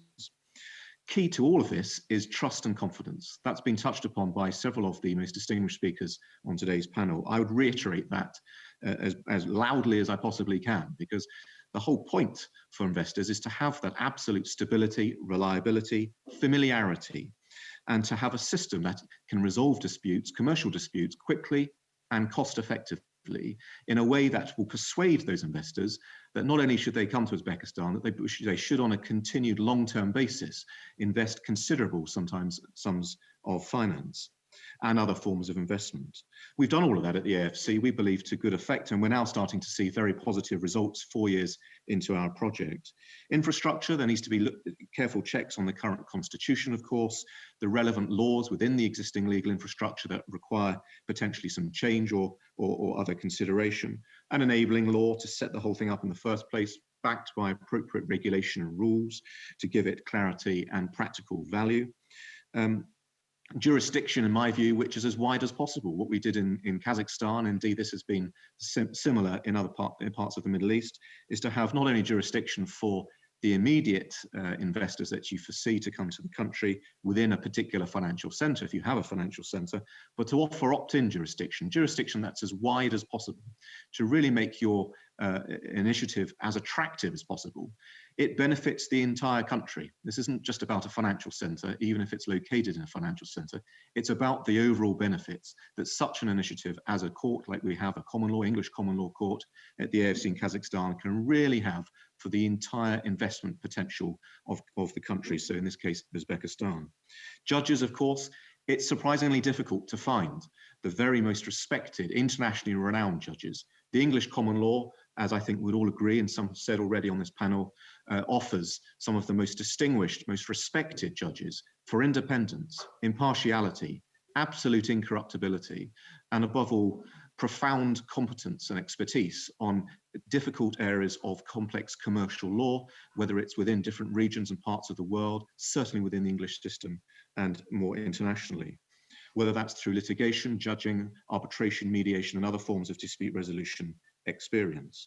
Rules like these common law courts in the Middle East, our AFC court set up, of course it did, because our first advisor and Chief Justice was Lord Wolfe, set up its own system of concise rules of no more than about 90 to 100 pages.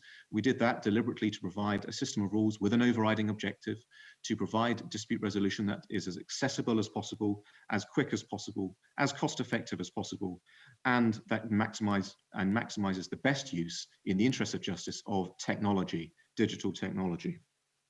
We have done all of that. We have online dispute resolution throughout the COVID-19 pandemic. There's been no disruption to our online dispute resolution whatsoever. In fact, our caseload, not because of COVID, but because I think the stage of our development has significantly increased, as Asuma mentioned, to in excess of 400 cases across the court and our partner arbitration center. Enforcement, of course, is critically important. That was one of the first areas that we really focused hard on developing in Kazakhstan. There's no point in having, in my view, a world-class English common law court or any court if you cannot prove to investors with proven results that enforcement works, firstly, within the country in which the investment is operating, and secondly, throughout the wider region and more internationally. Of course, if the country is a party to the New York Convention and their arbitration awards, that can go some way to assisting, but you need to go a lot further than that with specific hands-on step-by-step procedures, which we have created, I think, for the first time in Kazakhstan, and I would warmly endorse that positive approach for Uzbekistan and other countries.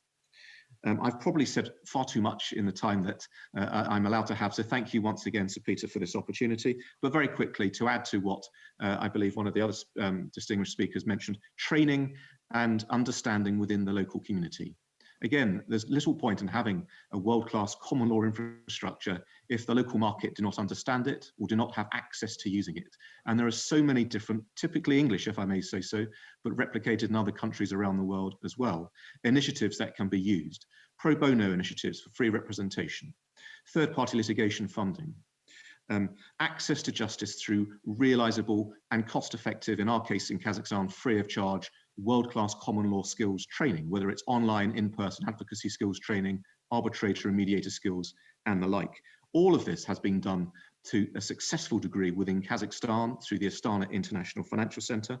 I would warmly welcome further cooperation with Uzbekistan on whatever projects they decide to push forwards with the support of the British side, and wish Uzbekistan every possible success on these endeavours for the future. Thank you.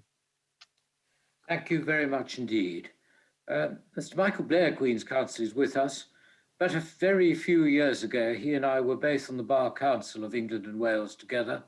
It must have been only yesterday. Would you like to add anything? Very briefly, if I may, Sir Peter. and only on the question of substantive law, which has been touched on perhaps rather less than the legal and forensic structure that others have been talking about. And I have 5 very quick points, if I may, before you get on to questions and answers. The first is starting this thing up. I was impressed to hear from Mr. Nazirov that thought is being given in Uzbekistan to the way to get the benefits that have been discussed during this session. And my own view, based on the experience in Kazakhstan, is that if you want to get those benefits, especially in a civil law center, it may be that a financial center inserted into the civil law system is the best way to start. So that's point 1. The second is that if that is the solution that the working parties come to, then the insert jurisdiction needs not just the forensic structure, but also substantive law as well, in order to get going properly. And one reason for that, my third point, is to avoid unfair advantage. If the insert system just says apply English law, that could work, but I would say that's a second best solution because it gives an unfair advantage to the expats in the jurisdiction and to the fly-in lawyers who come in from New York or from London, and the prospect of encouraging domestic lawyers in the country in question to operate in the financial center is thereby reduced. So that's point 3. Point 4 is just a word about the AIFC precedent in laying down a codification, a simple and comprehensible codification of English and more general common law. This was attempted on the instructions and recommendation of the first president of Kazakhstan. And my own view is, from having been involved in that process, that it has actually worked surprisingly well so far. And my final point, which I don't think has been touched on at all today, is 3 synergies. And there is a powerful synergy between the quality of the judiciary that you can get in an English system, the quality of English-based law that you get in such a system, and the English language itself. The 3 of them work well together. Take any of those 3 away, and you'll have a second best alternative. Thank you very much indeed for allowing me to address you. I'm most grateful to you both, not least for the insight from your experience in Kazakhstan. Thank you. Ladies and gentlemen, so far it's been all one way with speakers from the panel. There is at least one question in my Q&A function. If it works, I will relay it to the audience and then invite a panel member, hopefully a volunteer, to answer it. If there is no volunteer, then I will exercise the chairman's prerogative to find one. So let's see what the question says. It's this, from a Mr. Richard Bock. I do not understand why the common law system should be more favorable to the economic development in general than continental civil law. And then there are various GDP rankings, which I'm not sure take the question further. We can see the sense of the question from that summary. Who would like to have a go? Susuma?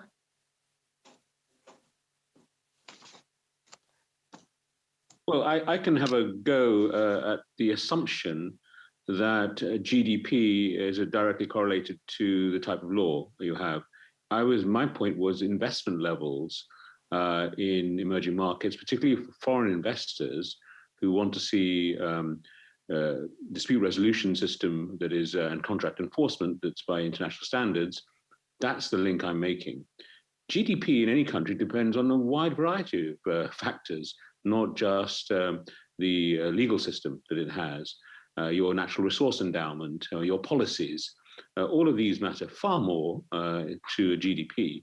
but for investment, attract fresh foreign investment into risky emerging markets. English common law has undoubtedly been proven to be one of the most key things that investors look for to attract them to a particular market. And so when they make choices between emerging market jurisdictions, they tend to prefer those with English common law, and Kazakhstan has shown that in recent times. So much so, and Chris may want to enlarge on it, that the chairman of the Supreme Court in Kazakhstan, who's been a big supporter of the AIFC court and the International Arbitration Center there, actually would like to transfer more commercial cases, including some difficult tax cases, out of the Kazakh legal system to the AIFC court.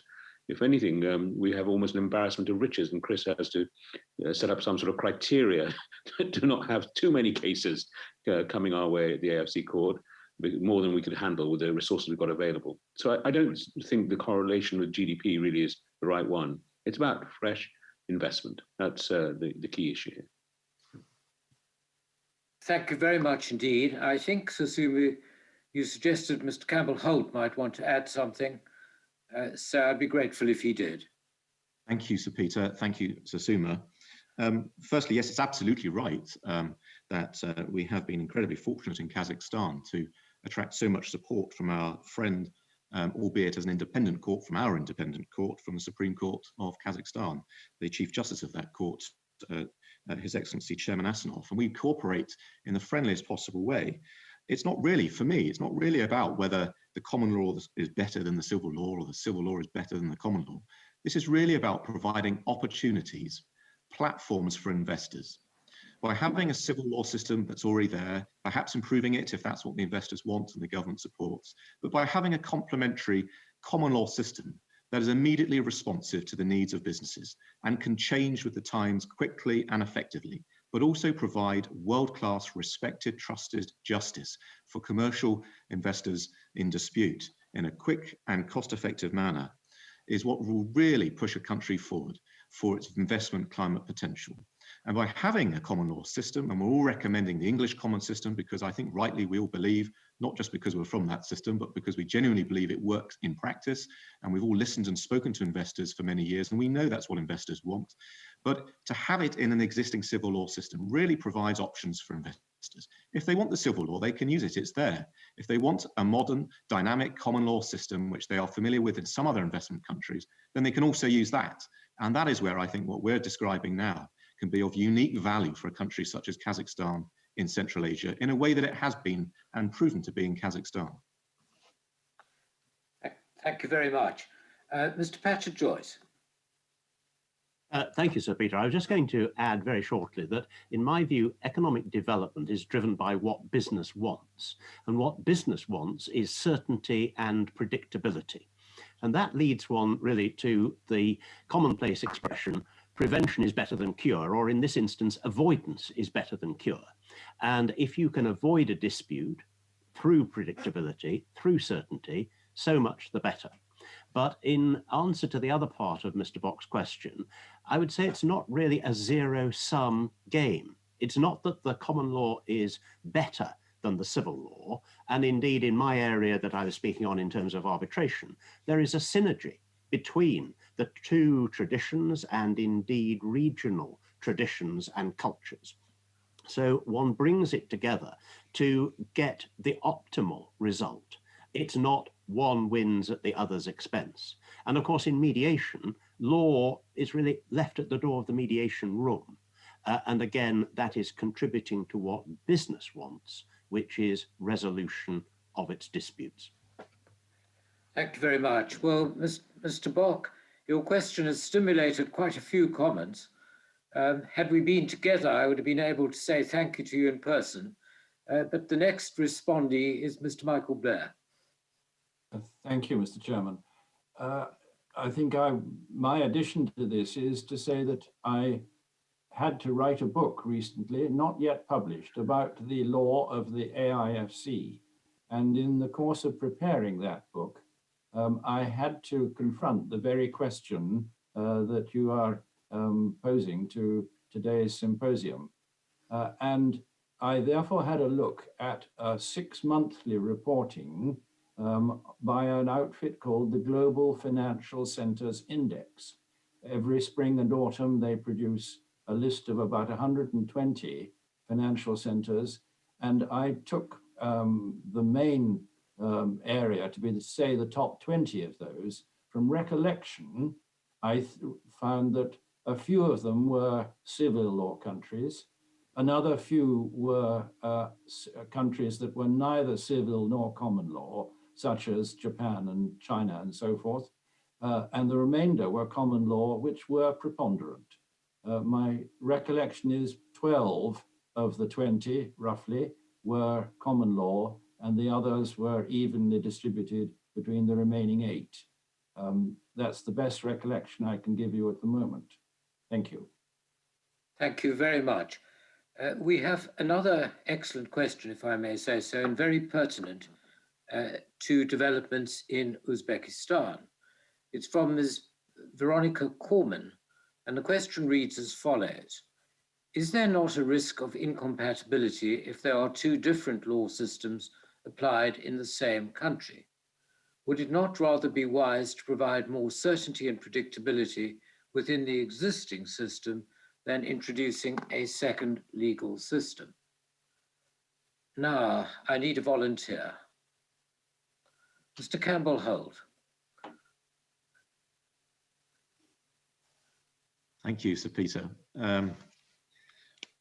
Right, well, I would suggest, respectfully, if I may, that no, if the international or any investors are saying, look, we want to invest into a system that applies the common law, it's a system that we respectfully are experienced in, and we understand it is reliable, we recognize the way it's drafted because it happens to be similar as the approach that we took in Kazakhstan to the Middle East and of course, England and Wales, then the investors are going to need to get what they want if they're going to have the trust and confidence that the country needs from them to invest.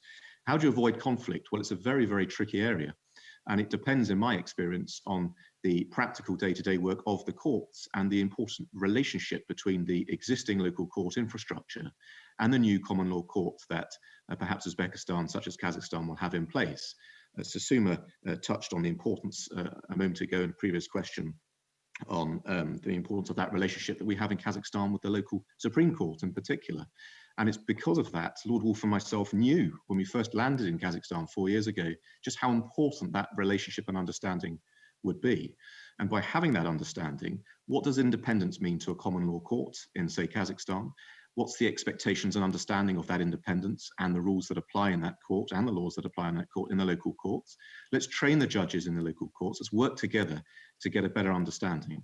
That by itself is not going to solve the potential problem for conflict. You then need judges on the ground who understand the potential for that conflict and are in a position independently to take decisions that will respect their own court, their own common law court, but will also understand, for example, what some defences might mean in the local context, such as not breaching public morals of the local country or constitution.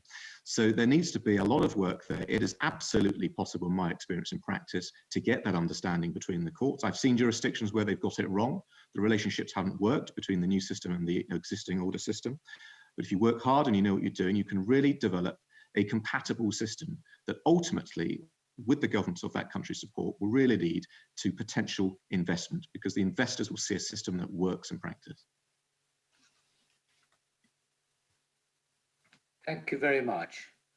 Would anyone else like to say anything about that question? Sir Peter, may I add? Yes. The questioner's underlying concern is a legitimate one, especially where there is an absence of confidence and trust, where perhaps in the local legal community, the local judiciary, there's some degree of a perception of territorial infringement.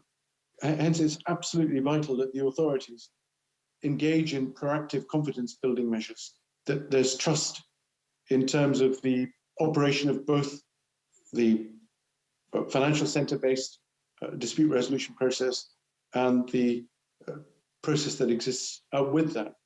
Because ultimately they're all seeking to achieve the same objective, which one would hope, which is resolve disputes justly, expeditiously. And so fundamentally, there's got to be clarity about jurisdictional competence. And we've got to make sure that the local legal profession and judiciary has some degree of input in the operation and development of the International Dispute Resolution Centre. Thank you very much. May I echo that? If one is going to introduce a financial centre court or the equivalent into a country, it seems to me a number of things are very necessary. The first is it has to be the decision of that state that it wants to do it. There's no question of it being imposed. The will has to be there, and the support from the local host state, government, and legal profession is very necessary. Secondly, others have touched on this, there needs to be trust between those in the domestic courts and those engaged in founding or developing an international court. And thirdly, I would suggest it calls for diplomacy and skill on all parties to navigate around this difficult area of conflicts, the sort of rubbing points where it's not entirely clear at first where a matter falls, so that it is resolved constructively in the user's interest and in the public interest, in the better resolution of disputes. And the final point is that if one gets those three things right, then to me, it's not a zero-sum game, it's a win-win solution. Forgive me, as chairman, I probably speak too much today, but I did think I'd volunteer those additional thoughts. We've run out of questions. Does anyone have anything else? It's quite difficult doing this remotely. Were we there together, one can look around to find a questioner, but that's beyond the powers of my screen. Peter, I think James has indicated that he'd also like to come in on this question. Please. Sorry, James, I didn't see that. No worries at all. It was just on the issue of conflict between different systems of law. Going off-piste a little bit, when England and Wales and Great Britain, in fact, gave independence to what were then former colonies, now independent countries, and they all established their own written constitutions. Many of them were Westminster-style constitutions, but they had a supreme law clause, which meant that there was immediately the scope for conflict between the supreme law of the Constitution and the existing common law, which was left as part of the heritage. And the question identifies the risk of conflict between two different systems. But if one looks at the constitutional cases from many Commonwealth countries, you can see that the common law system did manage to work, in fact, very effectively with a supreme law and with the existing common law procedures. And it is not beyond the wit of excellent lawyers and judges to devise systems to avoid the conflict that you rightly identify as a risk. James, thank you very much indeed. And that's, I think, a very helpful example, very much on point. Thank you. Sir Peter Gross, we have some questions from the audience Yeah, we have some questions from the participants from Tashkent. So please, marhamat, savollar bo'lsa.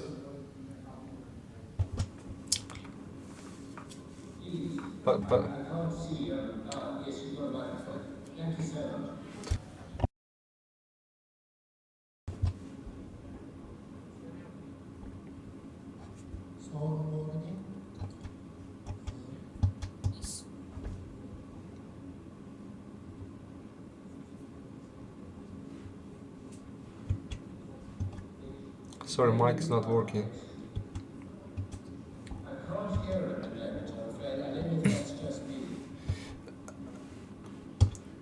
No, his microphone is not working. He's still trying.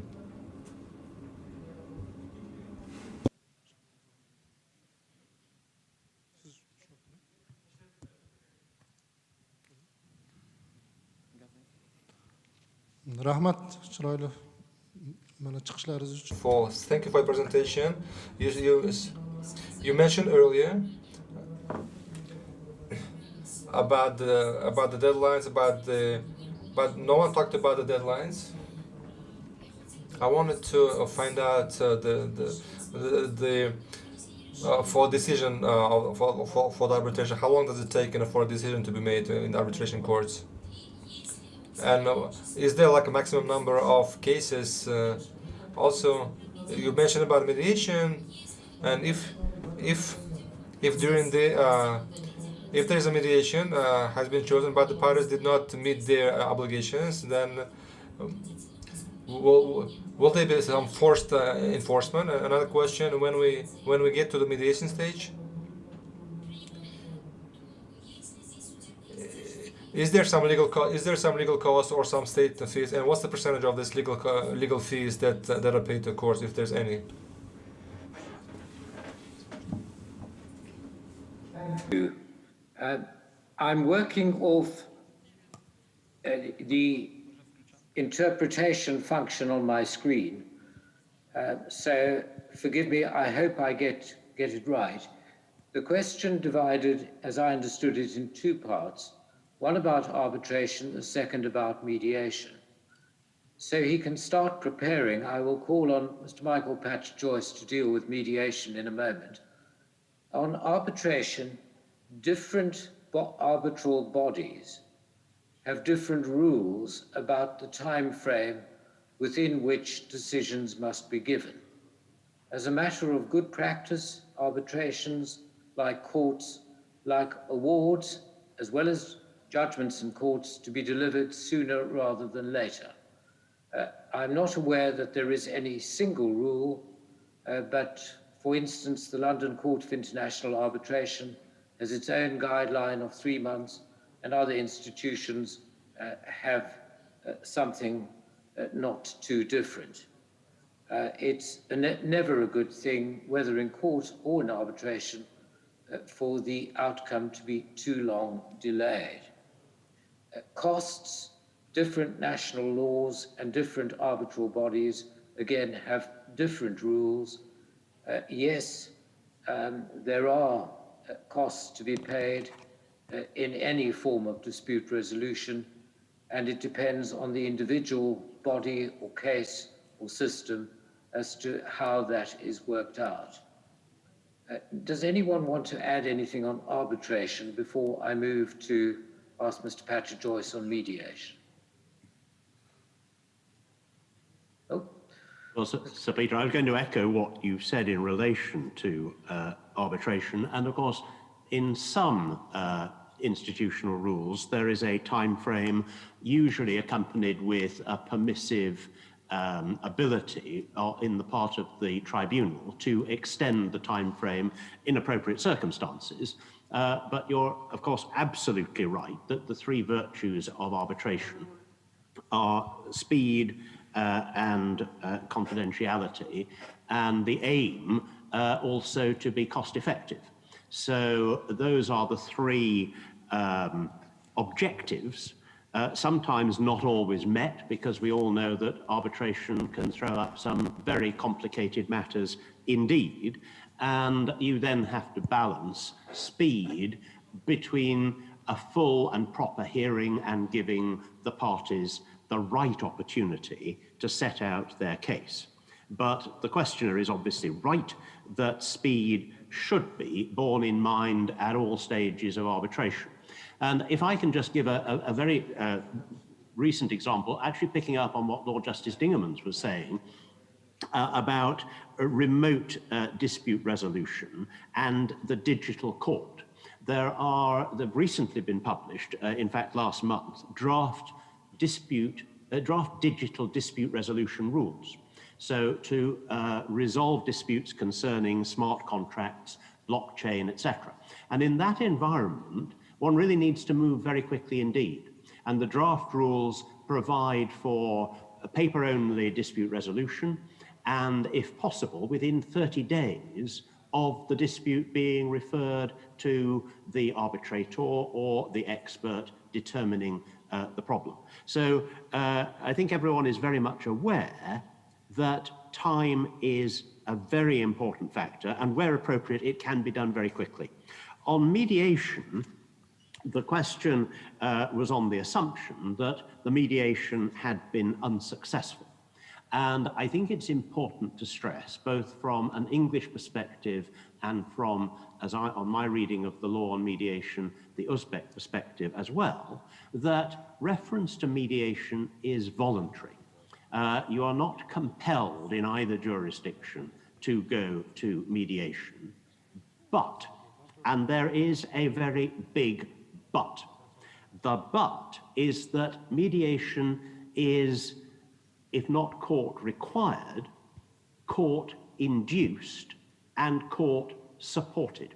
And what do I mean by court induced? I mean that, for example, the Commercial Court Guide expressly stating for the last 25 years that parties and their legal representatives must consider mediation and making provision in timetables for mediation, always being amenable to mediation as an option.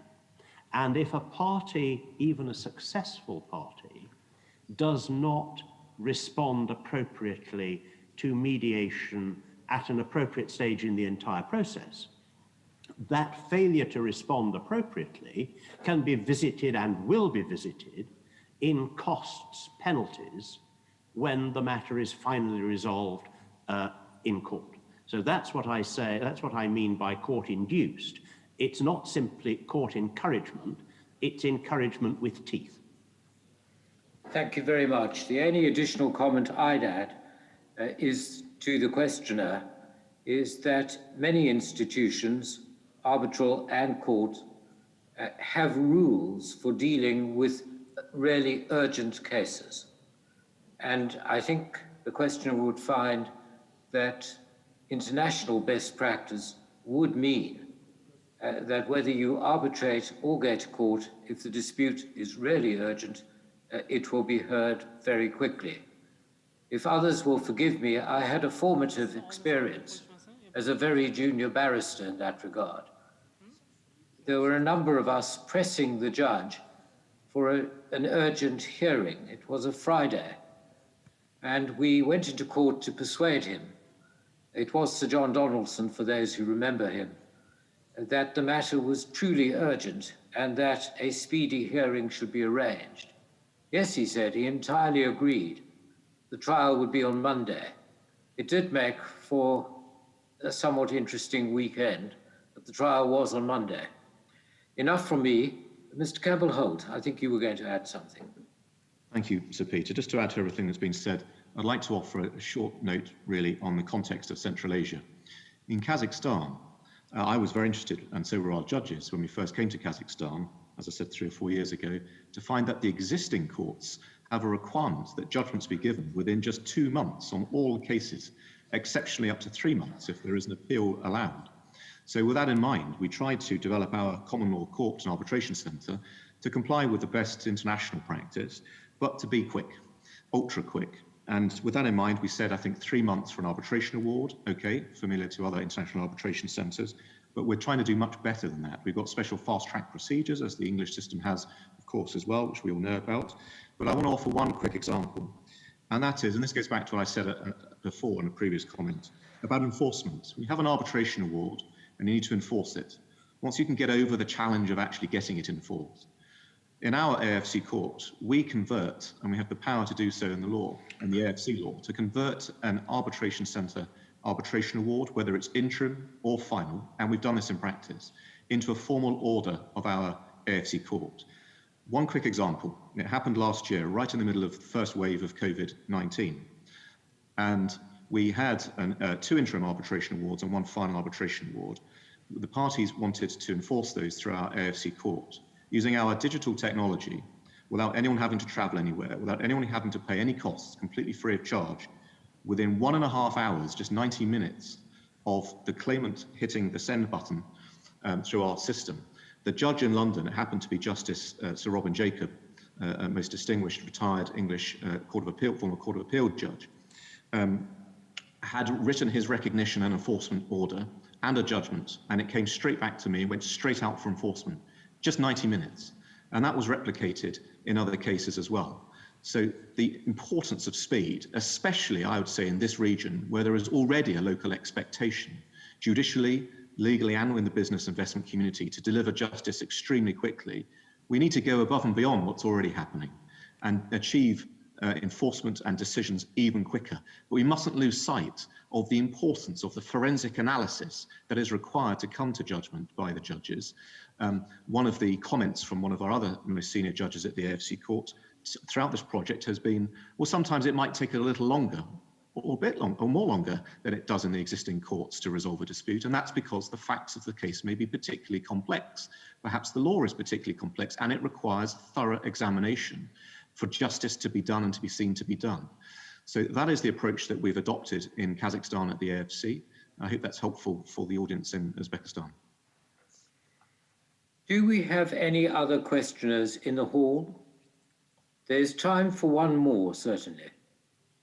So the last question from our side. So we have one Please. question. This is the last question because the time and schedule is over and we need to begin the next session. Thank you. Please. Can you hear me? Good afternoon, dear ladies and gentlemen. My name is Sitora. I am a lawyer of international law firm, Paralegal Uzbekistan.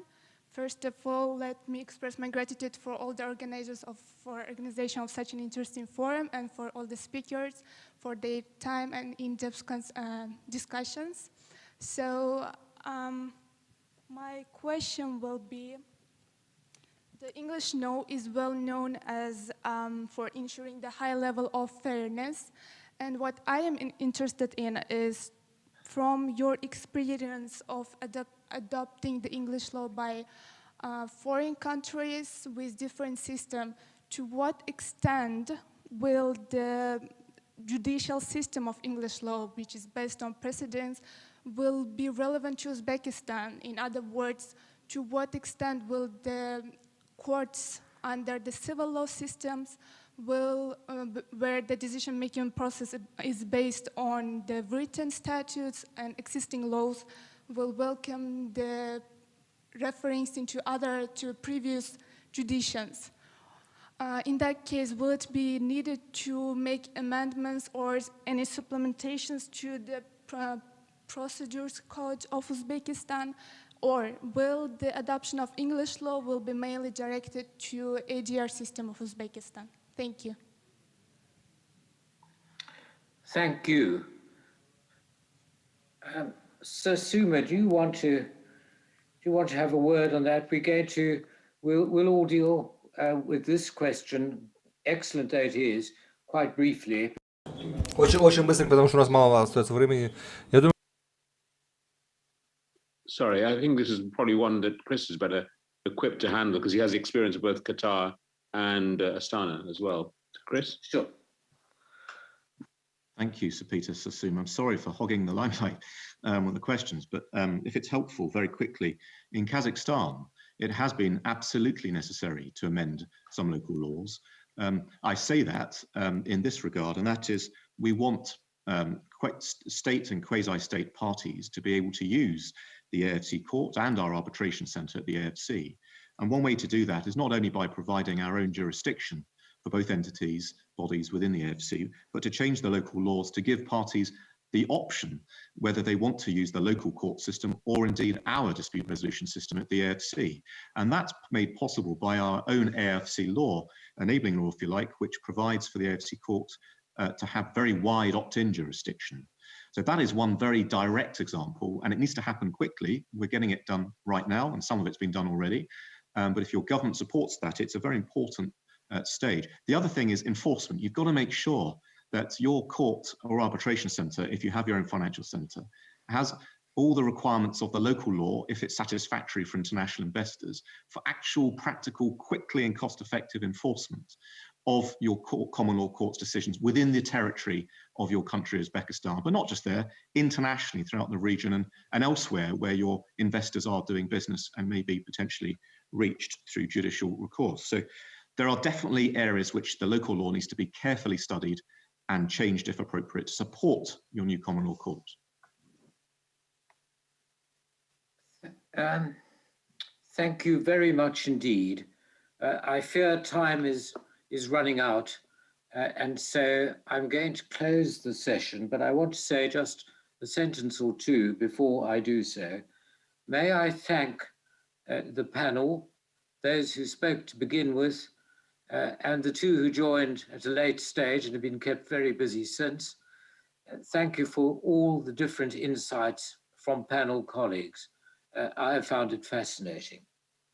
But more than that, my thanks to Minister Davletov, to the Ministry of Justice of the Republic of Uzbekistan, and to the Embassy of the Republic of Uzbekistan in London for their hosting of this session and for facilitating it.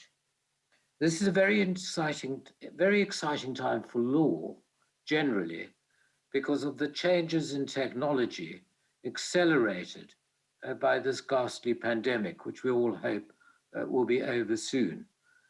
But more specifically, it's a very exciting time for Uzbekistan, if an outsider may say so, because of the program of justice reform to which speakers have referred.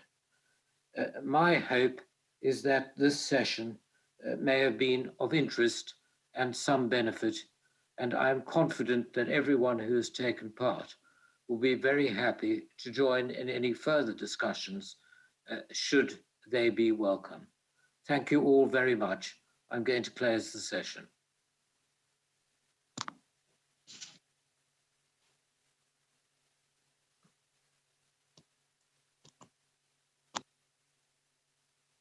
Barcha ishtirokchilarga rahmat. Keyingi sessiyaga o'tamiz.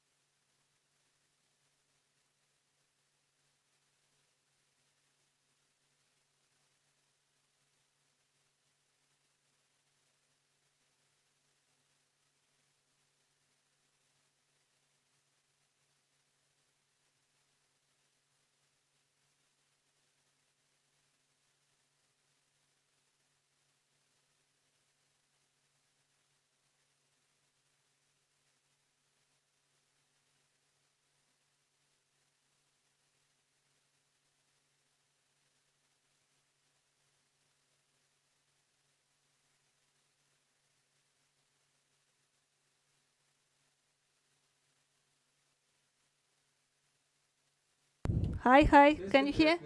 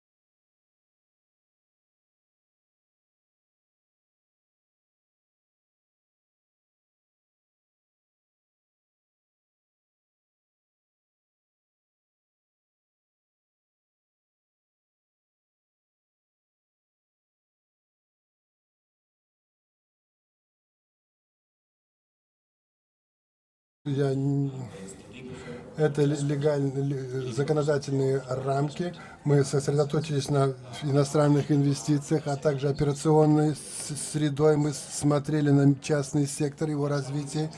О том еще налогообложение. Я не буду говорить о нем из-за экономии времени.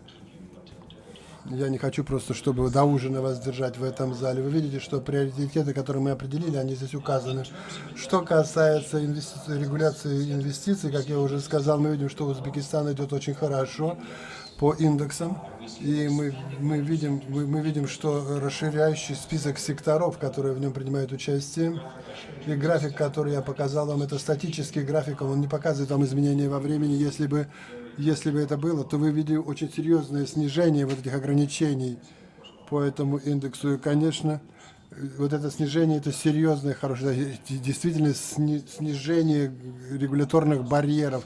Однако мы также видим еще и некоторые пробелы, о которых необходимо говорить. Мы обнаружили, что законодательство и инвестиции, они не охватывают некоторые инвестиционные проекты, там есть это достаточно нормально, и это в принципе, ничего такого особого здесь нет. Ну, это нужно отрегулировать очень четко и осторожно.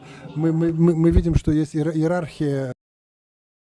The region that there's some, for ordinary working level officials, at ground level, at street level, as I would call it, we often find a certain confusion about the legal hierarchy because there are different bits of legislation that may apply. There are departmental procedures and secondary legislation that may not yet have been brought in line with the primary statutes.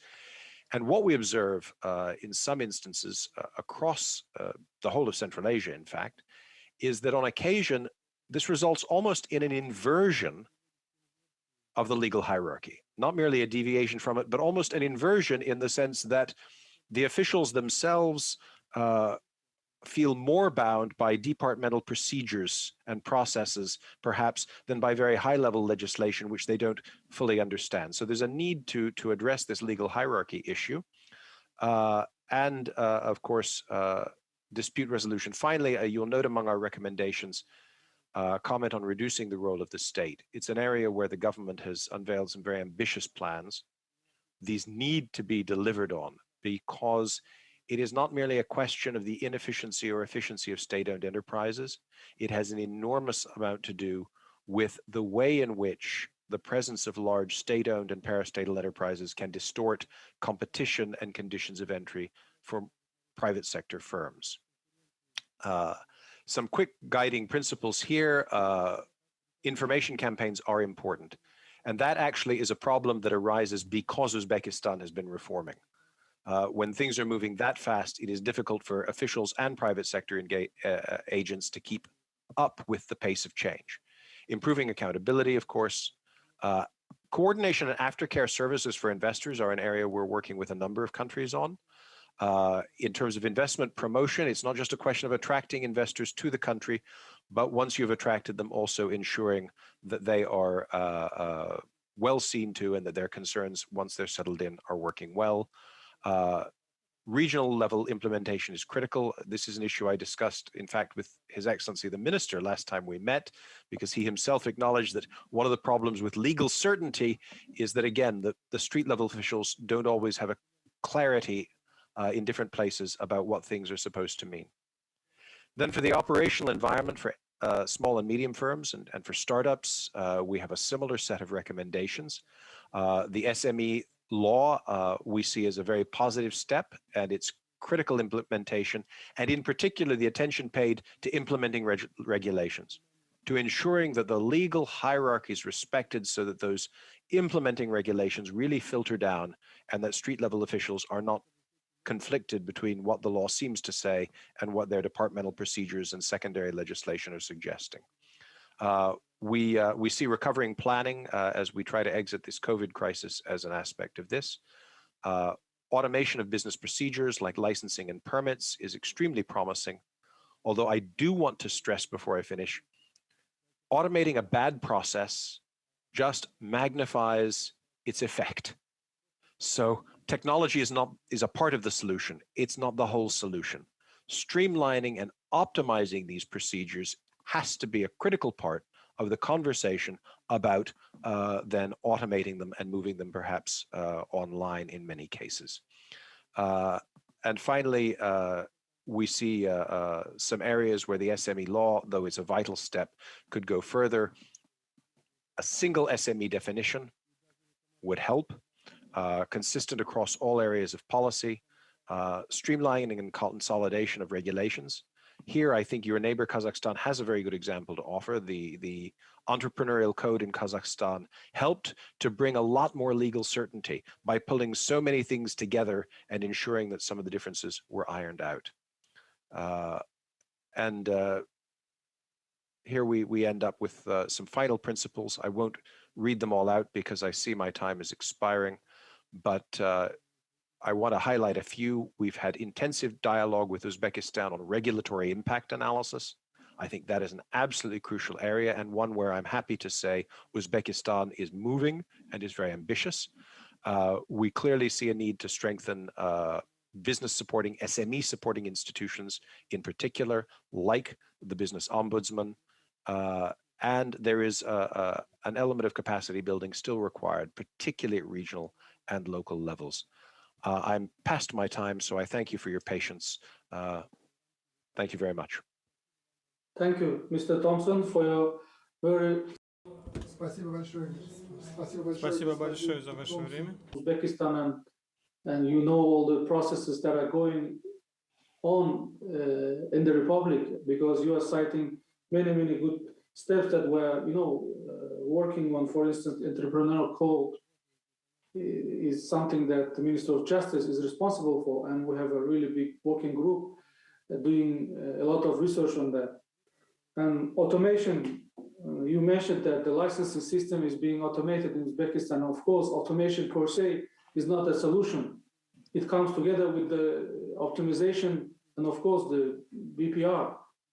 And we appreciate our relations with OECD, and we always look to OECD standards and principles. And including recently, I had a chance to look at the standards on regulating the state enterprises, and they have really good guidelines there in OECD. So we'll be working with you together, and I hope our joint projects will bring us more benefit. Thank you very much. Thank you, and we hope for the same. We look forward to working with you further. Thank you.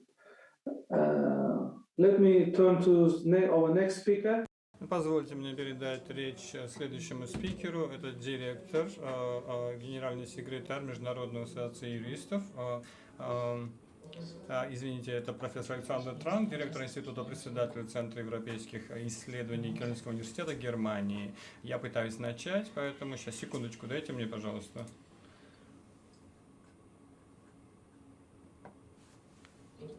Хорошо. Спасибо большое вам спасибо за ваше приглашение на эту сессию, и для меня это большая честь участвовать сегодня в работе этой сессии. Моя задача сегодня описать некоторые опыты работы по стратегиям, внедрения стратегий в некоторых странах вне Узбекистана, когда я выбрал Германию и Европейский Союз, потому что это я знаю эти страны хорошо, да, я там живу. И мой фокус, и это восточноевропейский закон, у меня есть интерес, опять же, и опыт работы и в Восточной Европе, и мы понимаем Восточную Европу в широком спектре, в широком смысле, если позволите, это постсоветское, бывшее советские воздействия, и опять же, есть определенные подходы, и разницы, конечно, существуют между регионами, но все равно. Итак, реализация стратегии, реализация политики. Политические действия могут быть юридическими, и мой фокус будет на юридических стороне действий. И когда в Европейском Союзе мы используем вот этот функциональный подход для того, чтобы использовать позитивные эффекты. Политические действия должны быть эффективными, да, но это для всех понятно, что просто придумывание закона, выдача закона, это не гарантирует успех и не только в Узбекистане, но также и в Германии, и в Европейском Союзе.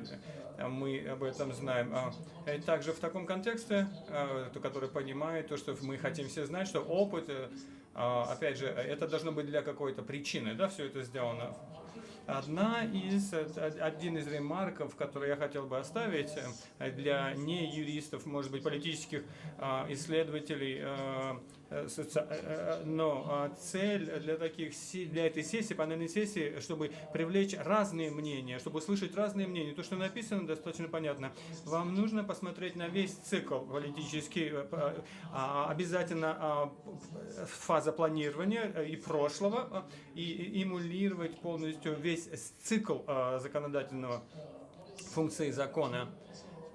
И то, что понятно, опять же, с опыта Германии, Европейского Союза, то, что необходимо учитывать перспективу реализации с самого начала, потому что также влияет на это содержание мер, которые необходимо принять.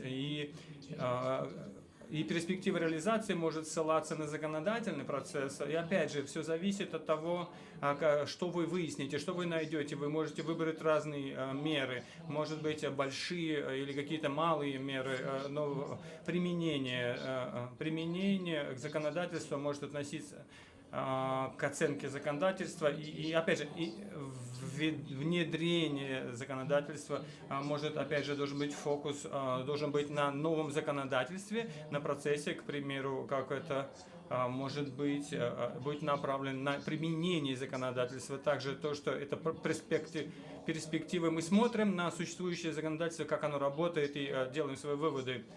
То, что важно, понимать то, что это очевидно для юристов, да, профессионалов, но самое главное, это не закон, то, что считается, какие действия должны быть предприняты в этом отношении.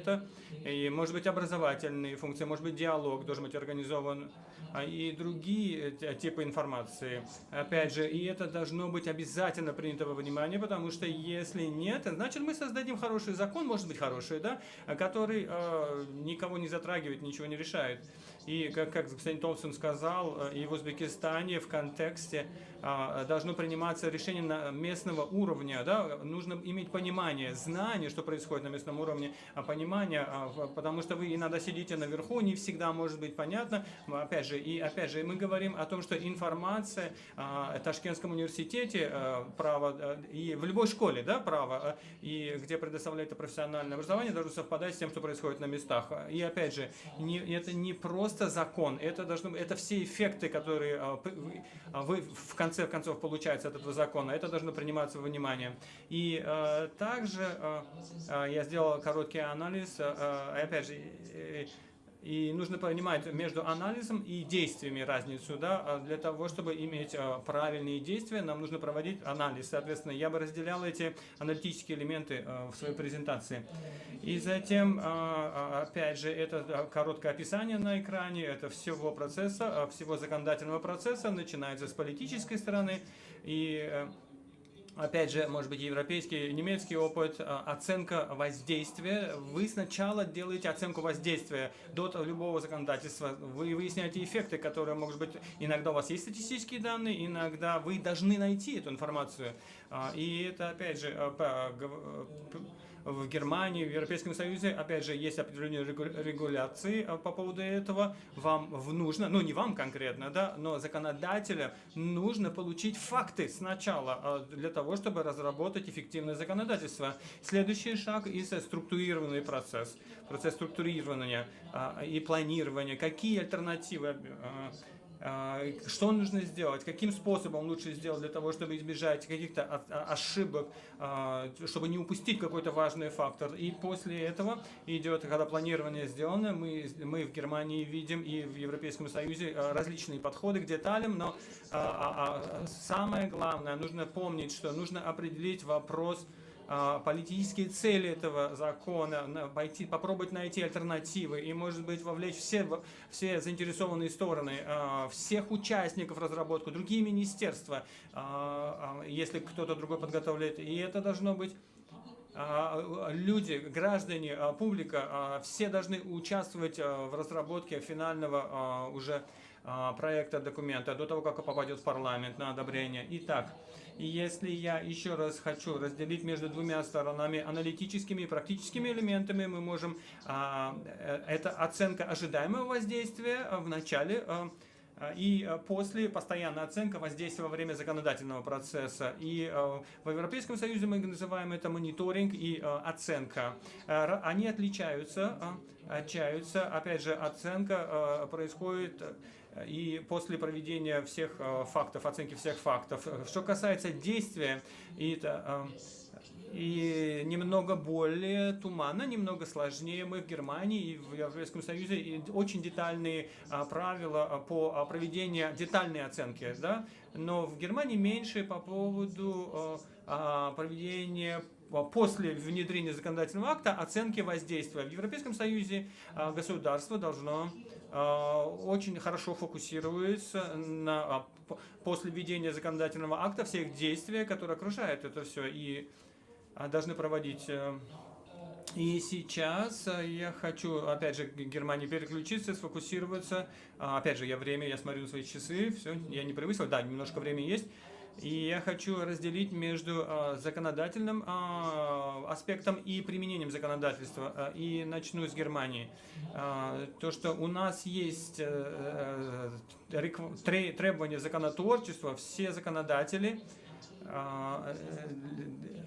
должны предварительный анализ воздействия на федеральном уровне, да, общими правилами действия федерального министерства. И это подробные положения о дальнейших действиях включает и это письменный документ о том, что все федеральные министерства должны работать. Это текст, да, и которые есть подробные положения о дальнейших действиях.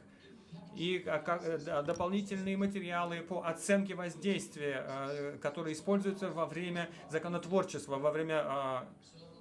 И это не анализ самого закона, и это оценка последствий, если законодательство будет принято в том формате, как это планировано. И это очень детальный документ, детальная инструкция, если позволите.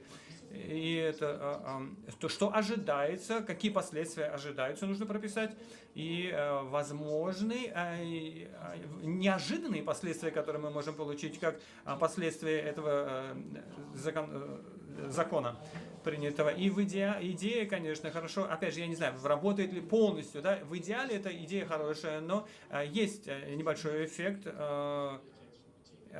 Но нужно принимать, конечно, во внимание наиболее сильные. И также нужно принимать финансовый элемент, да, в свое рассмотрение, финансовый прогноз. И вот этот вот очень детальный, но недостаточно детальный для практиков, да, для того, чтобы применять. И, в принципе, это можно быть в интернете скачать, поэтому, я думаю, он будет полезен. Следующий шаг я пропущу, потому что достаточно понятно, концептуальный этап разработки и так далее. Что интересно, в Германии у нас не столько, мы немного по поводу прозрачности, да, нам не нужно оценка воздействия, предполагаемого воздействия, нам не обязательно публиковать ее, в принципе, в Германии. И оценка воздействия сделается достаточно детально, но это не конечная оценка. И опять же, это не обязательно, чтобы это будет финальная оценка. Она хорошая или плохая, в любом случае, это прозрачность, так скажем, мы не обсуждаем на этом этапе. Да? Я хочу показать вам один пример. Это пример закона, немецкого закона, который относящийся к COVID-19, пандемии COVID-19, и когда вы видите, то, что вы видите здесь, они описывают в этом проблему, цель создания и альтернативы, решение альтернативы, и альтернатив нет, никаких нет альтернатив, когда вы знаете, да, что за этим стоит уже, и это, опять же, какие-то юридические последствия, но их не видно, они непонятны сейчас на тот момент написания, и, опять же, это очень необычная ситуация, но очень часто вы видите, сталкиваетесь с ситуацией, что альтернативы, вопрос, какие альтернативы, нет, все пишут, да, это не очень хорошо, но это часто сталкиваются, и И существуют различные практические примеры.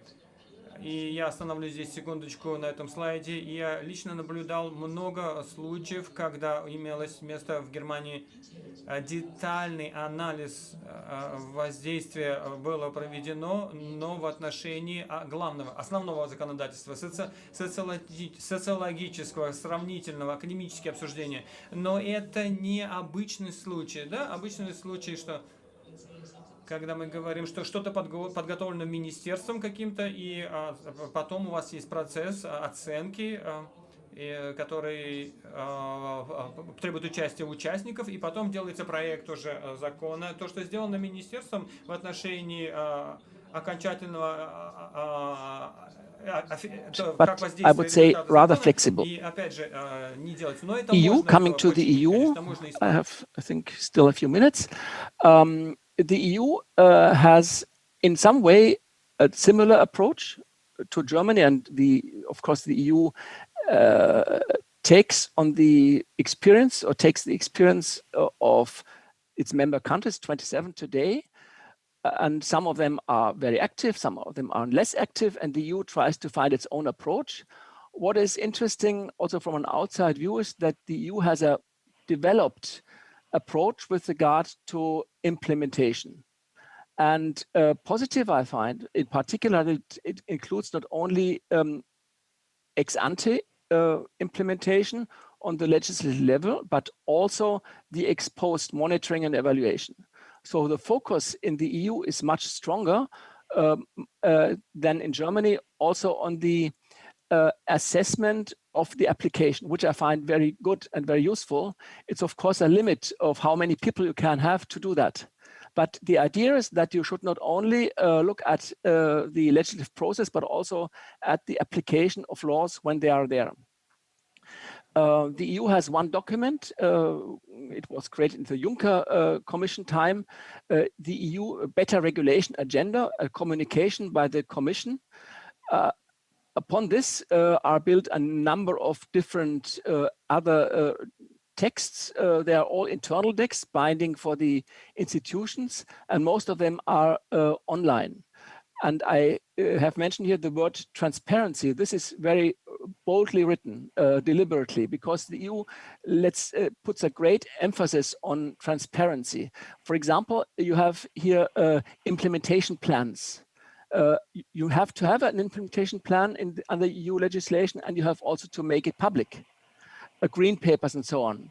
And then the EU, for example, has created a so-called regulatory scrutiny board in the Commission, which includes the Commission plus experts. And it has to evaluate independently the impact assessments prepared by the Commission. So it's a kind of independent structure within the Commission. Interesting approach. Application, of course, I would say most important new regulations, texts of the EU have a monitoring and evaluation clause saying that within a certain time frame you have to monitoring again. We have it in Germany quite rarely. It is done, but it is quite rare. It's more based on the, let's say, on the expectations and impulse from outside. Here in the EU, this is planned as a common element. And what comes in addition, and that's not also, of course, typical only for the EU, but maybe in many other countries, that they have a discussion and dialogue, an analysis of all this, even the whole process. And here I would also return maybe to Mr. Thompson. One thing is, first, we have academic analysis. Critical analysis is not seen as something bad, but something good. And then the EU also subjects itself voluntarily, which is also maybe not under, let's say, completely self-evident that it has to do and does it, to outside scrutiny. And they chose, for example, the OECD. So I'm very happy to follow Mr. Thompson here. In 2019, also in 2020, they had studies, reviews made by the OECD. And when you read that, it's really enlightening, very positive in principle. Sometimes it said that the EU is farther, let's say, developed than some of the member countries. But also they remark some maybe weaknesses. And it's a constant development. When you have some weaker point, why not change it? And so I think that this cooperation between the EU and the OECD with its global standards is very fruitful. And let's say the results could be, okay, we have different approaches sometimes. In Germany, we have a strong, let's say, I would say, flexibility in some aspects, but not so much transparency. In the EU, we have the application approach and let's say very detailed provisions, which may not always work in detail as one maybe looks at the paper. From the, let's say, consequences, I would say one should, as a legislator, include ex-ante impact assessments as a general approach, with some exceptions, of course, into one's legislative process. And one should also have in mind the ex-post assessments, including the non-legal approaches. Transparency would be a matter of discussion. Thank you very much.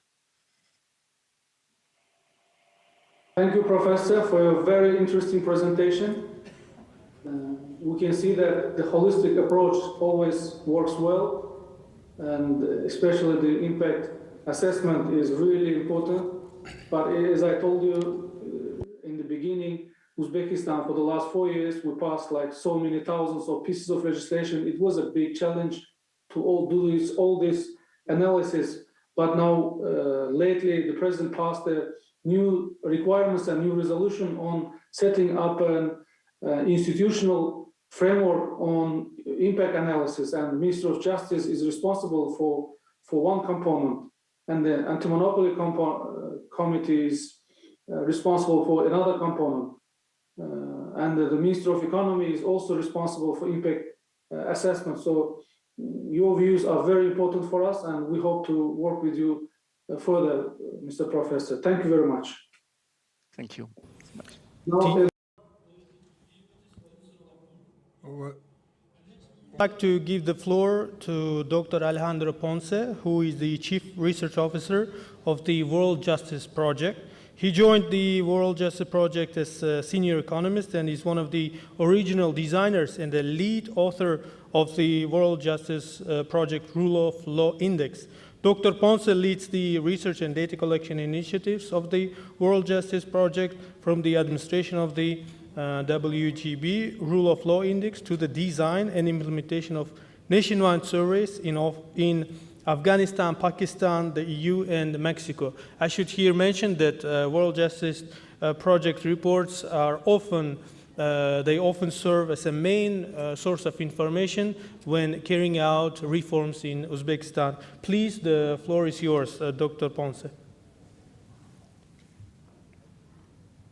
Thank you very much.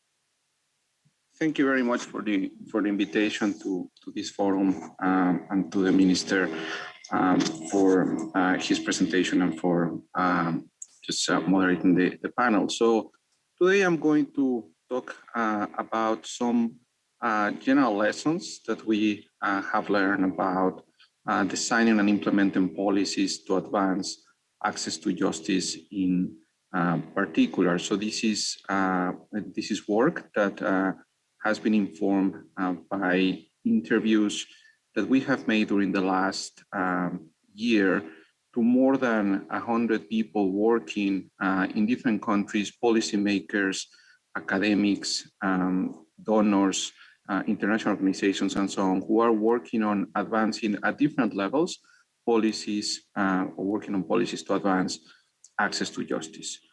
So first, I think it's important to recognize what the policy goal in general of many of access to justice reforms have. The very broad policy goal, which is essentially to provide a structure, the elements, the institutional elements that can enable citizens to claim and exercise rights for themselves, given their existing capability. So it's really providing this structure.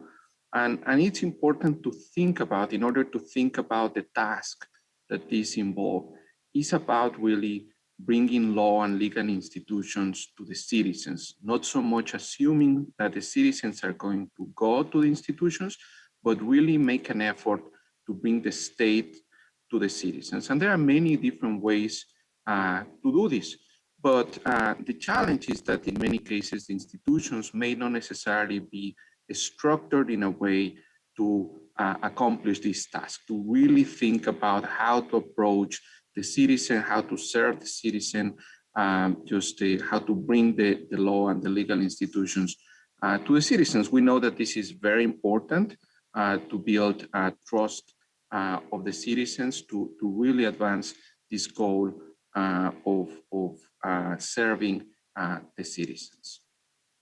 So in order to do that, it's important to think about, when we think about justice, think about the whole cycle of justice. So, and the whole cycle of justice really starts with the problems that individuals face. Sometimes if we make the comparison with the medical or with the health system, in which the health system is not only about treating people in the hospitals, but it's really about understanding when they are sick, prevention, early treatment, and eventually when they are very sick, then going to the emergency room. Well, we can think about the justice services in a similar fashion, in which people are going to experience problems, and then they are going to start a journey, and some of that journey is going to end up in the formal justice system, but some of it may not. So then in order to serve the citizen, it's important to keep in mind all the different steps that the people follow and all the different needs that the people follow in order to solve their problems. And what we have here in the screen is a framework that we have developed in the last few years, informed by conversations, many of them hosted by the OECD, just on how to think about this. And essentially is when people experience a problem, what's the kind of problem that they experienced, just legal problems, and there be a variety of problems, and then trying to understand what people do, which is really looking for help, just where do they look for help, what happens when they don't obtain the help, or when they do not look for help, what's the reason, if they take any action, just whether they go to a particular institution or not, and why if they don't go, that's the reasons, and then trying to understand the process, just in terms of accessibility, appropriateness, whether the issue was resolved, how costly it was, and so on. So that gives us a sense just from the demand side on the issues of access, the issues of process, and ultimately the issues of outcome. And during the process, we also understand just the capability of people to really understand the process and to act the processes. And that's very informative if we're thinking about how to solve problems at different stages and how to approach the citizens in order to increase accessibility. At the very end, it's also important to understand the consequences of this in order to do cost benefits analysis of the best policies available. That's at the end, just when we think about hardship. So the World Justice Project, we have done some research on this, on trying to understand around the world what happens. And here are some very general figures of the results for 100 countries in which we interviewed 1,000 people in each country and asked questions about just the steps that I mentioned when people experience a large array of problems. And then trying to understand, for example, the issues of duration, which in average is about 9 months for a lot of different problems, satisfaction, legal capability, and the processes, just whether they have concluded. We usually ask about the last 2 years, whether the process have concluded or not, the satisfaction that they had with the processes, and the hardship that that people face. So in order to understand, again, just all these issues. Now, so this is helpful. Just I start with this framework to really think just about how we should think about this addressing these people-centered justice policies. And part of if we're thinking about this, the first step is obviously designing just the policies, the institutions, or the way that the institutional framework should work just with these policies. So then So a few elements, and many of these, again, just come from conversations that we have had with several partners, including the OECD. So the first one is, as I was mentioned, just to focus on people.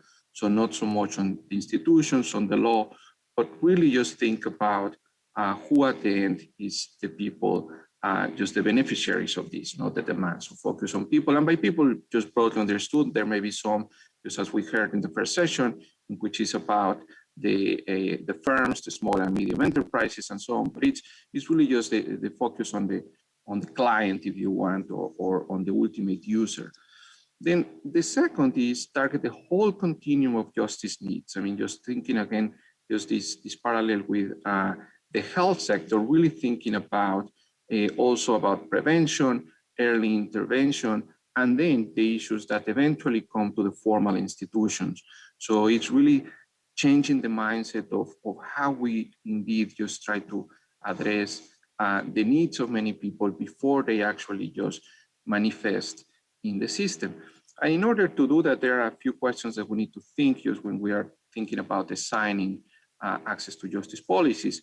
First, who are the people who are experiencing the needs? I think it's important to emphasize the word needs here, because it's about the demand and what are the legal needs that they have, when and where these needs are experienced. And then, importantly, the number 3 and 4 is really about how to address these needs. Then what works, essentially, just among all the possibilities at our hand, what works, and eventually how the services should be delivered and evaluated given all the possibilities at hand. So then the challenge here is that in general, when we think about people-centered justice, and this is a challenge, we need to think really just, we need to take this holistic approach. And then really in order to tackle all the different aspects or think about how we address the different aspects, really in many cases we need transformational approaches, and in part because in many countries around the world, the institutions are not shaped in a way to think about just this serving the people. In many cases, it's because of the institutional structure, and that is right. So which requires really think beyond one particular institution around a set of institutions that can serve all the different aspects of the whole policy cycle. So these require obviously just a holistic, integrated, and transformational approach, just because there are many systemic issues that may hinder the design and delivery of people-centered justice.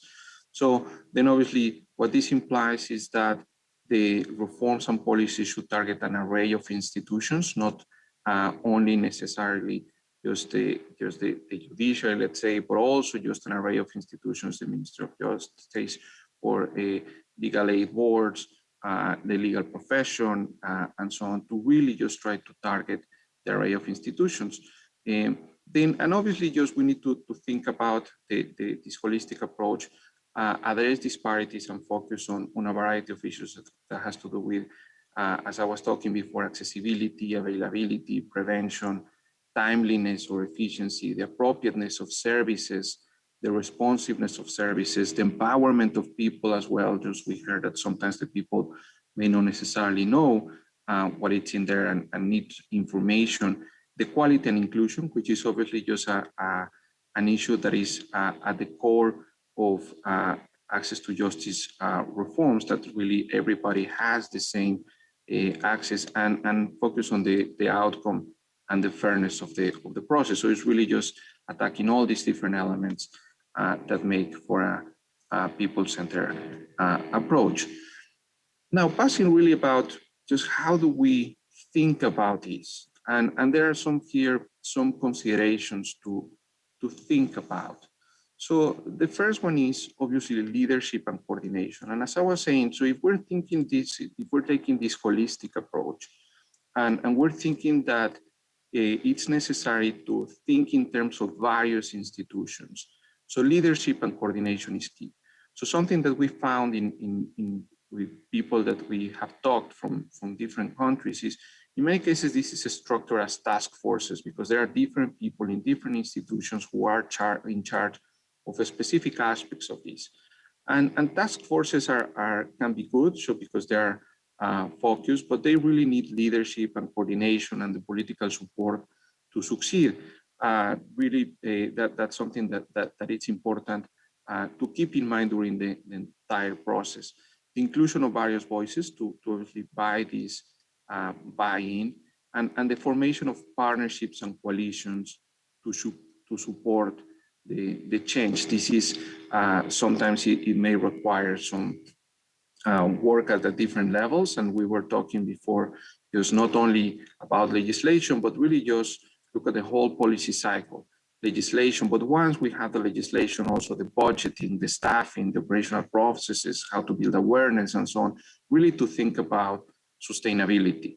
So often what happens is that a legislation, a law is passed, and then the task forces dissolved, and then there are no issues to continue on budgeting, staffing, and so on. And it's very difficult to implement or to continue implementing the policy. So it's important to continue working on the whole policy cycle.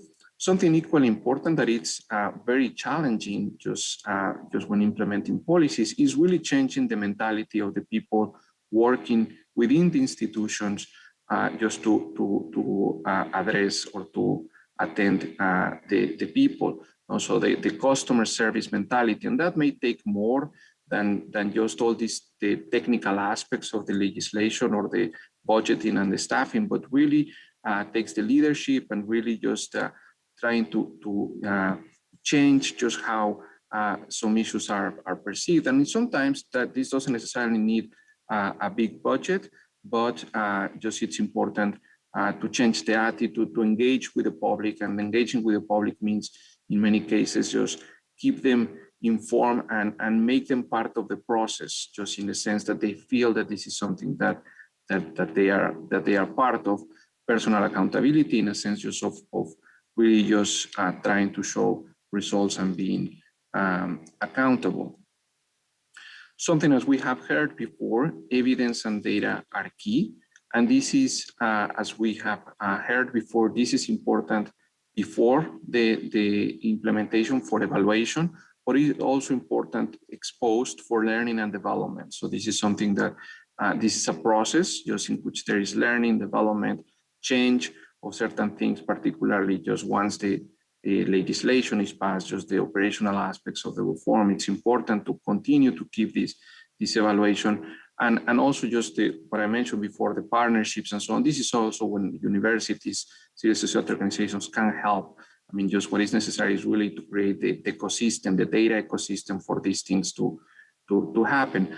Just evidence is important also for allocating funding, just across the different possibilities and policies, and gaining trust and political support, which is showing success. Something that we saw, for example, on task forces is that they may be very volatile, sometimes because of particular issues, just the task force may dissolve, or there can be changes in the leadership and so on. And it's important sometimes to keep the momentum, just shows success and gaining trust, and data is very impartial and independent to show that kind of success.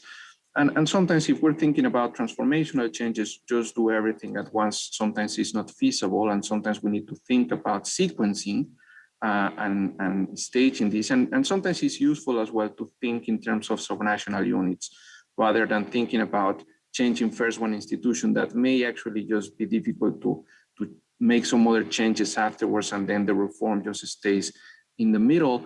Sometimes it's easier to think in terms of subnational units where all the changes are made, and learn from that, and then use those as an example for further change. And I will stop here. Thank you very much. Well, thank you very much, Dr. Alejandro Ponce, for your very good presentation. We appreciate your time, and we appreciate your friendly cooperation with us, because you've been enough to organize many seminars on better understanding the methodology of World Justice Project Index.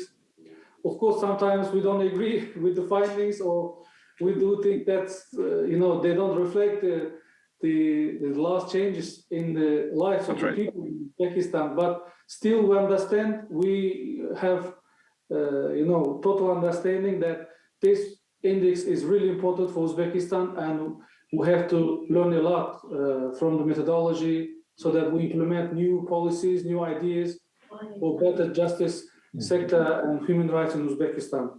So thank you again, and I hope to work with you further again. Absolutely. Looking forward to continue working with you as well. Okay, thank you. Ildar? Yes. Next speaker, let me introduce our next speaker, Mr. Claudio Visco, is International Bar Association Secretary General. Please, floor is yours.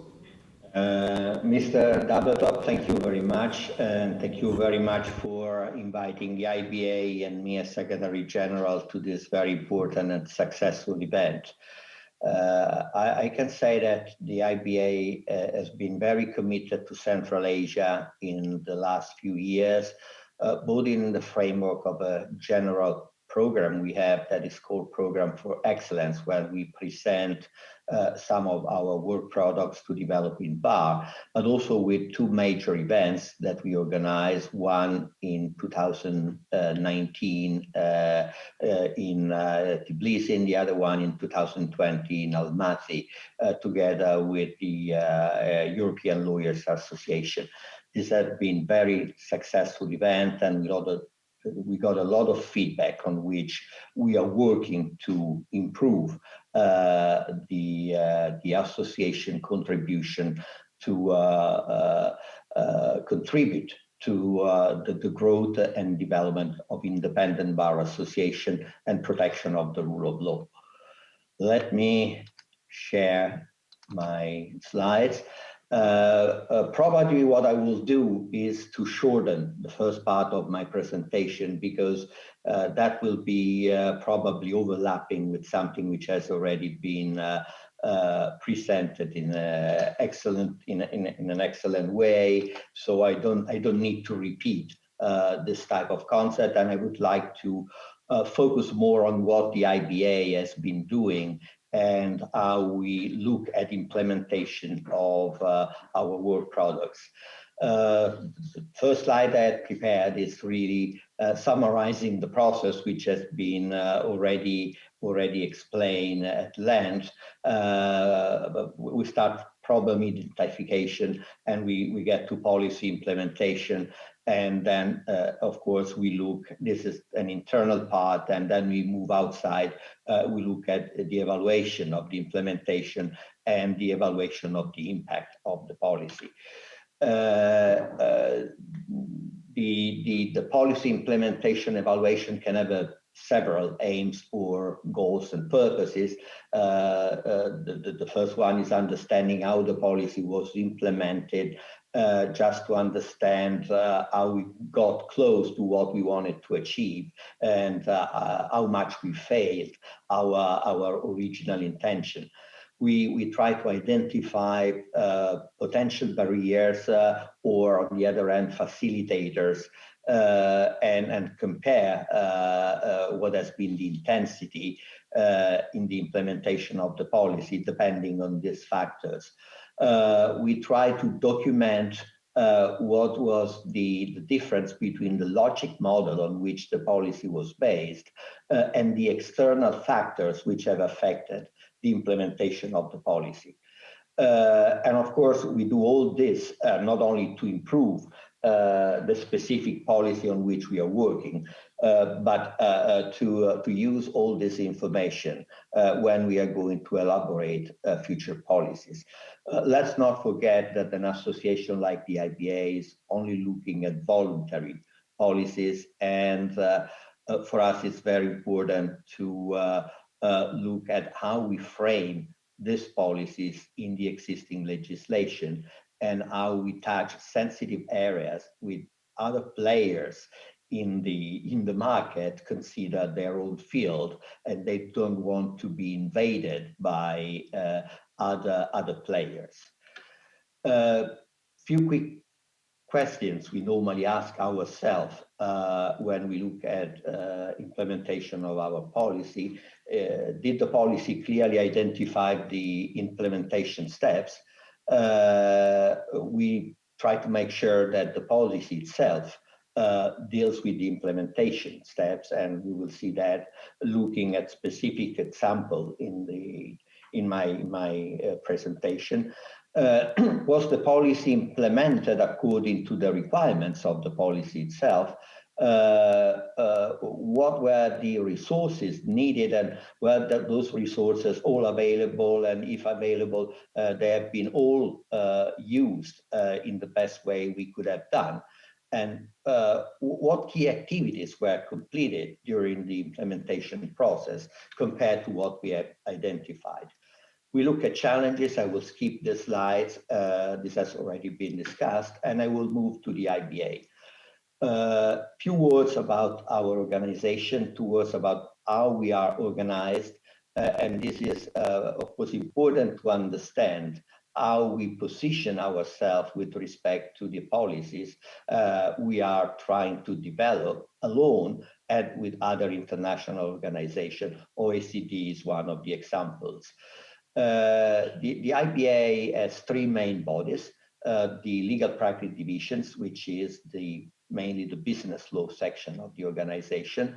The public and professional interest division, which in turn is divided in 3 subdivisions. The public and professional interest, the Bar Issue Commission, which is the part of the organization dealing with bar association and law societies, and the Human Rights Institute, which is slightly independent and which is working mainly on human rights issues, and that we treat it separately from the association, just to give the HRI all the freedom to take positions that perhaps the association could not take, being an association in which not all members have the same position with respect to issues that maybe are perceived as issues which have to be addressed and defended. But we know that in different countries, there are different values, different cultures, different religious elements, which prevents the organization as a whole to take a position. And what you see at the end of this flow chart is the policy committee. This is a very important body in the association. Is part of the Bar Issue Commission and is mainly composed of representatives of the Bar Association. And the task of the policy committee is that of reviewing all the policies which have been elaborated by the various divisions and committees and fora that I have described, all the constituencies of the association, to make sure that these policies are, in the first place, consistent with the constitution of the association, with our internal rules, and with our internal existing policies. But at the same time, the policy committee looks at the implementation of the policy once they have been approved by the council. That you see is the last step before an IPA policy goes to the outside world. No official position of the association can be taken unless this is blessed by the council and approved. Of course, there are documents which are not intended to become a policy of the association, which can be directly to the outside world. We see HRI can take positions, and this position can go directly outside the association as official position of the HRI without being subject to the scrutiny of the policy committee.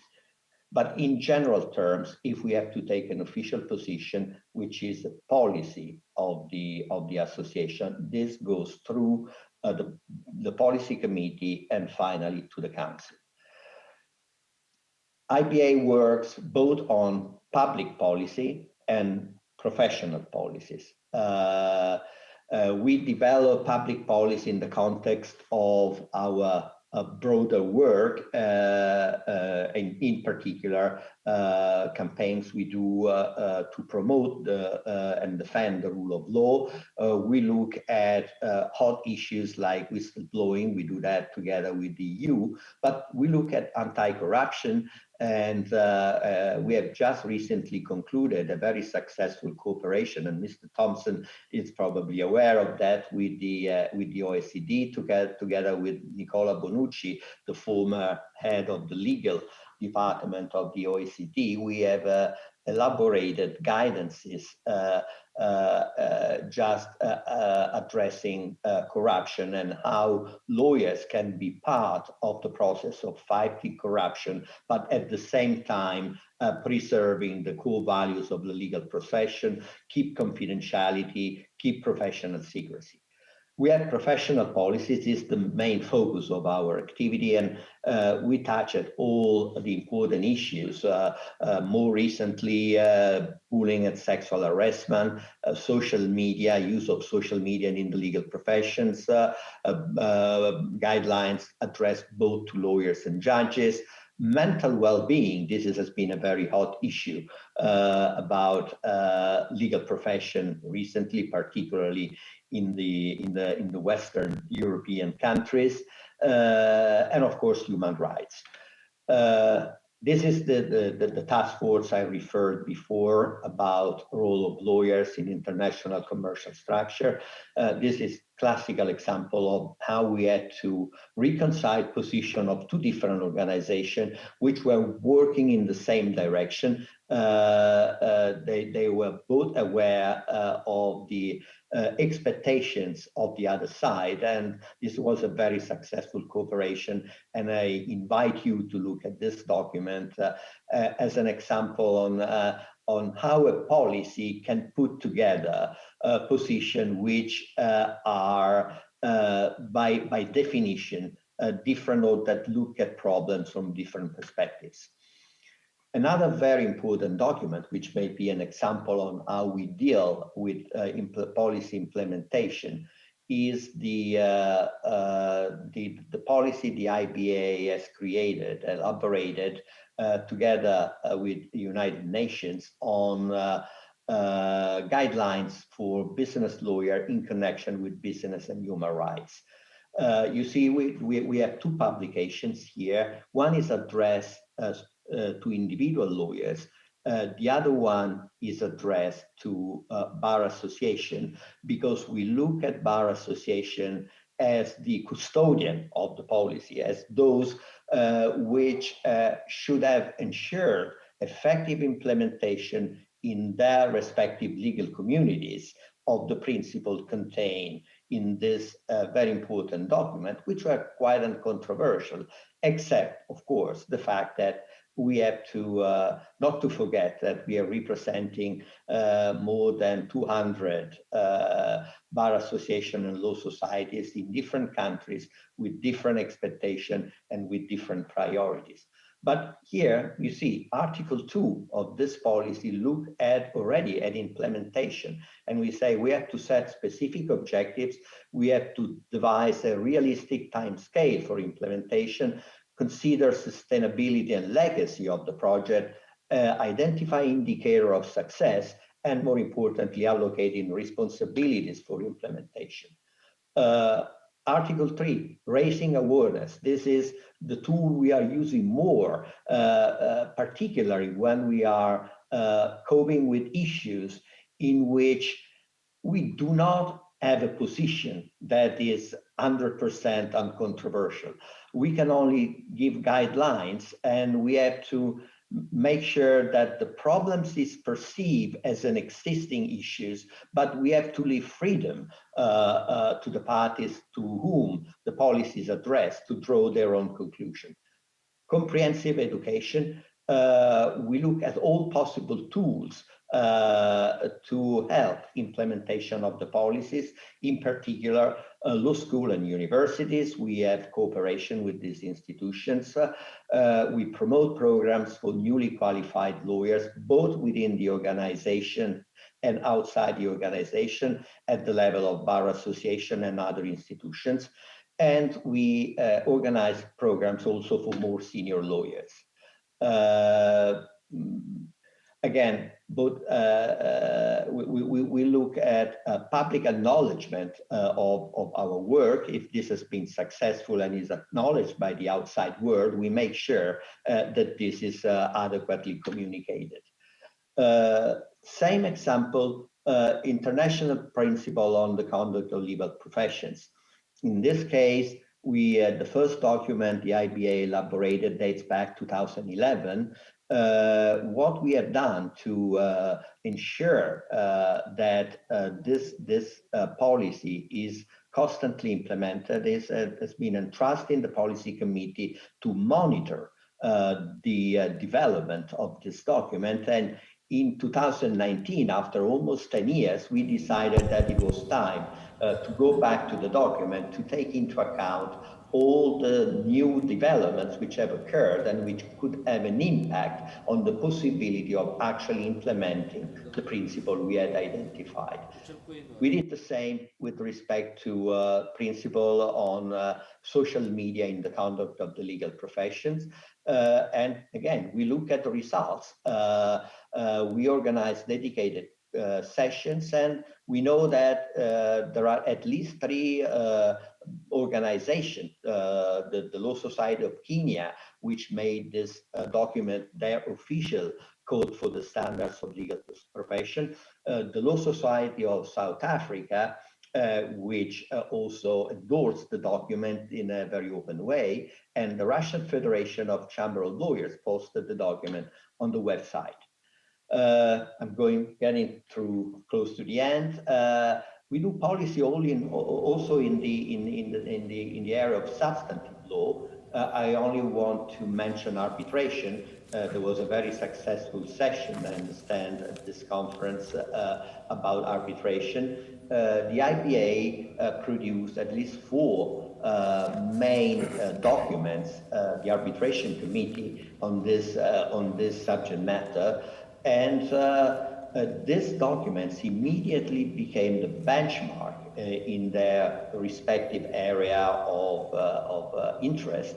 And the ICC, the International Chamber of Commerce, is referring very often to these documents to supplement their own rule. This is for us best evidence of their success. Program of Excellence, I have already mentioned this program that we offer to all bar associations. There is a link in my slides if you are interested to know more about the problem, mainly directed to developed bars. Sorry? The time is up. Okay, fine. The last document I wanted to mention is diversity. We have a diversity council which have established more recently, and we have elaborated a diversity and inclusion policy. And my slides summarize how we make sure that this is implemented. Thank you, and sorry for going out of my 15 minutes. Katta rahmat qiziqarli ma'lumotlar uchun. Albatta siz to'g'ri ta'kidladingiz. O'sha aholi huquqiy savodxonligini oshirish bu borada mana bir muhim masala bo'lsa, chunki aholi bilgandan keyin albatta shu siyosat qanday darajada amaliyotga joriy qilinayotganligini to'g'ridan to'g'ri hukumatdan so'rab borish imkoniyati bo'ladi. Hozirda ham aynan O'zbekistonda mazkur sohaga alohida e'tibor berilyapti. Ya'ni siz aytib o'tgandek, nazorat tizimini isloh qilish, aynan hukumatning hisobdorligi, bu borada o'sha qabul qilinayotgan hujjatlarda xalqning fikri aks ettirilishi borasida ham parlament bilan hukumatning orasidagi munosabatlar mustahkamlanib boryapti, hamda ham parlament ham hukumatning aholi bilan bevosita bo'lib o'tayotgan muloqotlar davomida mana shu qabul qilinayotgan hujjatlarda aholining fikri o'rin olishiga e'tibor qaratilmoqda. Rahmat kattakon.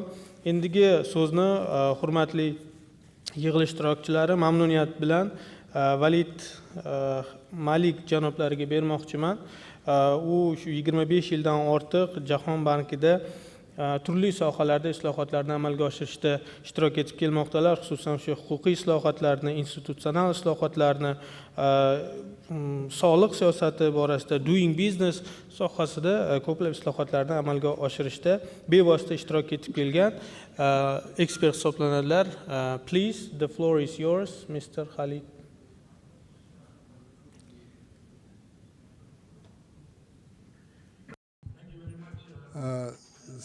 Спасибо большое, вы меня слышите?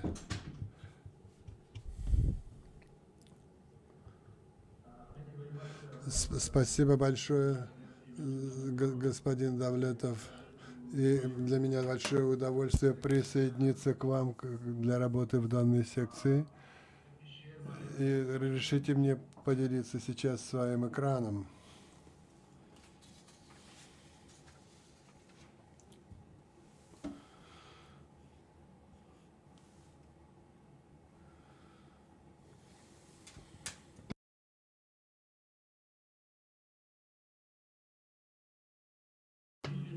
Я быстренько поговорю сейчас о усилении политических мер.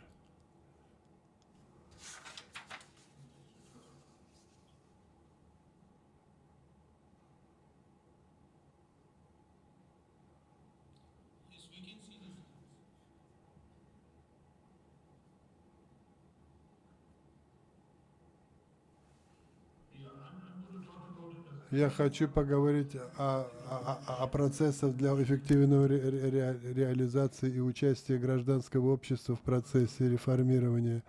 Извините, что-то у меня со звуком неправильное.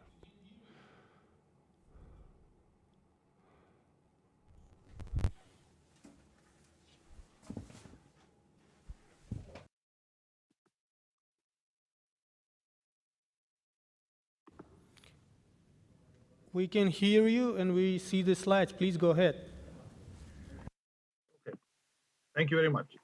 So I'm going to... Спасибо большое. Я сегодня буду говорить о трех вещах. Это процесс государственной политики, эффективной реализации государственной политики и извлеченных уроков. Мы знаем, что процесс государственной политики имеет несколько этапов, и реализация – это ключевой момент в этом всем. Как уже говорили мои коллеги, они говорили о определении концептуальных рамков. Я только скажу, что государственная политика – это юридический процесс, в рамках которого правительство формирует свои политические меры, такие как на национальном уровне, международном уровне, а также на региональном уровне. И основная задача – предлагать решения для удовлетворения нужд граждан и других игроков или участников процесса. Ключевой аспект заключается в том, что формулирование государственной политики требует участия всех ветвей власти. И участие всех игроков – это очень большой ингредиент этого успеха. Разрешите мне поделиться с вами, как мы во Всемирном банке видим политический процесс. То есть он начинается с определения каких-то вопросов, потом идем легитимизация процесса, реализация – это то, как раз о чем мы говорим сегодня, а также оценка – это то, о чем говорил господин Транк.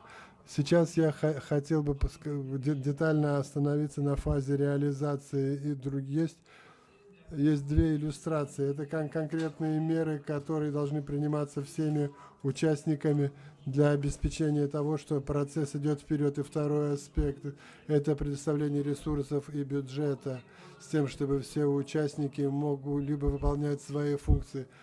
А также выделение бюджета, бюджетное выделение – это критически важный момент для всего этого процесса. Что касается для эффективной реализации политики, вам необходимо иметь чиновников, которые понимают политику и имеют функцию для реализации. Политическое руководство очень важно для реализации любой политической меры. И политическая воля обычно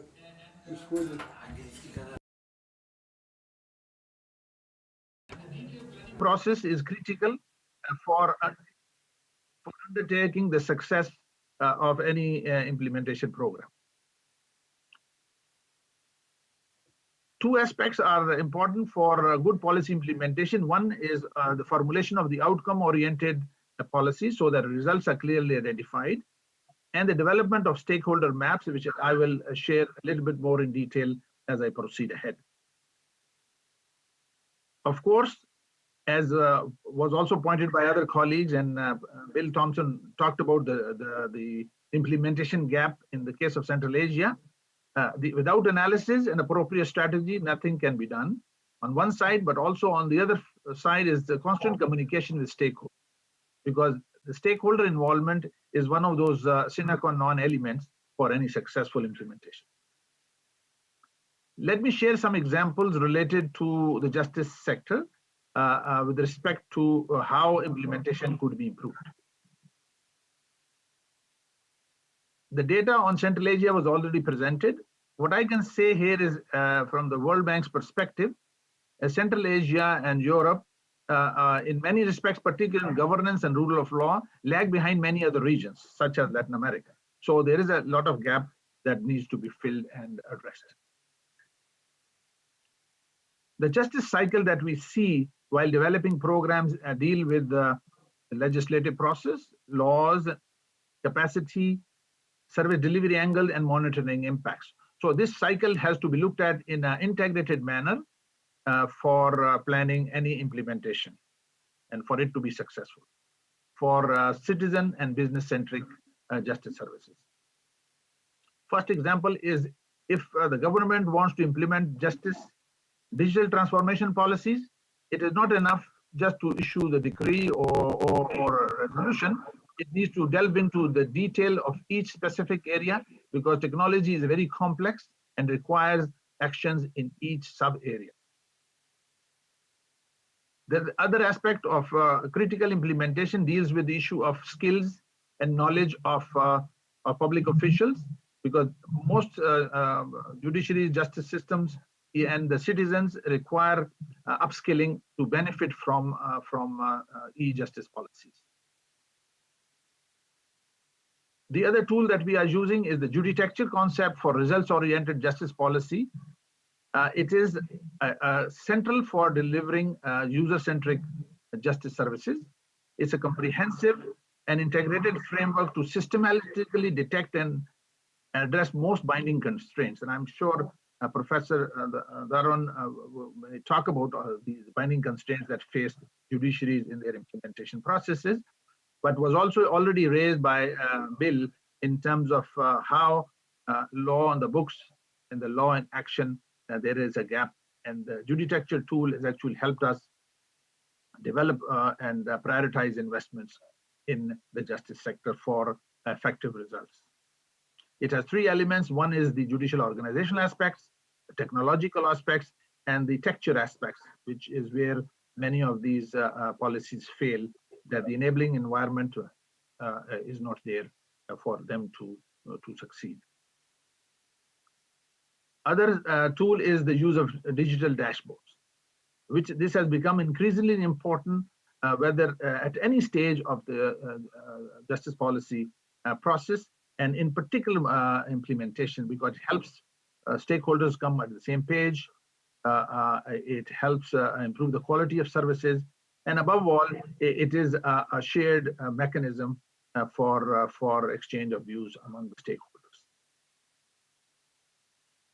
The other tool is about performance measurement policy, and there are many mechanisms which were already shared by Alejandro Ponce also on the World Justice Project point of view, and how those tools can be used. But the key thing is, I would like to spend a little bit point on justice benchmark. This is where we have this OECD report, we have the CEPEJ evaluation report, we have the World Justice Project, World Bank project reports, doing business.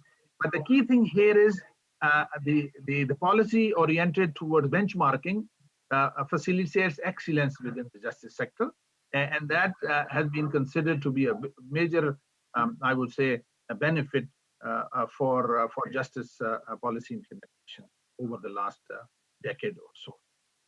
And let me conclude by sharing the three main lessons that we have learned in developing and implementing policy. And the first lesson is that transparency and accountability are pivotal for raising public trust and confidence, and to strengthen justice policies related to capacity and performance, which is a central lesson that we have learned for successful programs or the program that failed. The second lesson is citizen-centered reforms imply creating value add for citizens, businesses, users of all of justice services. If there's no value add, there will be resistance to change, and people will be pushing backwards than pulling the reform process. And the third lesson is that interinstitutional coordination and stakeholder, both internal to the justice sector and external, and citizen engagement are necessary throughout the entire process, especially during implementation phase. Why? Because a good policy is as good as its implementation. So let me stop there and thank everyone for the time, and we look forward to working closely with the Ministry of Justice from the World Bank side to see how we can collaborate and support, and across with other partners who are present at this forum, particularly the OECD. Thank you so much. Thank you. Thank you, Mr. Walid Malik. We appreciate your thoughts and your really good ideas, and you raised very important components. Army of capable policy implementators. And this is indeed a really hot issue, really big problem for Uzbekistan, because when asked, our president said one of the biggest problems that he is concerned with is the problem of good personnel in civil service. And we have to do a lot, and on capacity building, raising the attractiveness of the civil service and social protecting and etc. So this is a really big matter for Uzbekistan, and thank you very much for raising this issue. And we work together very closely with World Bank, and it's one of our greatest partners in all aspects of our reforms. Thank you. Thank you very much. Dear participants, now it's a great honor for me to introduce you to the next speaker, Mr. Daron Nachimoglu. He's one of the recognized top global thinkers, leading expert on development in the world, and author of globally bestseller books, Why Nations Fail, or Narrow Corridor, and he's professor of Massachusetts Institute of Technology. Please, Mr. Daron Nachimoglu, floor is yours. Thank you very much. It's a great pleasure to be able to join you, albeit not in person. And it's fantastic to be part of this panel with so many wonderful experts. I'm going to talk about similar issues, but a little bit more abstractly, because I want to define the terms of the challenge and how other countries have sometimes succeeded, but often failed in meeting this challenge. And to do that, I'm going to also share my screen and show my presentation. Oops.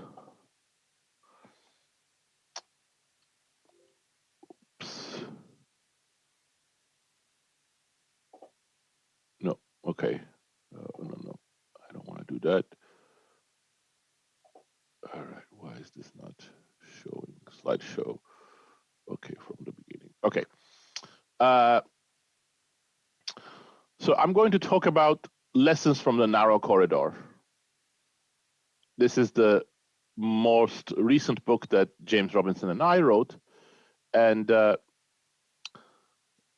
book is sort of wide-ranging, but many of the themes of the book are actually about the challenges currently facing Uzbekistan.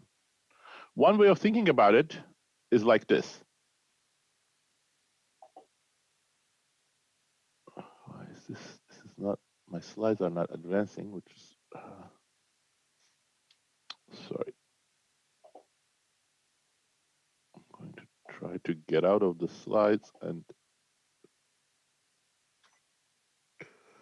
okay, let me do it one more time. Okay, now it works. Okay, sorry about that. This is a picture that we actually used in our earlier book, Why Nations Fail, and it shows the state that Uzbekistan was for a long time. These are Uzbeki children forcibly picking cotton because of an environment in which children did not have the rights, the ability to protect them, nor the institutions were there to protect them. And it was also a poor economy that really depended on one of its primary resources, cotton. So the question is how to move away from this towards justice and some sort of democratic institutions.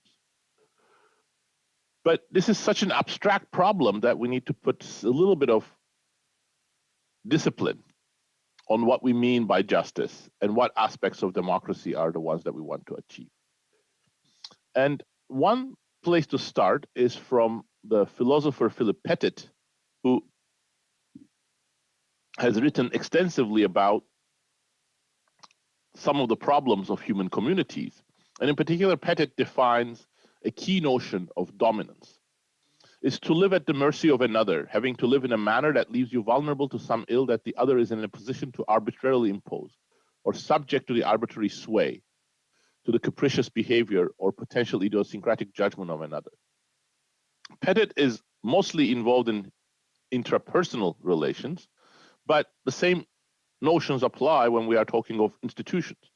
You can be at the arbitrary sway of an institution, or a group, or an organization, or sometimes just abject fear of somebody who will come and make you in a position of subservience to their will. So this, I will claim, is the most basic tenet of justice. And this is what we define in the narrow corridor as liberty.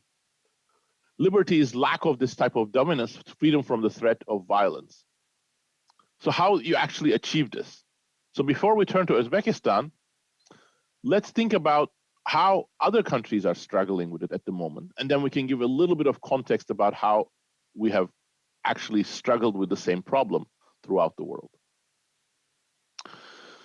Well, in the 1989, when the Berlin Wall fell, there was a great euphoria among many people in the West. And the famous political scientist, Francis Fukuyama, sort of epitomized this euphoria in his essay, End of History, which then became a book as well, in which he claimed that there was now an unabashed victory of political and economic liberalism, and all the countries around the world would transition towards some sort of democratic market economy. And this was Fukuyama's view of both democracy and some sort of liberty. In the first decade that followed, this prediction seemed pretty good. This was the era that the political scientist Samuel Huntington had dubbed the third way of democracy, where many countries, especially in Latin America, had started a rapid process of democratization, and then they were joined by several in Africa and Asia. But things have been rather different lately. Since 2006, according to the Freedom House, whose data I'm showing here, we've had more countries moving back on democracy than improving their democracy scores. And this score includes some basic elements of what I call liberty, because it has property protection of civil liberties and human rights. So we are seeing that this sort of optimistic end of history prediction isn't really something we can easily bank on. These sort of ideas have a long sort of pedigree in political science and sociology, often associated with a school called modernization theory, which says that once you get the economy in order and other things are in place, countries are going to become automatically more democratic, albeit slowly. They're going to start, having better institutions. And the evidence doesn't support modernization throughout the 20th century, but especially over this last 15 years, we're seeing how far off these sorts of optimistic forecasts were. Perhaps closer to home was a prediction that international scholar Robert Kaplan made just 5 years after Fukuyama, where Fukuyama saw a process of somewhat troubled but still steady progress towards democracy. Kaplan saw something completely different. And he articulated in this essay, Coming of Anarchy, which again turned into a book, a modern version of Thomas Hobbes's theory. Hobbes, perhaps the most influential thinker still today, because he formulated a view of the state which we now take for granted, a very powerful state that does the protection. There is something to Hobbes's theory, and I am taking this tangent because I think it's important to understand for the problems that many emerging economies are facing today, in what way Thomas Hobbes was right and in what way his framework fell short. But Kaplan was very much all in on Hobbes. So using sort of a modern version of a Hobbesian view, he thought that in many parts of the world, lives of people were very uncertain, poor, or using Hobbes's terms, poor, nasty, and brutish and short, because there is a process of every man fighting against every man. And that, Kaplan thought, is because states are collapsing or becoming dysfunctional. In fact, over the last 15 years, Kaplan's predictions weren't exactly on target either, but a little bit closer to home. So most clearly, we saw this in the Middle East, but perhaps somewhat geographically more proximate to Uzbekistan. I could have shown pictures from Myanmar also. This is Raqqa, for example, after Islamic State left the town. You see, there is, I think, few better testaments to the Hobbesian account than these sorts of pictures. Same thing in across the border in Iraq, in Mosul. But in fact, the way that this happened is also quite telling. This picture shows the helmets that the Iraqi soldiers left behind as they were fleeing Islamic State.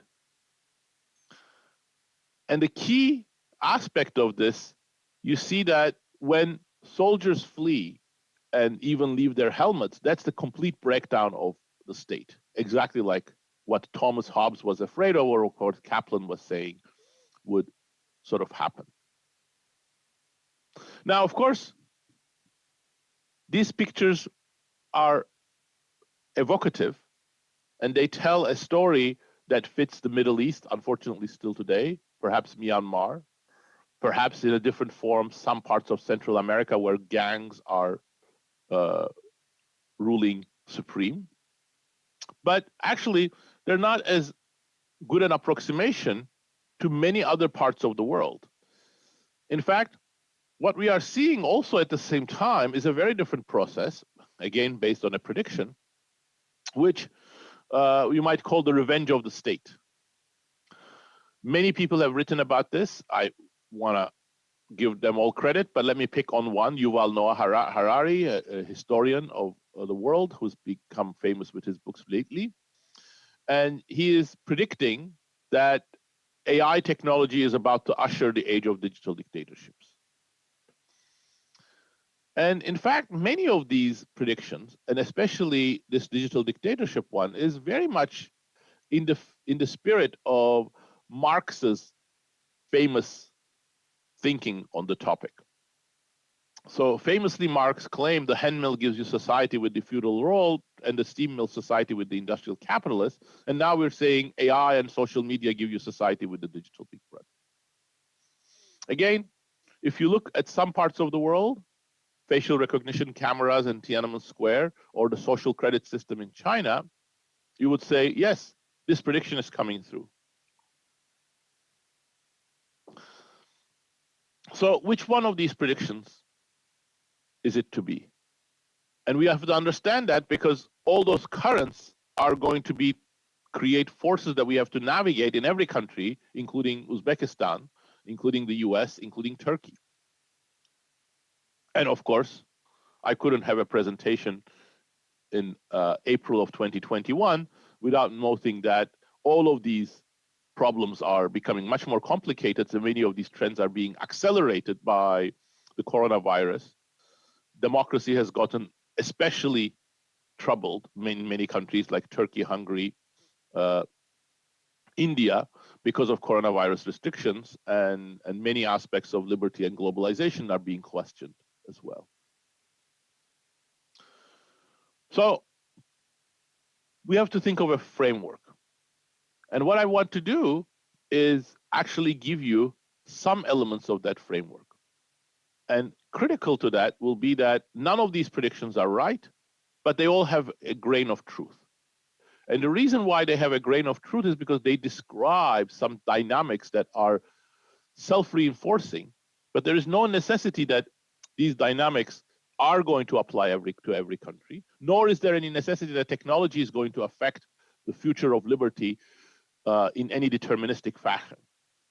There are many choices here. There's much agency, and a lot of the role of institutions is about that agency. So that's what I want to introduce.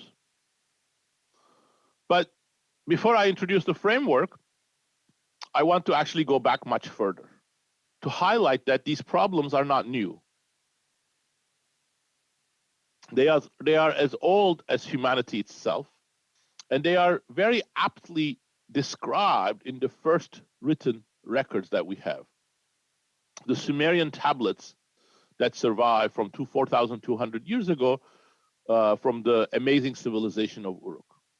And they tell the epic of Gilgamesh, the king of Uruk, who is credited with having created the city. The beginning of the epic describes what a wonderful city it is and is full of praise on Gilgamesh. The ramparts gleam like copper in the sun, and all of these things that Gilgamesh's city provides under the guise of Gilgamesh. But there's a fly in the ointment. There is a despotism problem. The epic immediately transitions to describe that. But who is this Gilgamesh? What other king has inspired such awe? And it moves on to recount how he acts in exactly the manner that Philip Pettit was warning in his definition of dominance. He struts through arrogant, trampling its citizens like a wild bull. He is king, he does whatever he wants, takes the son from his father, crushes him, takes the girl from the mother, and uses her. No one dares to oppose him. So in fact, what they are describing is a problem of dominance or despotism. Somebody who has amazing power, often this is a person who is capable of using state institutions like Gilgamesh, the king of Uruk, but sometimes, exactly as I've hinted at, this could be an organization like gangs in Honduras or the Islamic State in Syria that is not a state actor, but has sufficient force in order to threaten and do evil. But the Gilgamesh epic is even more prescient. It also tries to come up with a solution to this problem.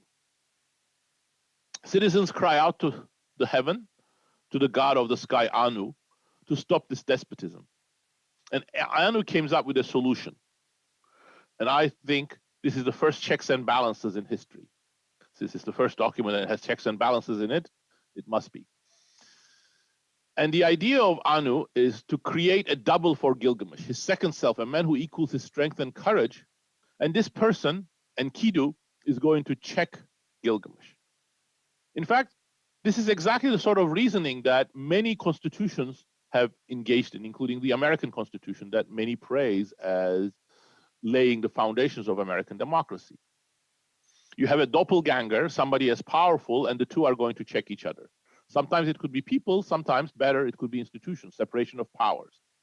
But I'm going to argue, in fact, even though this was a solution, and definitely better than nothing, it wasn't a practical solution often. It wasn't a durable solution. Who will control Enkidu? The two fight. What if Enkidu wins? What about all that fighting between Enkidu and Gilgamesh if they don't get along? Or worse, if they get along, they can gang together, and that's exactly what happens much later in the epic. So, not that effective. So instead, the narrow corridor has a very different thesis, which I think has lessons for our efforts to construct better judicial institutions. And that is that we have to find more organic shackles on the Leviathan. It's the citizen society itself has to control the despot. It's not something you can just do in the constitution by designing just the right separation of power. You need society to be empowered, and that empowerment, when it is rightly balanced, is going to do the thing that protects liberty and paves the way to democracy, and most importantly, in our current discussion, creates an environment in which the proper type of justice can be developed, understood, and applied. A picture tells 1,000 words. So here is a pictorial explanation of the main theme of the book. It's a simplification because we reduce everything to two variables: power of society, power of the state.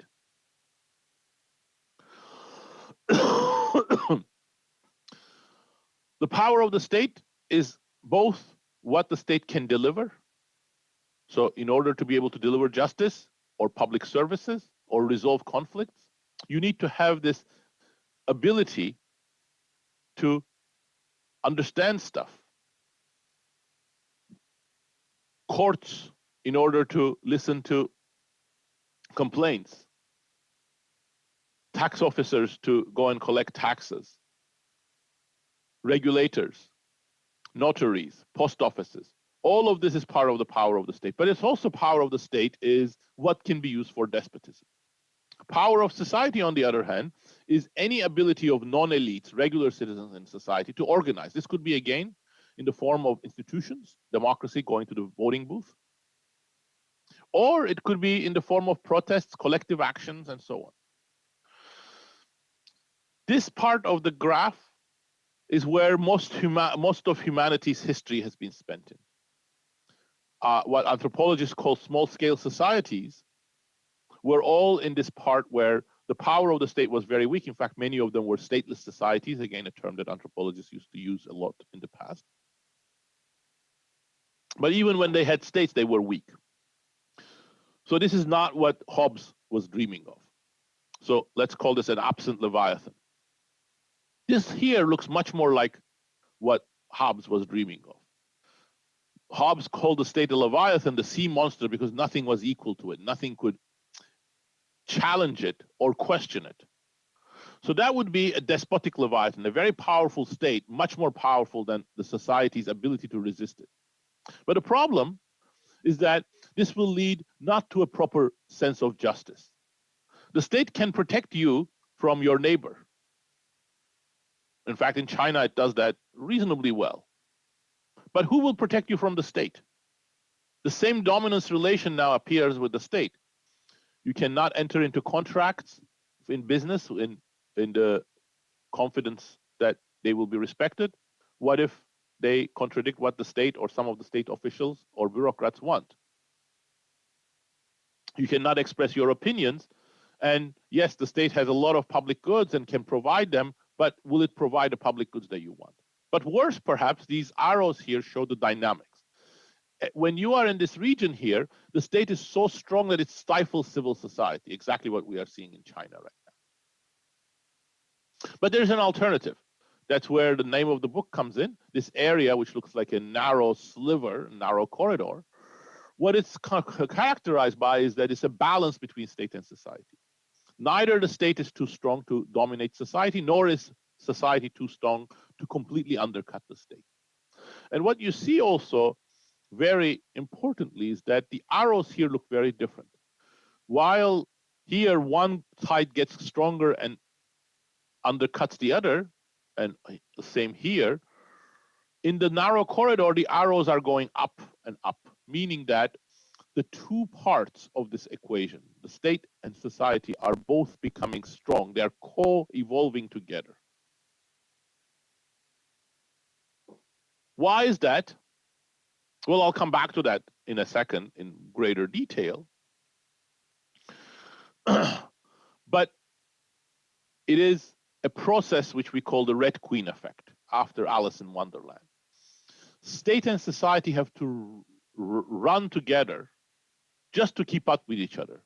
If you really want to protect your freedoms as a society organization, when the state gets stronger, you have to get stronger. You have to monitor it better. And as a state, as the society gets stronger and the relationship, economic and social, become more complex, you have to get stronger in order to be able to penetrate, make society legible, understand, regulate, resolve the conflicts. So there are forces, both cooperative and competitive, that are pushing the two to become more mature, more capable at the same time.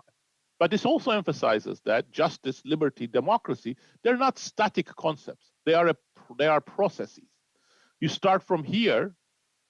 When you start from here, for example, as for instance, Europe did in the Middle Ages, it had no proper notion of liberty, justice, and all sorts of despotism were present because you had completely weak institutions in every respect. But this balance in the corridor creates an opportunity to develop it over time. But this picture is misleading in one way. It makes you think that everything is deterministic. No, there are a lot of choices here. Whether you end up here or here, a lot of it is about how you organize society. And that really matters greatly in the context of both what I started with, where is the world heading to, and what are the options open to countries like Uzbekistan. So make the choice that weakens the state institutions, destroys trust in them, undercuts their ability to deal with real problems, then you're going to end up here. You're going to end up with what Kaplan was predicting. Increasingly a stateless future in the modern world. How can you prevent the sort of things that we saw in Syria and Iraq? Or give too much power to the state, weaken civil society, and it's the despotic path. Can we make choices that puts us in the corridor? Well, to understand that, it will be useful to understand one more thing. What is the main leitmotif of the struggle between state and society? And that, I would say, is the key thing.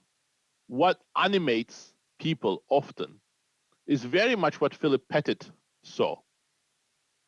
Their dislike of dominance. So to do that, let me give you a little bit of information about one of the best studied small-scale societies, the TIV in central Nigeria, for the reason being that they were observed very much unmolested by Western intervention and technology by a husband-wife team of anthropologists, Paul and Laura Bohannon. It's a fascinating society, huge space, had agriculture, settled, but still had no state institutions. They were chiefs, but chiefs were completely powerless. And in fact, Paul Bohannon in his work describes this as not a failure, but a design. This is exactly what the TIV wanted. They had a complete fear of political hierarchy, people who would get very strong, very bossy, and would tell others what to do, and they would accumulate more power, more economic might, and then even more political power, and then you would end up with a hierarchical society. And they wanted to prevent that. And many things, including their norms, including their witchcrafts, including various types of regulations on what you could trade and what you couldn't trade, were all aimed at preventing that. Now, the TIV achieved a very stable society, but it was a very poor society. Africa was poor when Europeans discovered it. TIV land was one of the poorest places. People lived at subsistence. There was a lot of stunting, very short life expectancy. This emphasizes that the solution they came up with to the problem of dominance that I started with wasn't an optimal one. Perhaps that was the only one feasible for them because they didn't have the institutions to do it better. A society that was as obsessed with this problem of dominance was ancient Athens, the birthplace of democracy, according to many. If you go and read what Athenians wrote and thought, it sounds remarkably like the TIV. They were so afraid that strong people would become dominant, boss others around, and just get their way. And the way they dealt with that was very different, however. They built institutions to deal with them. They're democratic institutions, courts, but also various other reforms, such as land reforms that took land away from the richest people. And one of the most interesting ones was the law of ostracism. Every year, the Athenian assembly would vote whether to have an ostracism. And if that was a vote of yes, every Athenian citizen would write the name of a person on a piece of broken shard called an ostrakon, hence the name ostracism. And whoever was selected by this method would be sent away from the city. So in this year, for example, it was Themistocles, one of the greatest heroes who saved Athens against Persians and then also correctly identified the Spartan threat. But he got too big for his britches and he was sent away. So now we see the forces that really propel the Red Queen effect. When you are in the corridor, you need to have this suspicious attitude towards power and the ability to organize in order to restrain that power, but at the same time, state institutions need to be strong and perform their duty.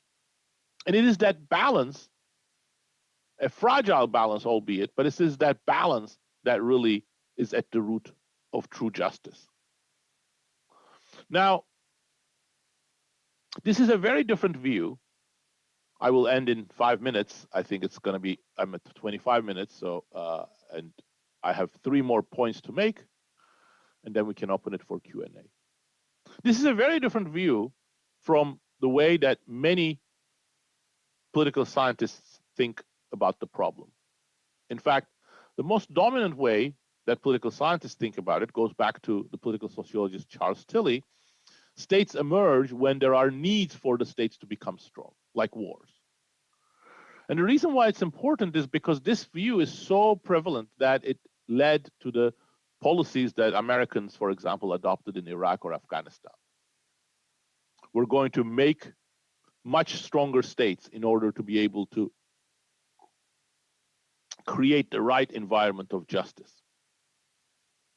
But the framework I have shown you indicates why this isn't true. And in fact, empirically, historically, there are as many counterexamples as examples supporting this claim. Yes, you can be in a situation like Switzerland, cantons that were independent, hard to reach, but increasingly being threatened by the Holy Roman Empire, and they had to come together, and when they did come together, they completely changed their institutions, including getting rid of things like blood feuds, which were very common in Switzerland. And instead, they instituted very complex judicial institutions, exactly what many developing countries today are trying to do. So this was a very much a story like Tilly. But then you have Prussia, which actually had very strong parliaments, but the 30-year war and other threats made Prussian rulers convinced that they needed to build a stronger army, and they did that by sidelining the parliament, introducing huge taxes, conscriptions, a military system, and what Voltaire said, other states have an army. In Prussia, the army has a state of its own. Or it could be that you're not going to go anywhere like Montenegro. They fought the Ottomans, but they really didn't build any state. So there's an element of where you are in terms of the power balance, and there's an element of the choices, again, the agency that I'm mentioning. So the devil is in the detail. But obviously certain things matter. So, and I want to emphasize two of them, and then I will conclude. One is whether you have a very, very narrow corridor or a broad corridor. So the problem for many developing countries is hard because they are just recovering from various economic problems like labor coercion. And history of labor coercion makes the corridor narrower and narrower because there is much less trust and much more conflictual relations between elites and much greater ability of the elites to still use that coercive apparatus. So one part of the problem is really recognize the difficulty and try to see whether we can actually make this corridor broader by exactly making the things like labor coercion, things that create these unequal relations and trust problems over time lessened. But the second issue is that there isn't a single way of entering the corridor. If you are in China or Turkey or Japan, the way to enter the corridor is making society stronger. If on the other hand, you're in a situation like this, where you start with a really weak state, like some African countries, then the problem is to make the state stronger. Or it might appear like the worst of both worlds. You can start with both weak states and weak societies, so you have to make both of them strong at the same time. And for many developing countries today, including Uzbekistan, there's an element of path 3. So path 3 might look very hard, but actually in the book we argue it has a blessing in disguise. You see this mostly in the local politics level, but exactly in Lagos, Nigeria, or Bogota, Colombia, you see these dynamics where leaders recognize that you have to strengthen both institutions and society's monitoring over institutions. And that creates a deal between leaders and society. In Nigeria, for example, it had to go hand in hand where the mayor had to become much more accountable. So much so that he was really had his hands tied in many ways by both business associations and regular citizens, but at the same time, he enormously increased tax revenue and public services, a huge expansion of the capacity of the state. So that requires real leadership, a recognition of what the problems are, but also most importantly, to understand that building judicial institutions is not just an engineering problem. You have to build together with that the trust of society, which means real power to society to be able to participate in politics. That takes very different forms in Afghanistan. It will take very different forms in Guatemala. It will take very different forms in Syria. And of course, very different form in Uzbekistan. Those conditions have to be determined by people with the local knowledge. But empowering society is not an option, and it's not a luxury, or it's not something just like the modernization theory says you can do at the end. So the future of liberty can be very bright, or it could be very bleak. It's a choice. It's a choice how we use these opportunities. It's also a choice how we use technology. The coronavirus, indeed, has made states much more despotic in some parts, but it has also been a wake-up call.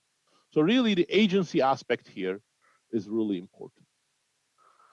And let me say, final word, these are still the same issues that Europe was also struggling at the end of the World War, or at the middle of World War II. While it was trying to build a welfare state, much better judicial institutions, many, like this very famous, very clever gentleman, Friedrich Hayek, were warning against it. They said this is a new totalitarianism, road to serfdom, because they thought the state is going to become really strong. That is a concern. We have to watch out for it. But at the end, Hayek turned out to be wrong, precisely because of the Red Queen effect. As European economies built welfare states, they didn't do just the state strengthening. Society became much more emboldened, democracy became deeper, much more participatory, and that's what maintained the balance of power. So this balance of power is not something that was specific to that period. It's not specific to Europe. It's something we have to achieve. And again, society's empowerment is most important for that. Thank you very much. Thank you, Professor, for your very thorough presentation. Of course, I had the chance to read your last book, Narrow Corridor. It's very interesting, and we have really striking conclusions, and it's very relevant to any society that wants to prosper. And of course, this is a really brilliant example on researching the development around the globe. And that opens our question and answer session. If you allow me, I'll start. And I have some questions for you, Professor Darin Achimoglu.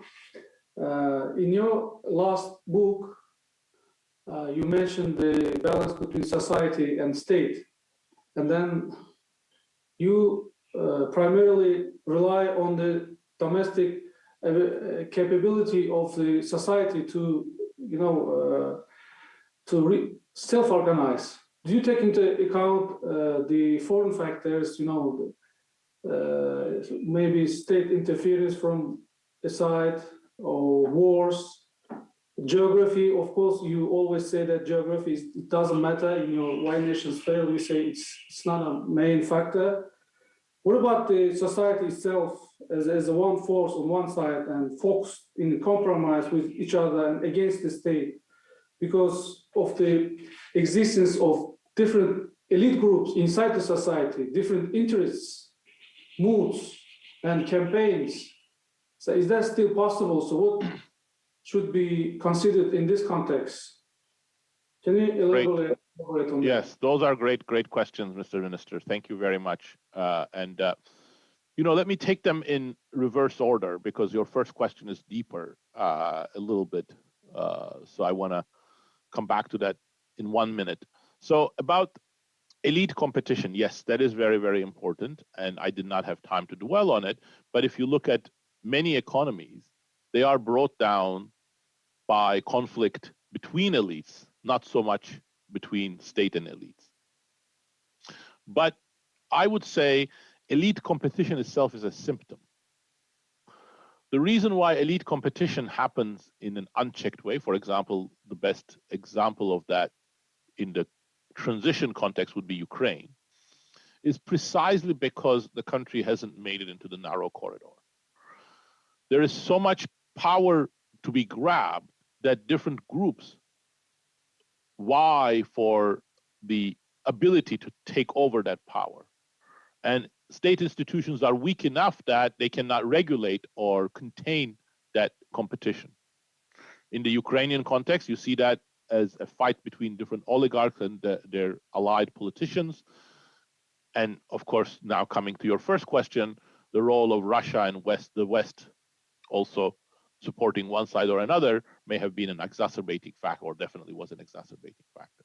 So I see elite competition as a symptom of the inability of a society to form the sort of balance that I have mentioned. The elite competition will always exist. Different business communities are going to pull in different directions. The question is how to balance that, how to create the institutional environment to contain it. When it comes to outside factors, there you are absolutely right. This is something that we left out both in Why Nations Fail and in the narrow corridor. And in both cases, we did that in order to focus on what we thought was important, interesting, and where our knowledge was. And we tried to bring the interstate aspect as an additional factor. For example, in Why Nations Fail, how colonialism by Europeans or other outside influences could be a factor creating extractive institutions. But now, sitting in 2021, more than a decade after Why Nations Fail and 2 years after the narrow corridor, it is not satisfactory. We really need to take the international dimension much more into account, and you are 100% right. We believe geography in itself doesn't matter greatly, but that's as a pure factor, because of endowments or opportunities that are economic, but it matters greatly whether you are a neighbor of Russia or France. So the international factor is also going to change, because with the growing great power rivalry, globalization is likely going to be transformed over the next decade. So I think all of these are very relevant. And of course, Uzbekistan is in a part of the world where there are going to be outside factors that cannot be abstracted from. And that is a challenge. And I don't really have a great solution to that challenge, partly because we didn't really study the international dimension as thoroughly, but partly because I don't think there is an easy challenge to, how to deal with that. There have been countries that have dealt with it, but often it was luck and idiosyncratic factors. The best example would be Finland, which was constantly under Soviet invasion threat, but somehow managed to have a arm's length friendly relationship with the Soviet Union while definitely going its own direction and minimizing Soviet interference in its domestic affairs. But that is, obviously not something that Ukraine can say, and that's obviously not something that many other countries that were part of the Soviet Federation can say. And where the Chinese influence in the region is going to go in the next decade, I think those are very difficult things to know. But obviously, I still think that whether a country can form a good justice system, democracy, protect its citizens, those are still a country's own responsibilities. You have to take the other factors as complicating factors, challenges, but it is a country's own society and leaders that have to be responsible for its own institutions. Thank you. And one more question, if you allow me, many scholars find exceptions to your concepts and conclusions in your book, and mostly it concerns the possibility of development and prosperity under the despotic Leviathan or extractive institution that you call in Why Nations Fail, referring to some Asian states, for instance, because the ideal, the shackled Leviathan is not there, but the investments is coming, the codes are working, the climate is okay, and you once famously said that you are going to accept an exclusion about China if income per capita in China will level to the Germany or US level. So are you going to accept when this happens, and how it's going to impact your previous calculations if it happens? Well, I think, I think there are two layers of predictions here, and either of them would falsify a significant part of the conceptual edifice that I have described. One, much more from Why Nations Fail, which we touch upon in the narrow corridor, and what you mentioned, which is about income per capita. So we claimed, and I still believe, that Chinese growth is not going to become sufficiently autonomous in terms of its own drivers coming from innovation and experimentation and new products. And the reason for that is because of this excessive power of the state and businesses that are allied with the state, and the weakness of courts, contracting institutions, and other protections. Now, there are possibilities for this to be incorrect that we did not take into account, and I'll come back to them in a second. But there's another prediction here, which also I would take as falsification of our theory, that comes from the narrow corridor. If you look at if you remember the figure, the despotic Leviathan's ability to build state capacity has a maximum. It will have a much greater state capacity than states that are weak, such as Chad or Central African Republic or Nigeria.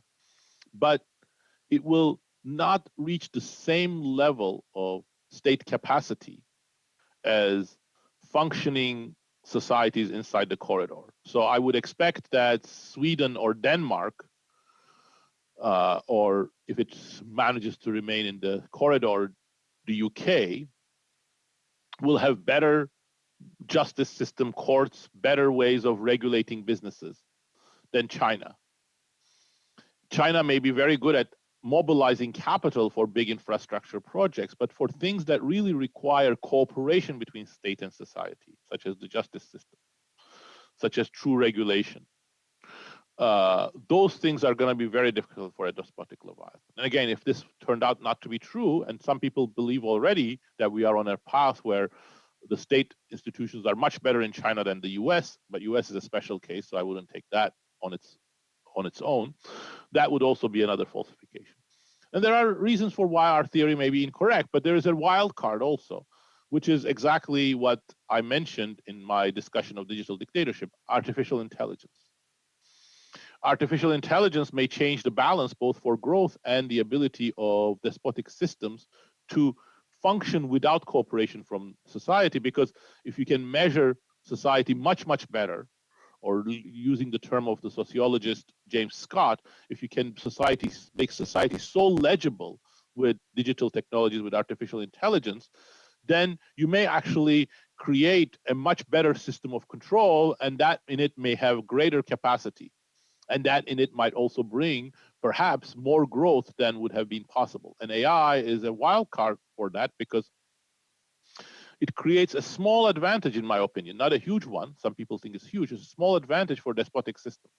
They can collect more data and they can use that data without any regulations, whereas Europe is, for example, fortunately, in my opinion, leading the way in the West in putting a lot of regulations on data. China is not going to have that. Will that create an advantage for China that will undo the predictions that I mentioned?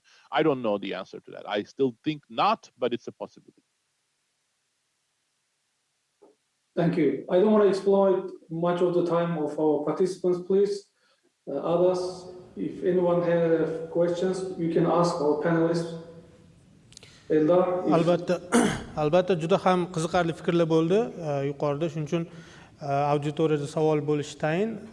Kimda agar savol bo'ladigan bo'lsa, marhamat qo'l ko'tarishlarini. It was a very interesting presentation we heard, and it's obviously that we will have some questions, and I ask it to be brief. So please ask a brief, concise question, okay? And before your question, please introduce yourself, and please speak to the microphone, okay?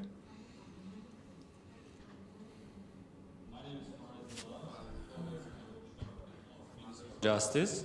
That was, I have a next question for dear Daron Ajmaglu.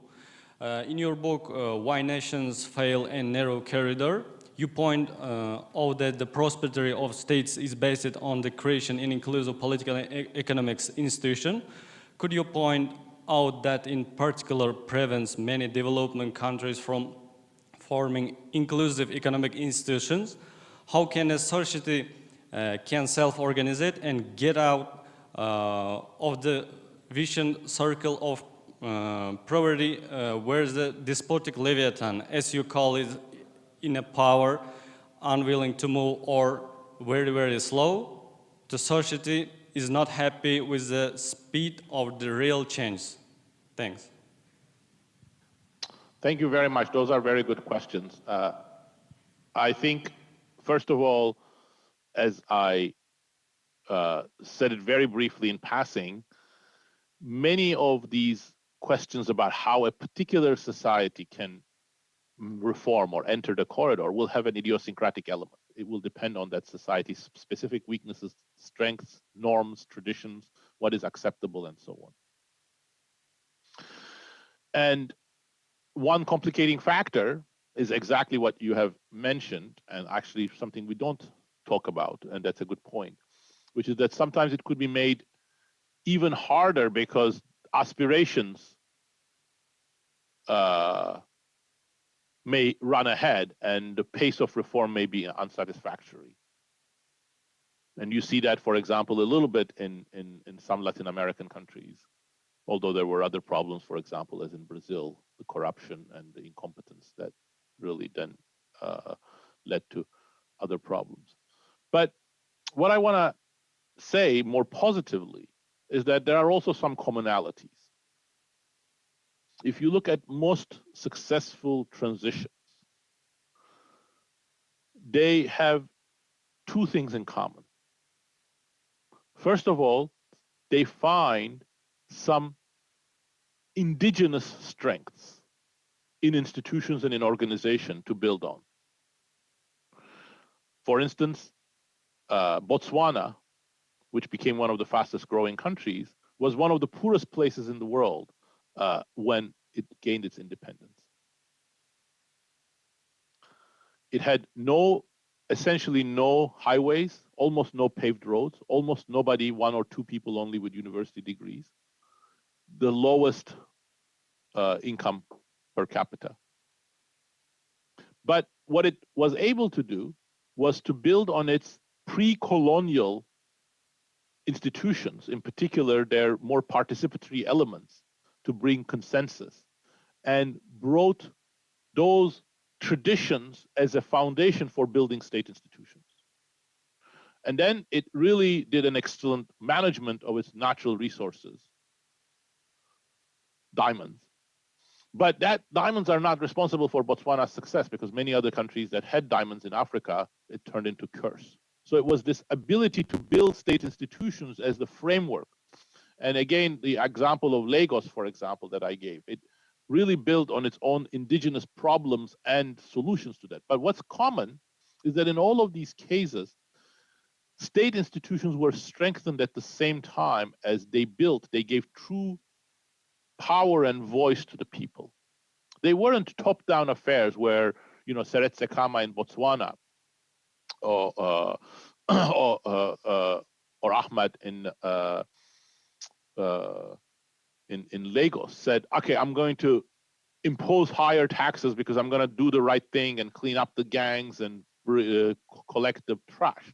Said, well, I want to do these things, but you have to be a part of the solution. Again, how you become part of that solution, that's going to be somewhat idiosyncratic.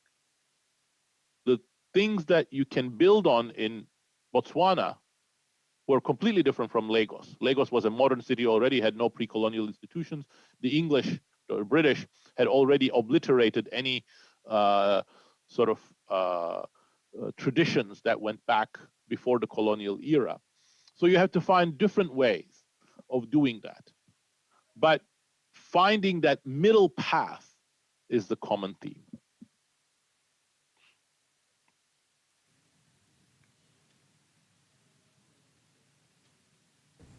Rahmat. Good evening, dear speakers, dear guests, dear participants. First of all, I would like to express my deep gratitude for all speakers for their interesting and useful speeches and presentations.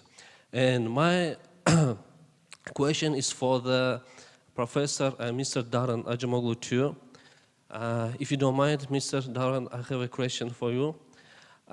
In many your writings, I mean your book, Why Nations Fail, you have noticed the importance of political centralization for some states.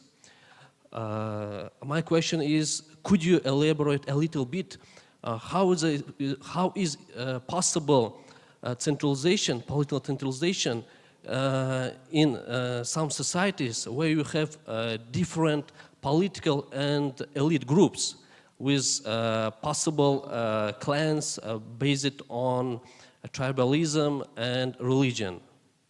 This is my question for you. Thanks in advance. Thank you very much. That is central. And the political centralization concept is what we used in Why Nations Fail. We don't actually use that term in the narrow corridor, but the narrow corridor is very much about the problem you have identified. How do you build those state institutions when there is a lot of heterogeneity, when there are people who want to pull in different directions? I think you have to have a way of bringing different groups to the table and make the right types of compromises. And of course, that's not possible if some of the groups really want to undermine the state. And that is, I think, some of the modern problems in fractured states. There has been so much civil war and so much conflict already that that may not be possible. But in the successful cases, what you see is that there is a bargain between different elite groups at the same time as there is a bargain between state and society. And in the Botswana case, for example, there were chiefs and big cattle owners, and they had to be brought on board. But the conflict between them wasn't very large, which was perhaps what made this happen so swiftly. And institutions here play a role. You know, the reason why things were so conflictual in Ukraine, when you look at it, you know, it wasn't that, you know, one part of oligarchy was Russian and the other part wasn't, or there wasn't any religious conflict. It was simply because in the absence of economic institutions, regulations, or any types of court system that was functioning, there were so much profits to be made by one elite group if they became supreme that the stakes from conflict were very high. So creating the right regulatory environment will actually be a step in lessening that conflict. But once again, you are absolutely right. If that animosity is very high, it may become much, much harder, and it may only be possible by sidelining some of the groups. So, for instance, one question that is going to become very relevant is in Afghanistan. Can you do that with Taliban or not? One model would be there is enough commonality now so that Taliban and the rest of Afghan society can find an agreement. Some people are suspicious of that. And if that's the case, just like what the US tried to do very unsuccessfully and very half-heartedly, you have to build a state while sidelining Taliban and trying to contain it. So those are going to be the models that many other countries in a less extreme form will have to struggle with as well. Mr. Thompson, you raised your hand, please. Oh, yes, thank you very much, Minister. No, I simply wanted to come in on a couple of points. I strongly endorse pretty much what Professor Acemoglu was saying in particular, and I think it's a point worth making explicit about his point concerning the limits of the despot's ability to kind of create state capacity. Because I think what we see historically, not least my own career before the OECD was working on what was, when I started my academic career, the USSR, one great big country, is the feedback loop. Is the fact that the despot, very often, the longer and more despotic the state becomes, the poorer the quality of information, the feedback loop about the real challenges to society doesn't work. And I think that's one of the ways in which I tend to incline to support the broad theses of the narrow corridor, which I happened to have sitting on a shelf next to me while we were listening. And I think that is also why artificial intelligence is indeed the wild card. There's a lot of uncertainty about how that will play out. But the last point I would make on this broader discussion is that we should not, in talking about the success of some of the Asian authoritarian modernizers, not only China, but in a generation before South Korea, Taiwan, and so on, we should not overlook the degree of real social pressure that was there. These were not Leviathan states with very, very weak societies. Much of this was undertaken precisely because you had authoritarian states that nonetheless were under enormous internal and external pressure. And in some ways, that's why they didn't devolve into just rent seeking and exploitation and instead pursued development. 100% agree. Those are all excellent points. I agree with the first 2 points that you made, William, and the last point completely. And in fact, I think China is very different, in my opinion, than South Korea and Taiwan. For both of them, the threat of socialism or socialist takeover from the north or from China was very important. But more importantly, also right now, we give a lot of credit to General Park, for example. But if you look at the real takeoff of productivity growth in South Korea, it actually happens after democratization. The economy completely modernizes after democratization. Of course, there were some foundations of that being built during the period of tight import substitution, and resources that were sort of in a directed way were poured into some of those industries under General Park and his followers was not completely wasted. But really, South Korea would be a completely different economy, both in terms of GDP per capita, in terms of modernization, in terms of technology today, if it did not, if the generals were still in charge. I mean, if I can come back for 45 seconds, what I see as the commonality of the most successful of the early modernizers, South Korea, Taiwan, it's a triple constraint, in fact. There is an external threat. There is a society that is actually quite demanding, which we outsiders often fail to pick up on, the social pressure internally. And the third constraint is, in fact, the lack of access to easy rents. They don't have oil, they don't have diamonds, they don't have gold, which means the only way out of that triple constraint is real development. So it's not that they're virtuous, it's just that they haven't got the luxury of opting for the easy path. But I should shut up and let others come in. Thank you. Thank you.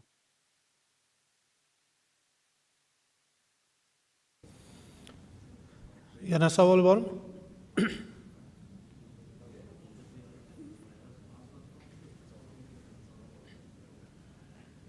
Nobody has a question. Just one more clarification about Indian system. Mr. Professor Ajumoglu, you in your book elaborate on Indian caste system and criticize it as a barrier to the development. I mean, this is part of culture, this is part of religion. What do you think about this component as a barrier to the development? Is it evident in every society? Those are real too, and we did not get into the details very much in the books, and religion and culture do play constraining roles, and I don't think we want to completely discard their effects. On the other hand, some of the literature and much of the newspaper reporting on this sometimes exaggerates the effects. And to me, the best example is what William was mentioning, Taiwan. So for a long time, and even today, many thinkers argued that Confucianism was a bedrock of despotism in China. Confucian philosophy creating this image of virtuous ruler, which President Xi continuously refers to, respect authority, paternalism, patrimony. But actually, Confucianism is much stronger in Taiwan. It did not undergo the big shock of the Cultural Revolution. If you look at surveys, people have much more Confucian values in Taiwan. But the Confucian values completely adapted, and they turned into a different way of interpreting Confucian teaching. According to the Taiwanese, the Confucian teaching says that you have to respect the ruler if he's virtuous, but a non-democratically elected or despotic ruler is not virtuous, so you protest against him, or you vote him out, or you try to control him. So there are different ways, and same thing in Islam. Islam is perhaps a little bit less fluid than Confucians, since Confucius's own writing were always in aphorism, and there were many different currents, but there are many different political systems that emerged under the umbrella of Islam, different parts of the Prophet's teachings, different ways of interpreting them, different ways of bringing them to modernity. There are constraints. You know, Afghanistan, Pakistan, I think, are great examples of how we cannot forget these constraints. But I don't think you can blame lack of democracy in the Middle East on Islam alone. It was definitely used by rulers, so there is an element of Islam being used in there, but it's not the cause. And I don't think it's a constraint for countries in Central Asia who want to build more democratic or more justice-driven systems. Marhamat, Farruh, savol bermoqchi edingiz? Hakimov. Marhamat.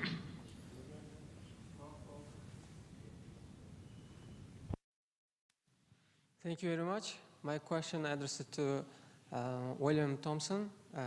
First of all, thank you to your all distinguished guests for your insights and very useful lectures. My question is about, you have analyzed the Uzbekistan's experience and also could you also elaborate or just mention the comparative advantage of the country compared to other countries you have analyzed to successfully implement the policy priorities? Thank you very much.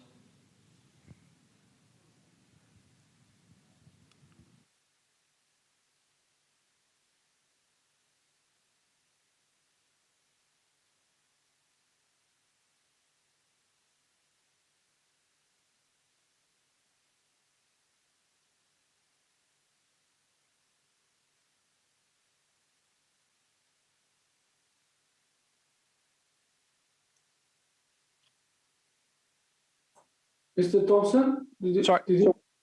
Sorry, I missed the beginning. I wasn't sure if that was addressed to me. I mean, Uzbekistan's comparative advantage, I was kind of waiting to make sure because I missed, I lost sound at the beginning of the question, but it was about, I guess, your comparative advantages vis-a-vis the other countries that we're studying. I would have to say that there are a number of them, not all to do with policy and governance. The first one I would think of is in fact location. You are at the heart of a region which has enormous challenges, but as that region has been opening up in the last 4 or 5 years and becoming much more integrated, I think that location and with the development of pan-Eurasian corridors is becoming much more attractive. I think the second obviously has to do with the effectiveness and caliber of the public administration. We do see gaps. I spoke of the difficulties with implementation, particularly at regional and local levels. Nonetheless, I think Uzbekistan, compared to many, many emerging economies where I have worked, has, particularly at the center now, a quite efficient and well-staffed, kind of policy-making machinery. And this is something that in the 30 plus years I've been working with these countries, you see it work its way out in a sense.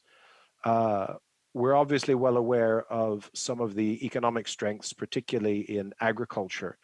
But I think at present, the thing which, from an OECD perspective, is most encouraging about Uzbekistan has been the pace of the economic reform program that began in 2017. There is still an enormous amount to be done. And I think the dynamism of the process is very important. But in some ways, I think that in itself becomes its own source of competitive advantage because people are taking notice of Uzbekistan in ways that they were not. And there is a level of interest when I visit neighboring countries in what is happening in Uzbekistan that was simply not there in 2015 or 16. As well as when I talk to investors from OECD countries, 5 or 6 years ago, if they looked anywhere in the region, they were looking to your northern neighbor, Kazakhstan. That is still very interesting to them, but it is not the country they're asking about nearly as much. Rahmat kattakon. Biz reglamentdan chiqib ketyapmiz, vaqtimiz kam qoldi, lekin mana savollar shuning uchun siz boydan beri so'rayapsiz. Marhamat. Thank you very much. We kind of behind our agenda, so just one more question. Please be concise. I think it's the last question. And that's the lack of time. I will try to make it brief. And my question goes to the president of International Bar Association, Claudio Visco. And you mentioned in your presentation the methods of evaluation of policy implementation. And we know that the policy implementation will be very effective when the people start believe and when people support it. And what kind of measures should be taken by the governmental bodies or public civil institutions in order to improve the public trust on the policy? And when they believe this policy will be implemented and very efficiently, and it brings some good results for their welfare of their society. Thank you. Thank you for the question. It's clear that from the perspective of a purely voluntary association like the IBA, it is somehow difficult to achieve what you have mentioned. So as I said during my presentation, we work a lot on awareness. We want to create awareness about the existence of certain issues for which we elaborate our policies. We have very little leverage to compel states or social institutions to adopt those policies. So we measure basically our success and response by looking at what level of awareness we have created, even though the specific policies that we are dealing with are not yet reaching the real target that we have envisaged.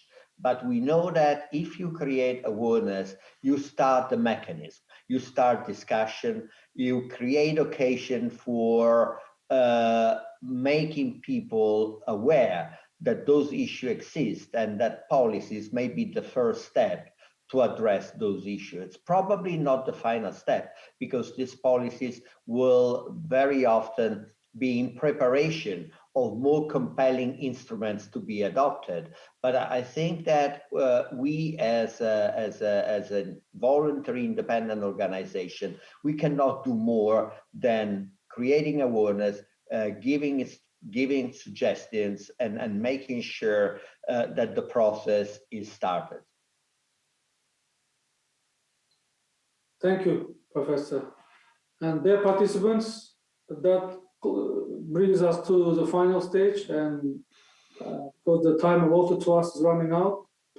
And just to summarize, I think that the world has already come up with universal rules and values, and the developed nations have already figured how to be prosperous. And many international organizations, they have their own standards, for instance, OECD standards in public life, in organizing democracy and institutions. And for those countries like Uzbekistan and other developing countries, I think they are really ready models so that we can work on them. It's not necessary to fantasize about some kind of specific plans. When you have universal values, you have universal standards, and I think that there is a really good point today. The well-distinguished speakers, I think they all explained us all aspects of development and poverty reduction, and I think that every participant of this session has received many valuable conclusions, and on behalf of entire Ministry of Justice, I am very thankful for sharing your rich experience and your precious time. And I hope that once the pandemic is over, we'll have a chance to meet in Uzbekistan, and distinguished guests, speakers, professors. We invite you to Uzbekistan to have more talks and discuss these really important issues in greater detail.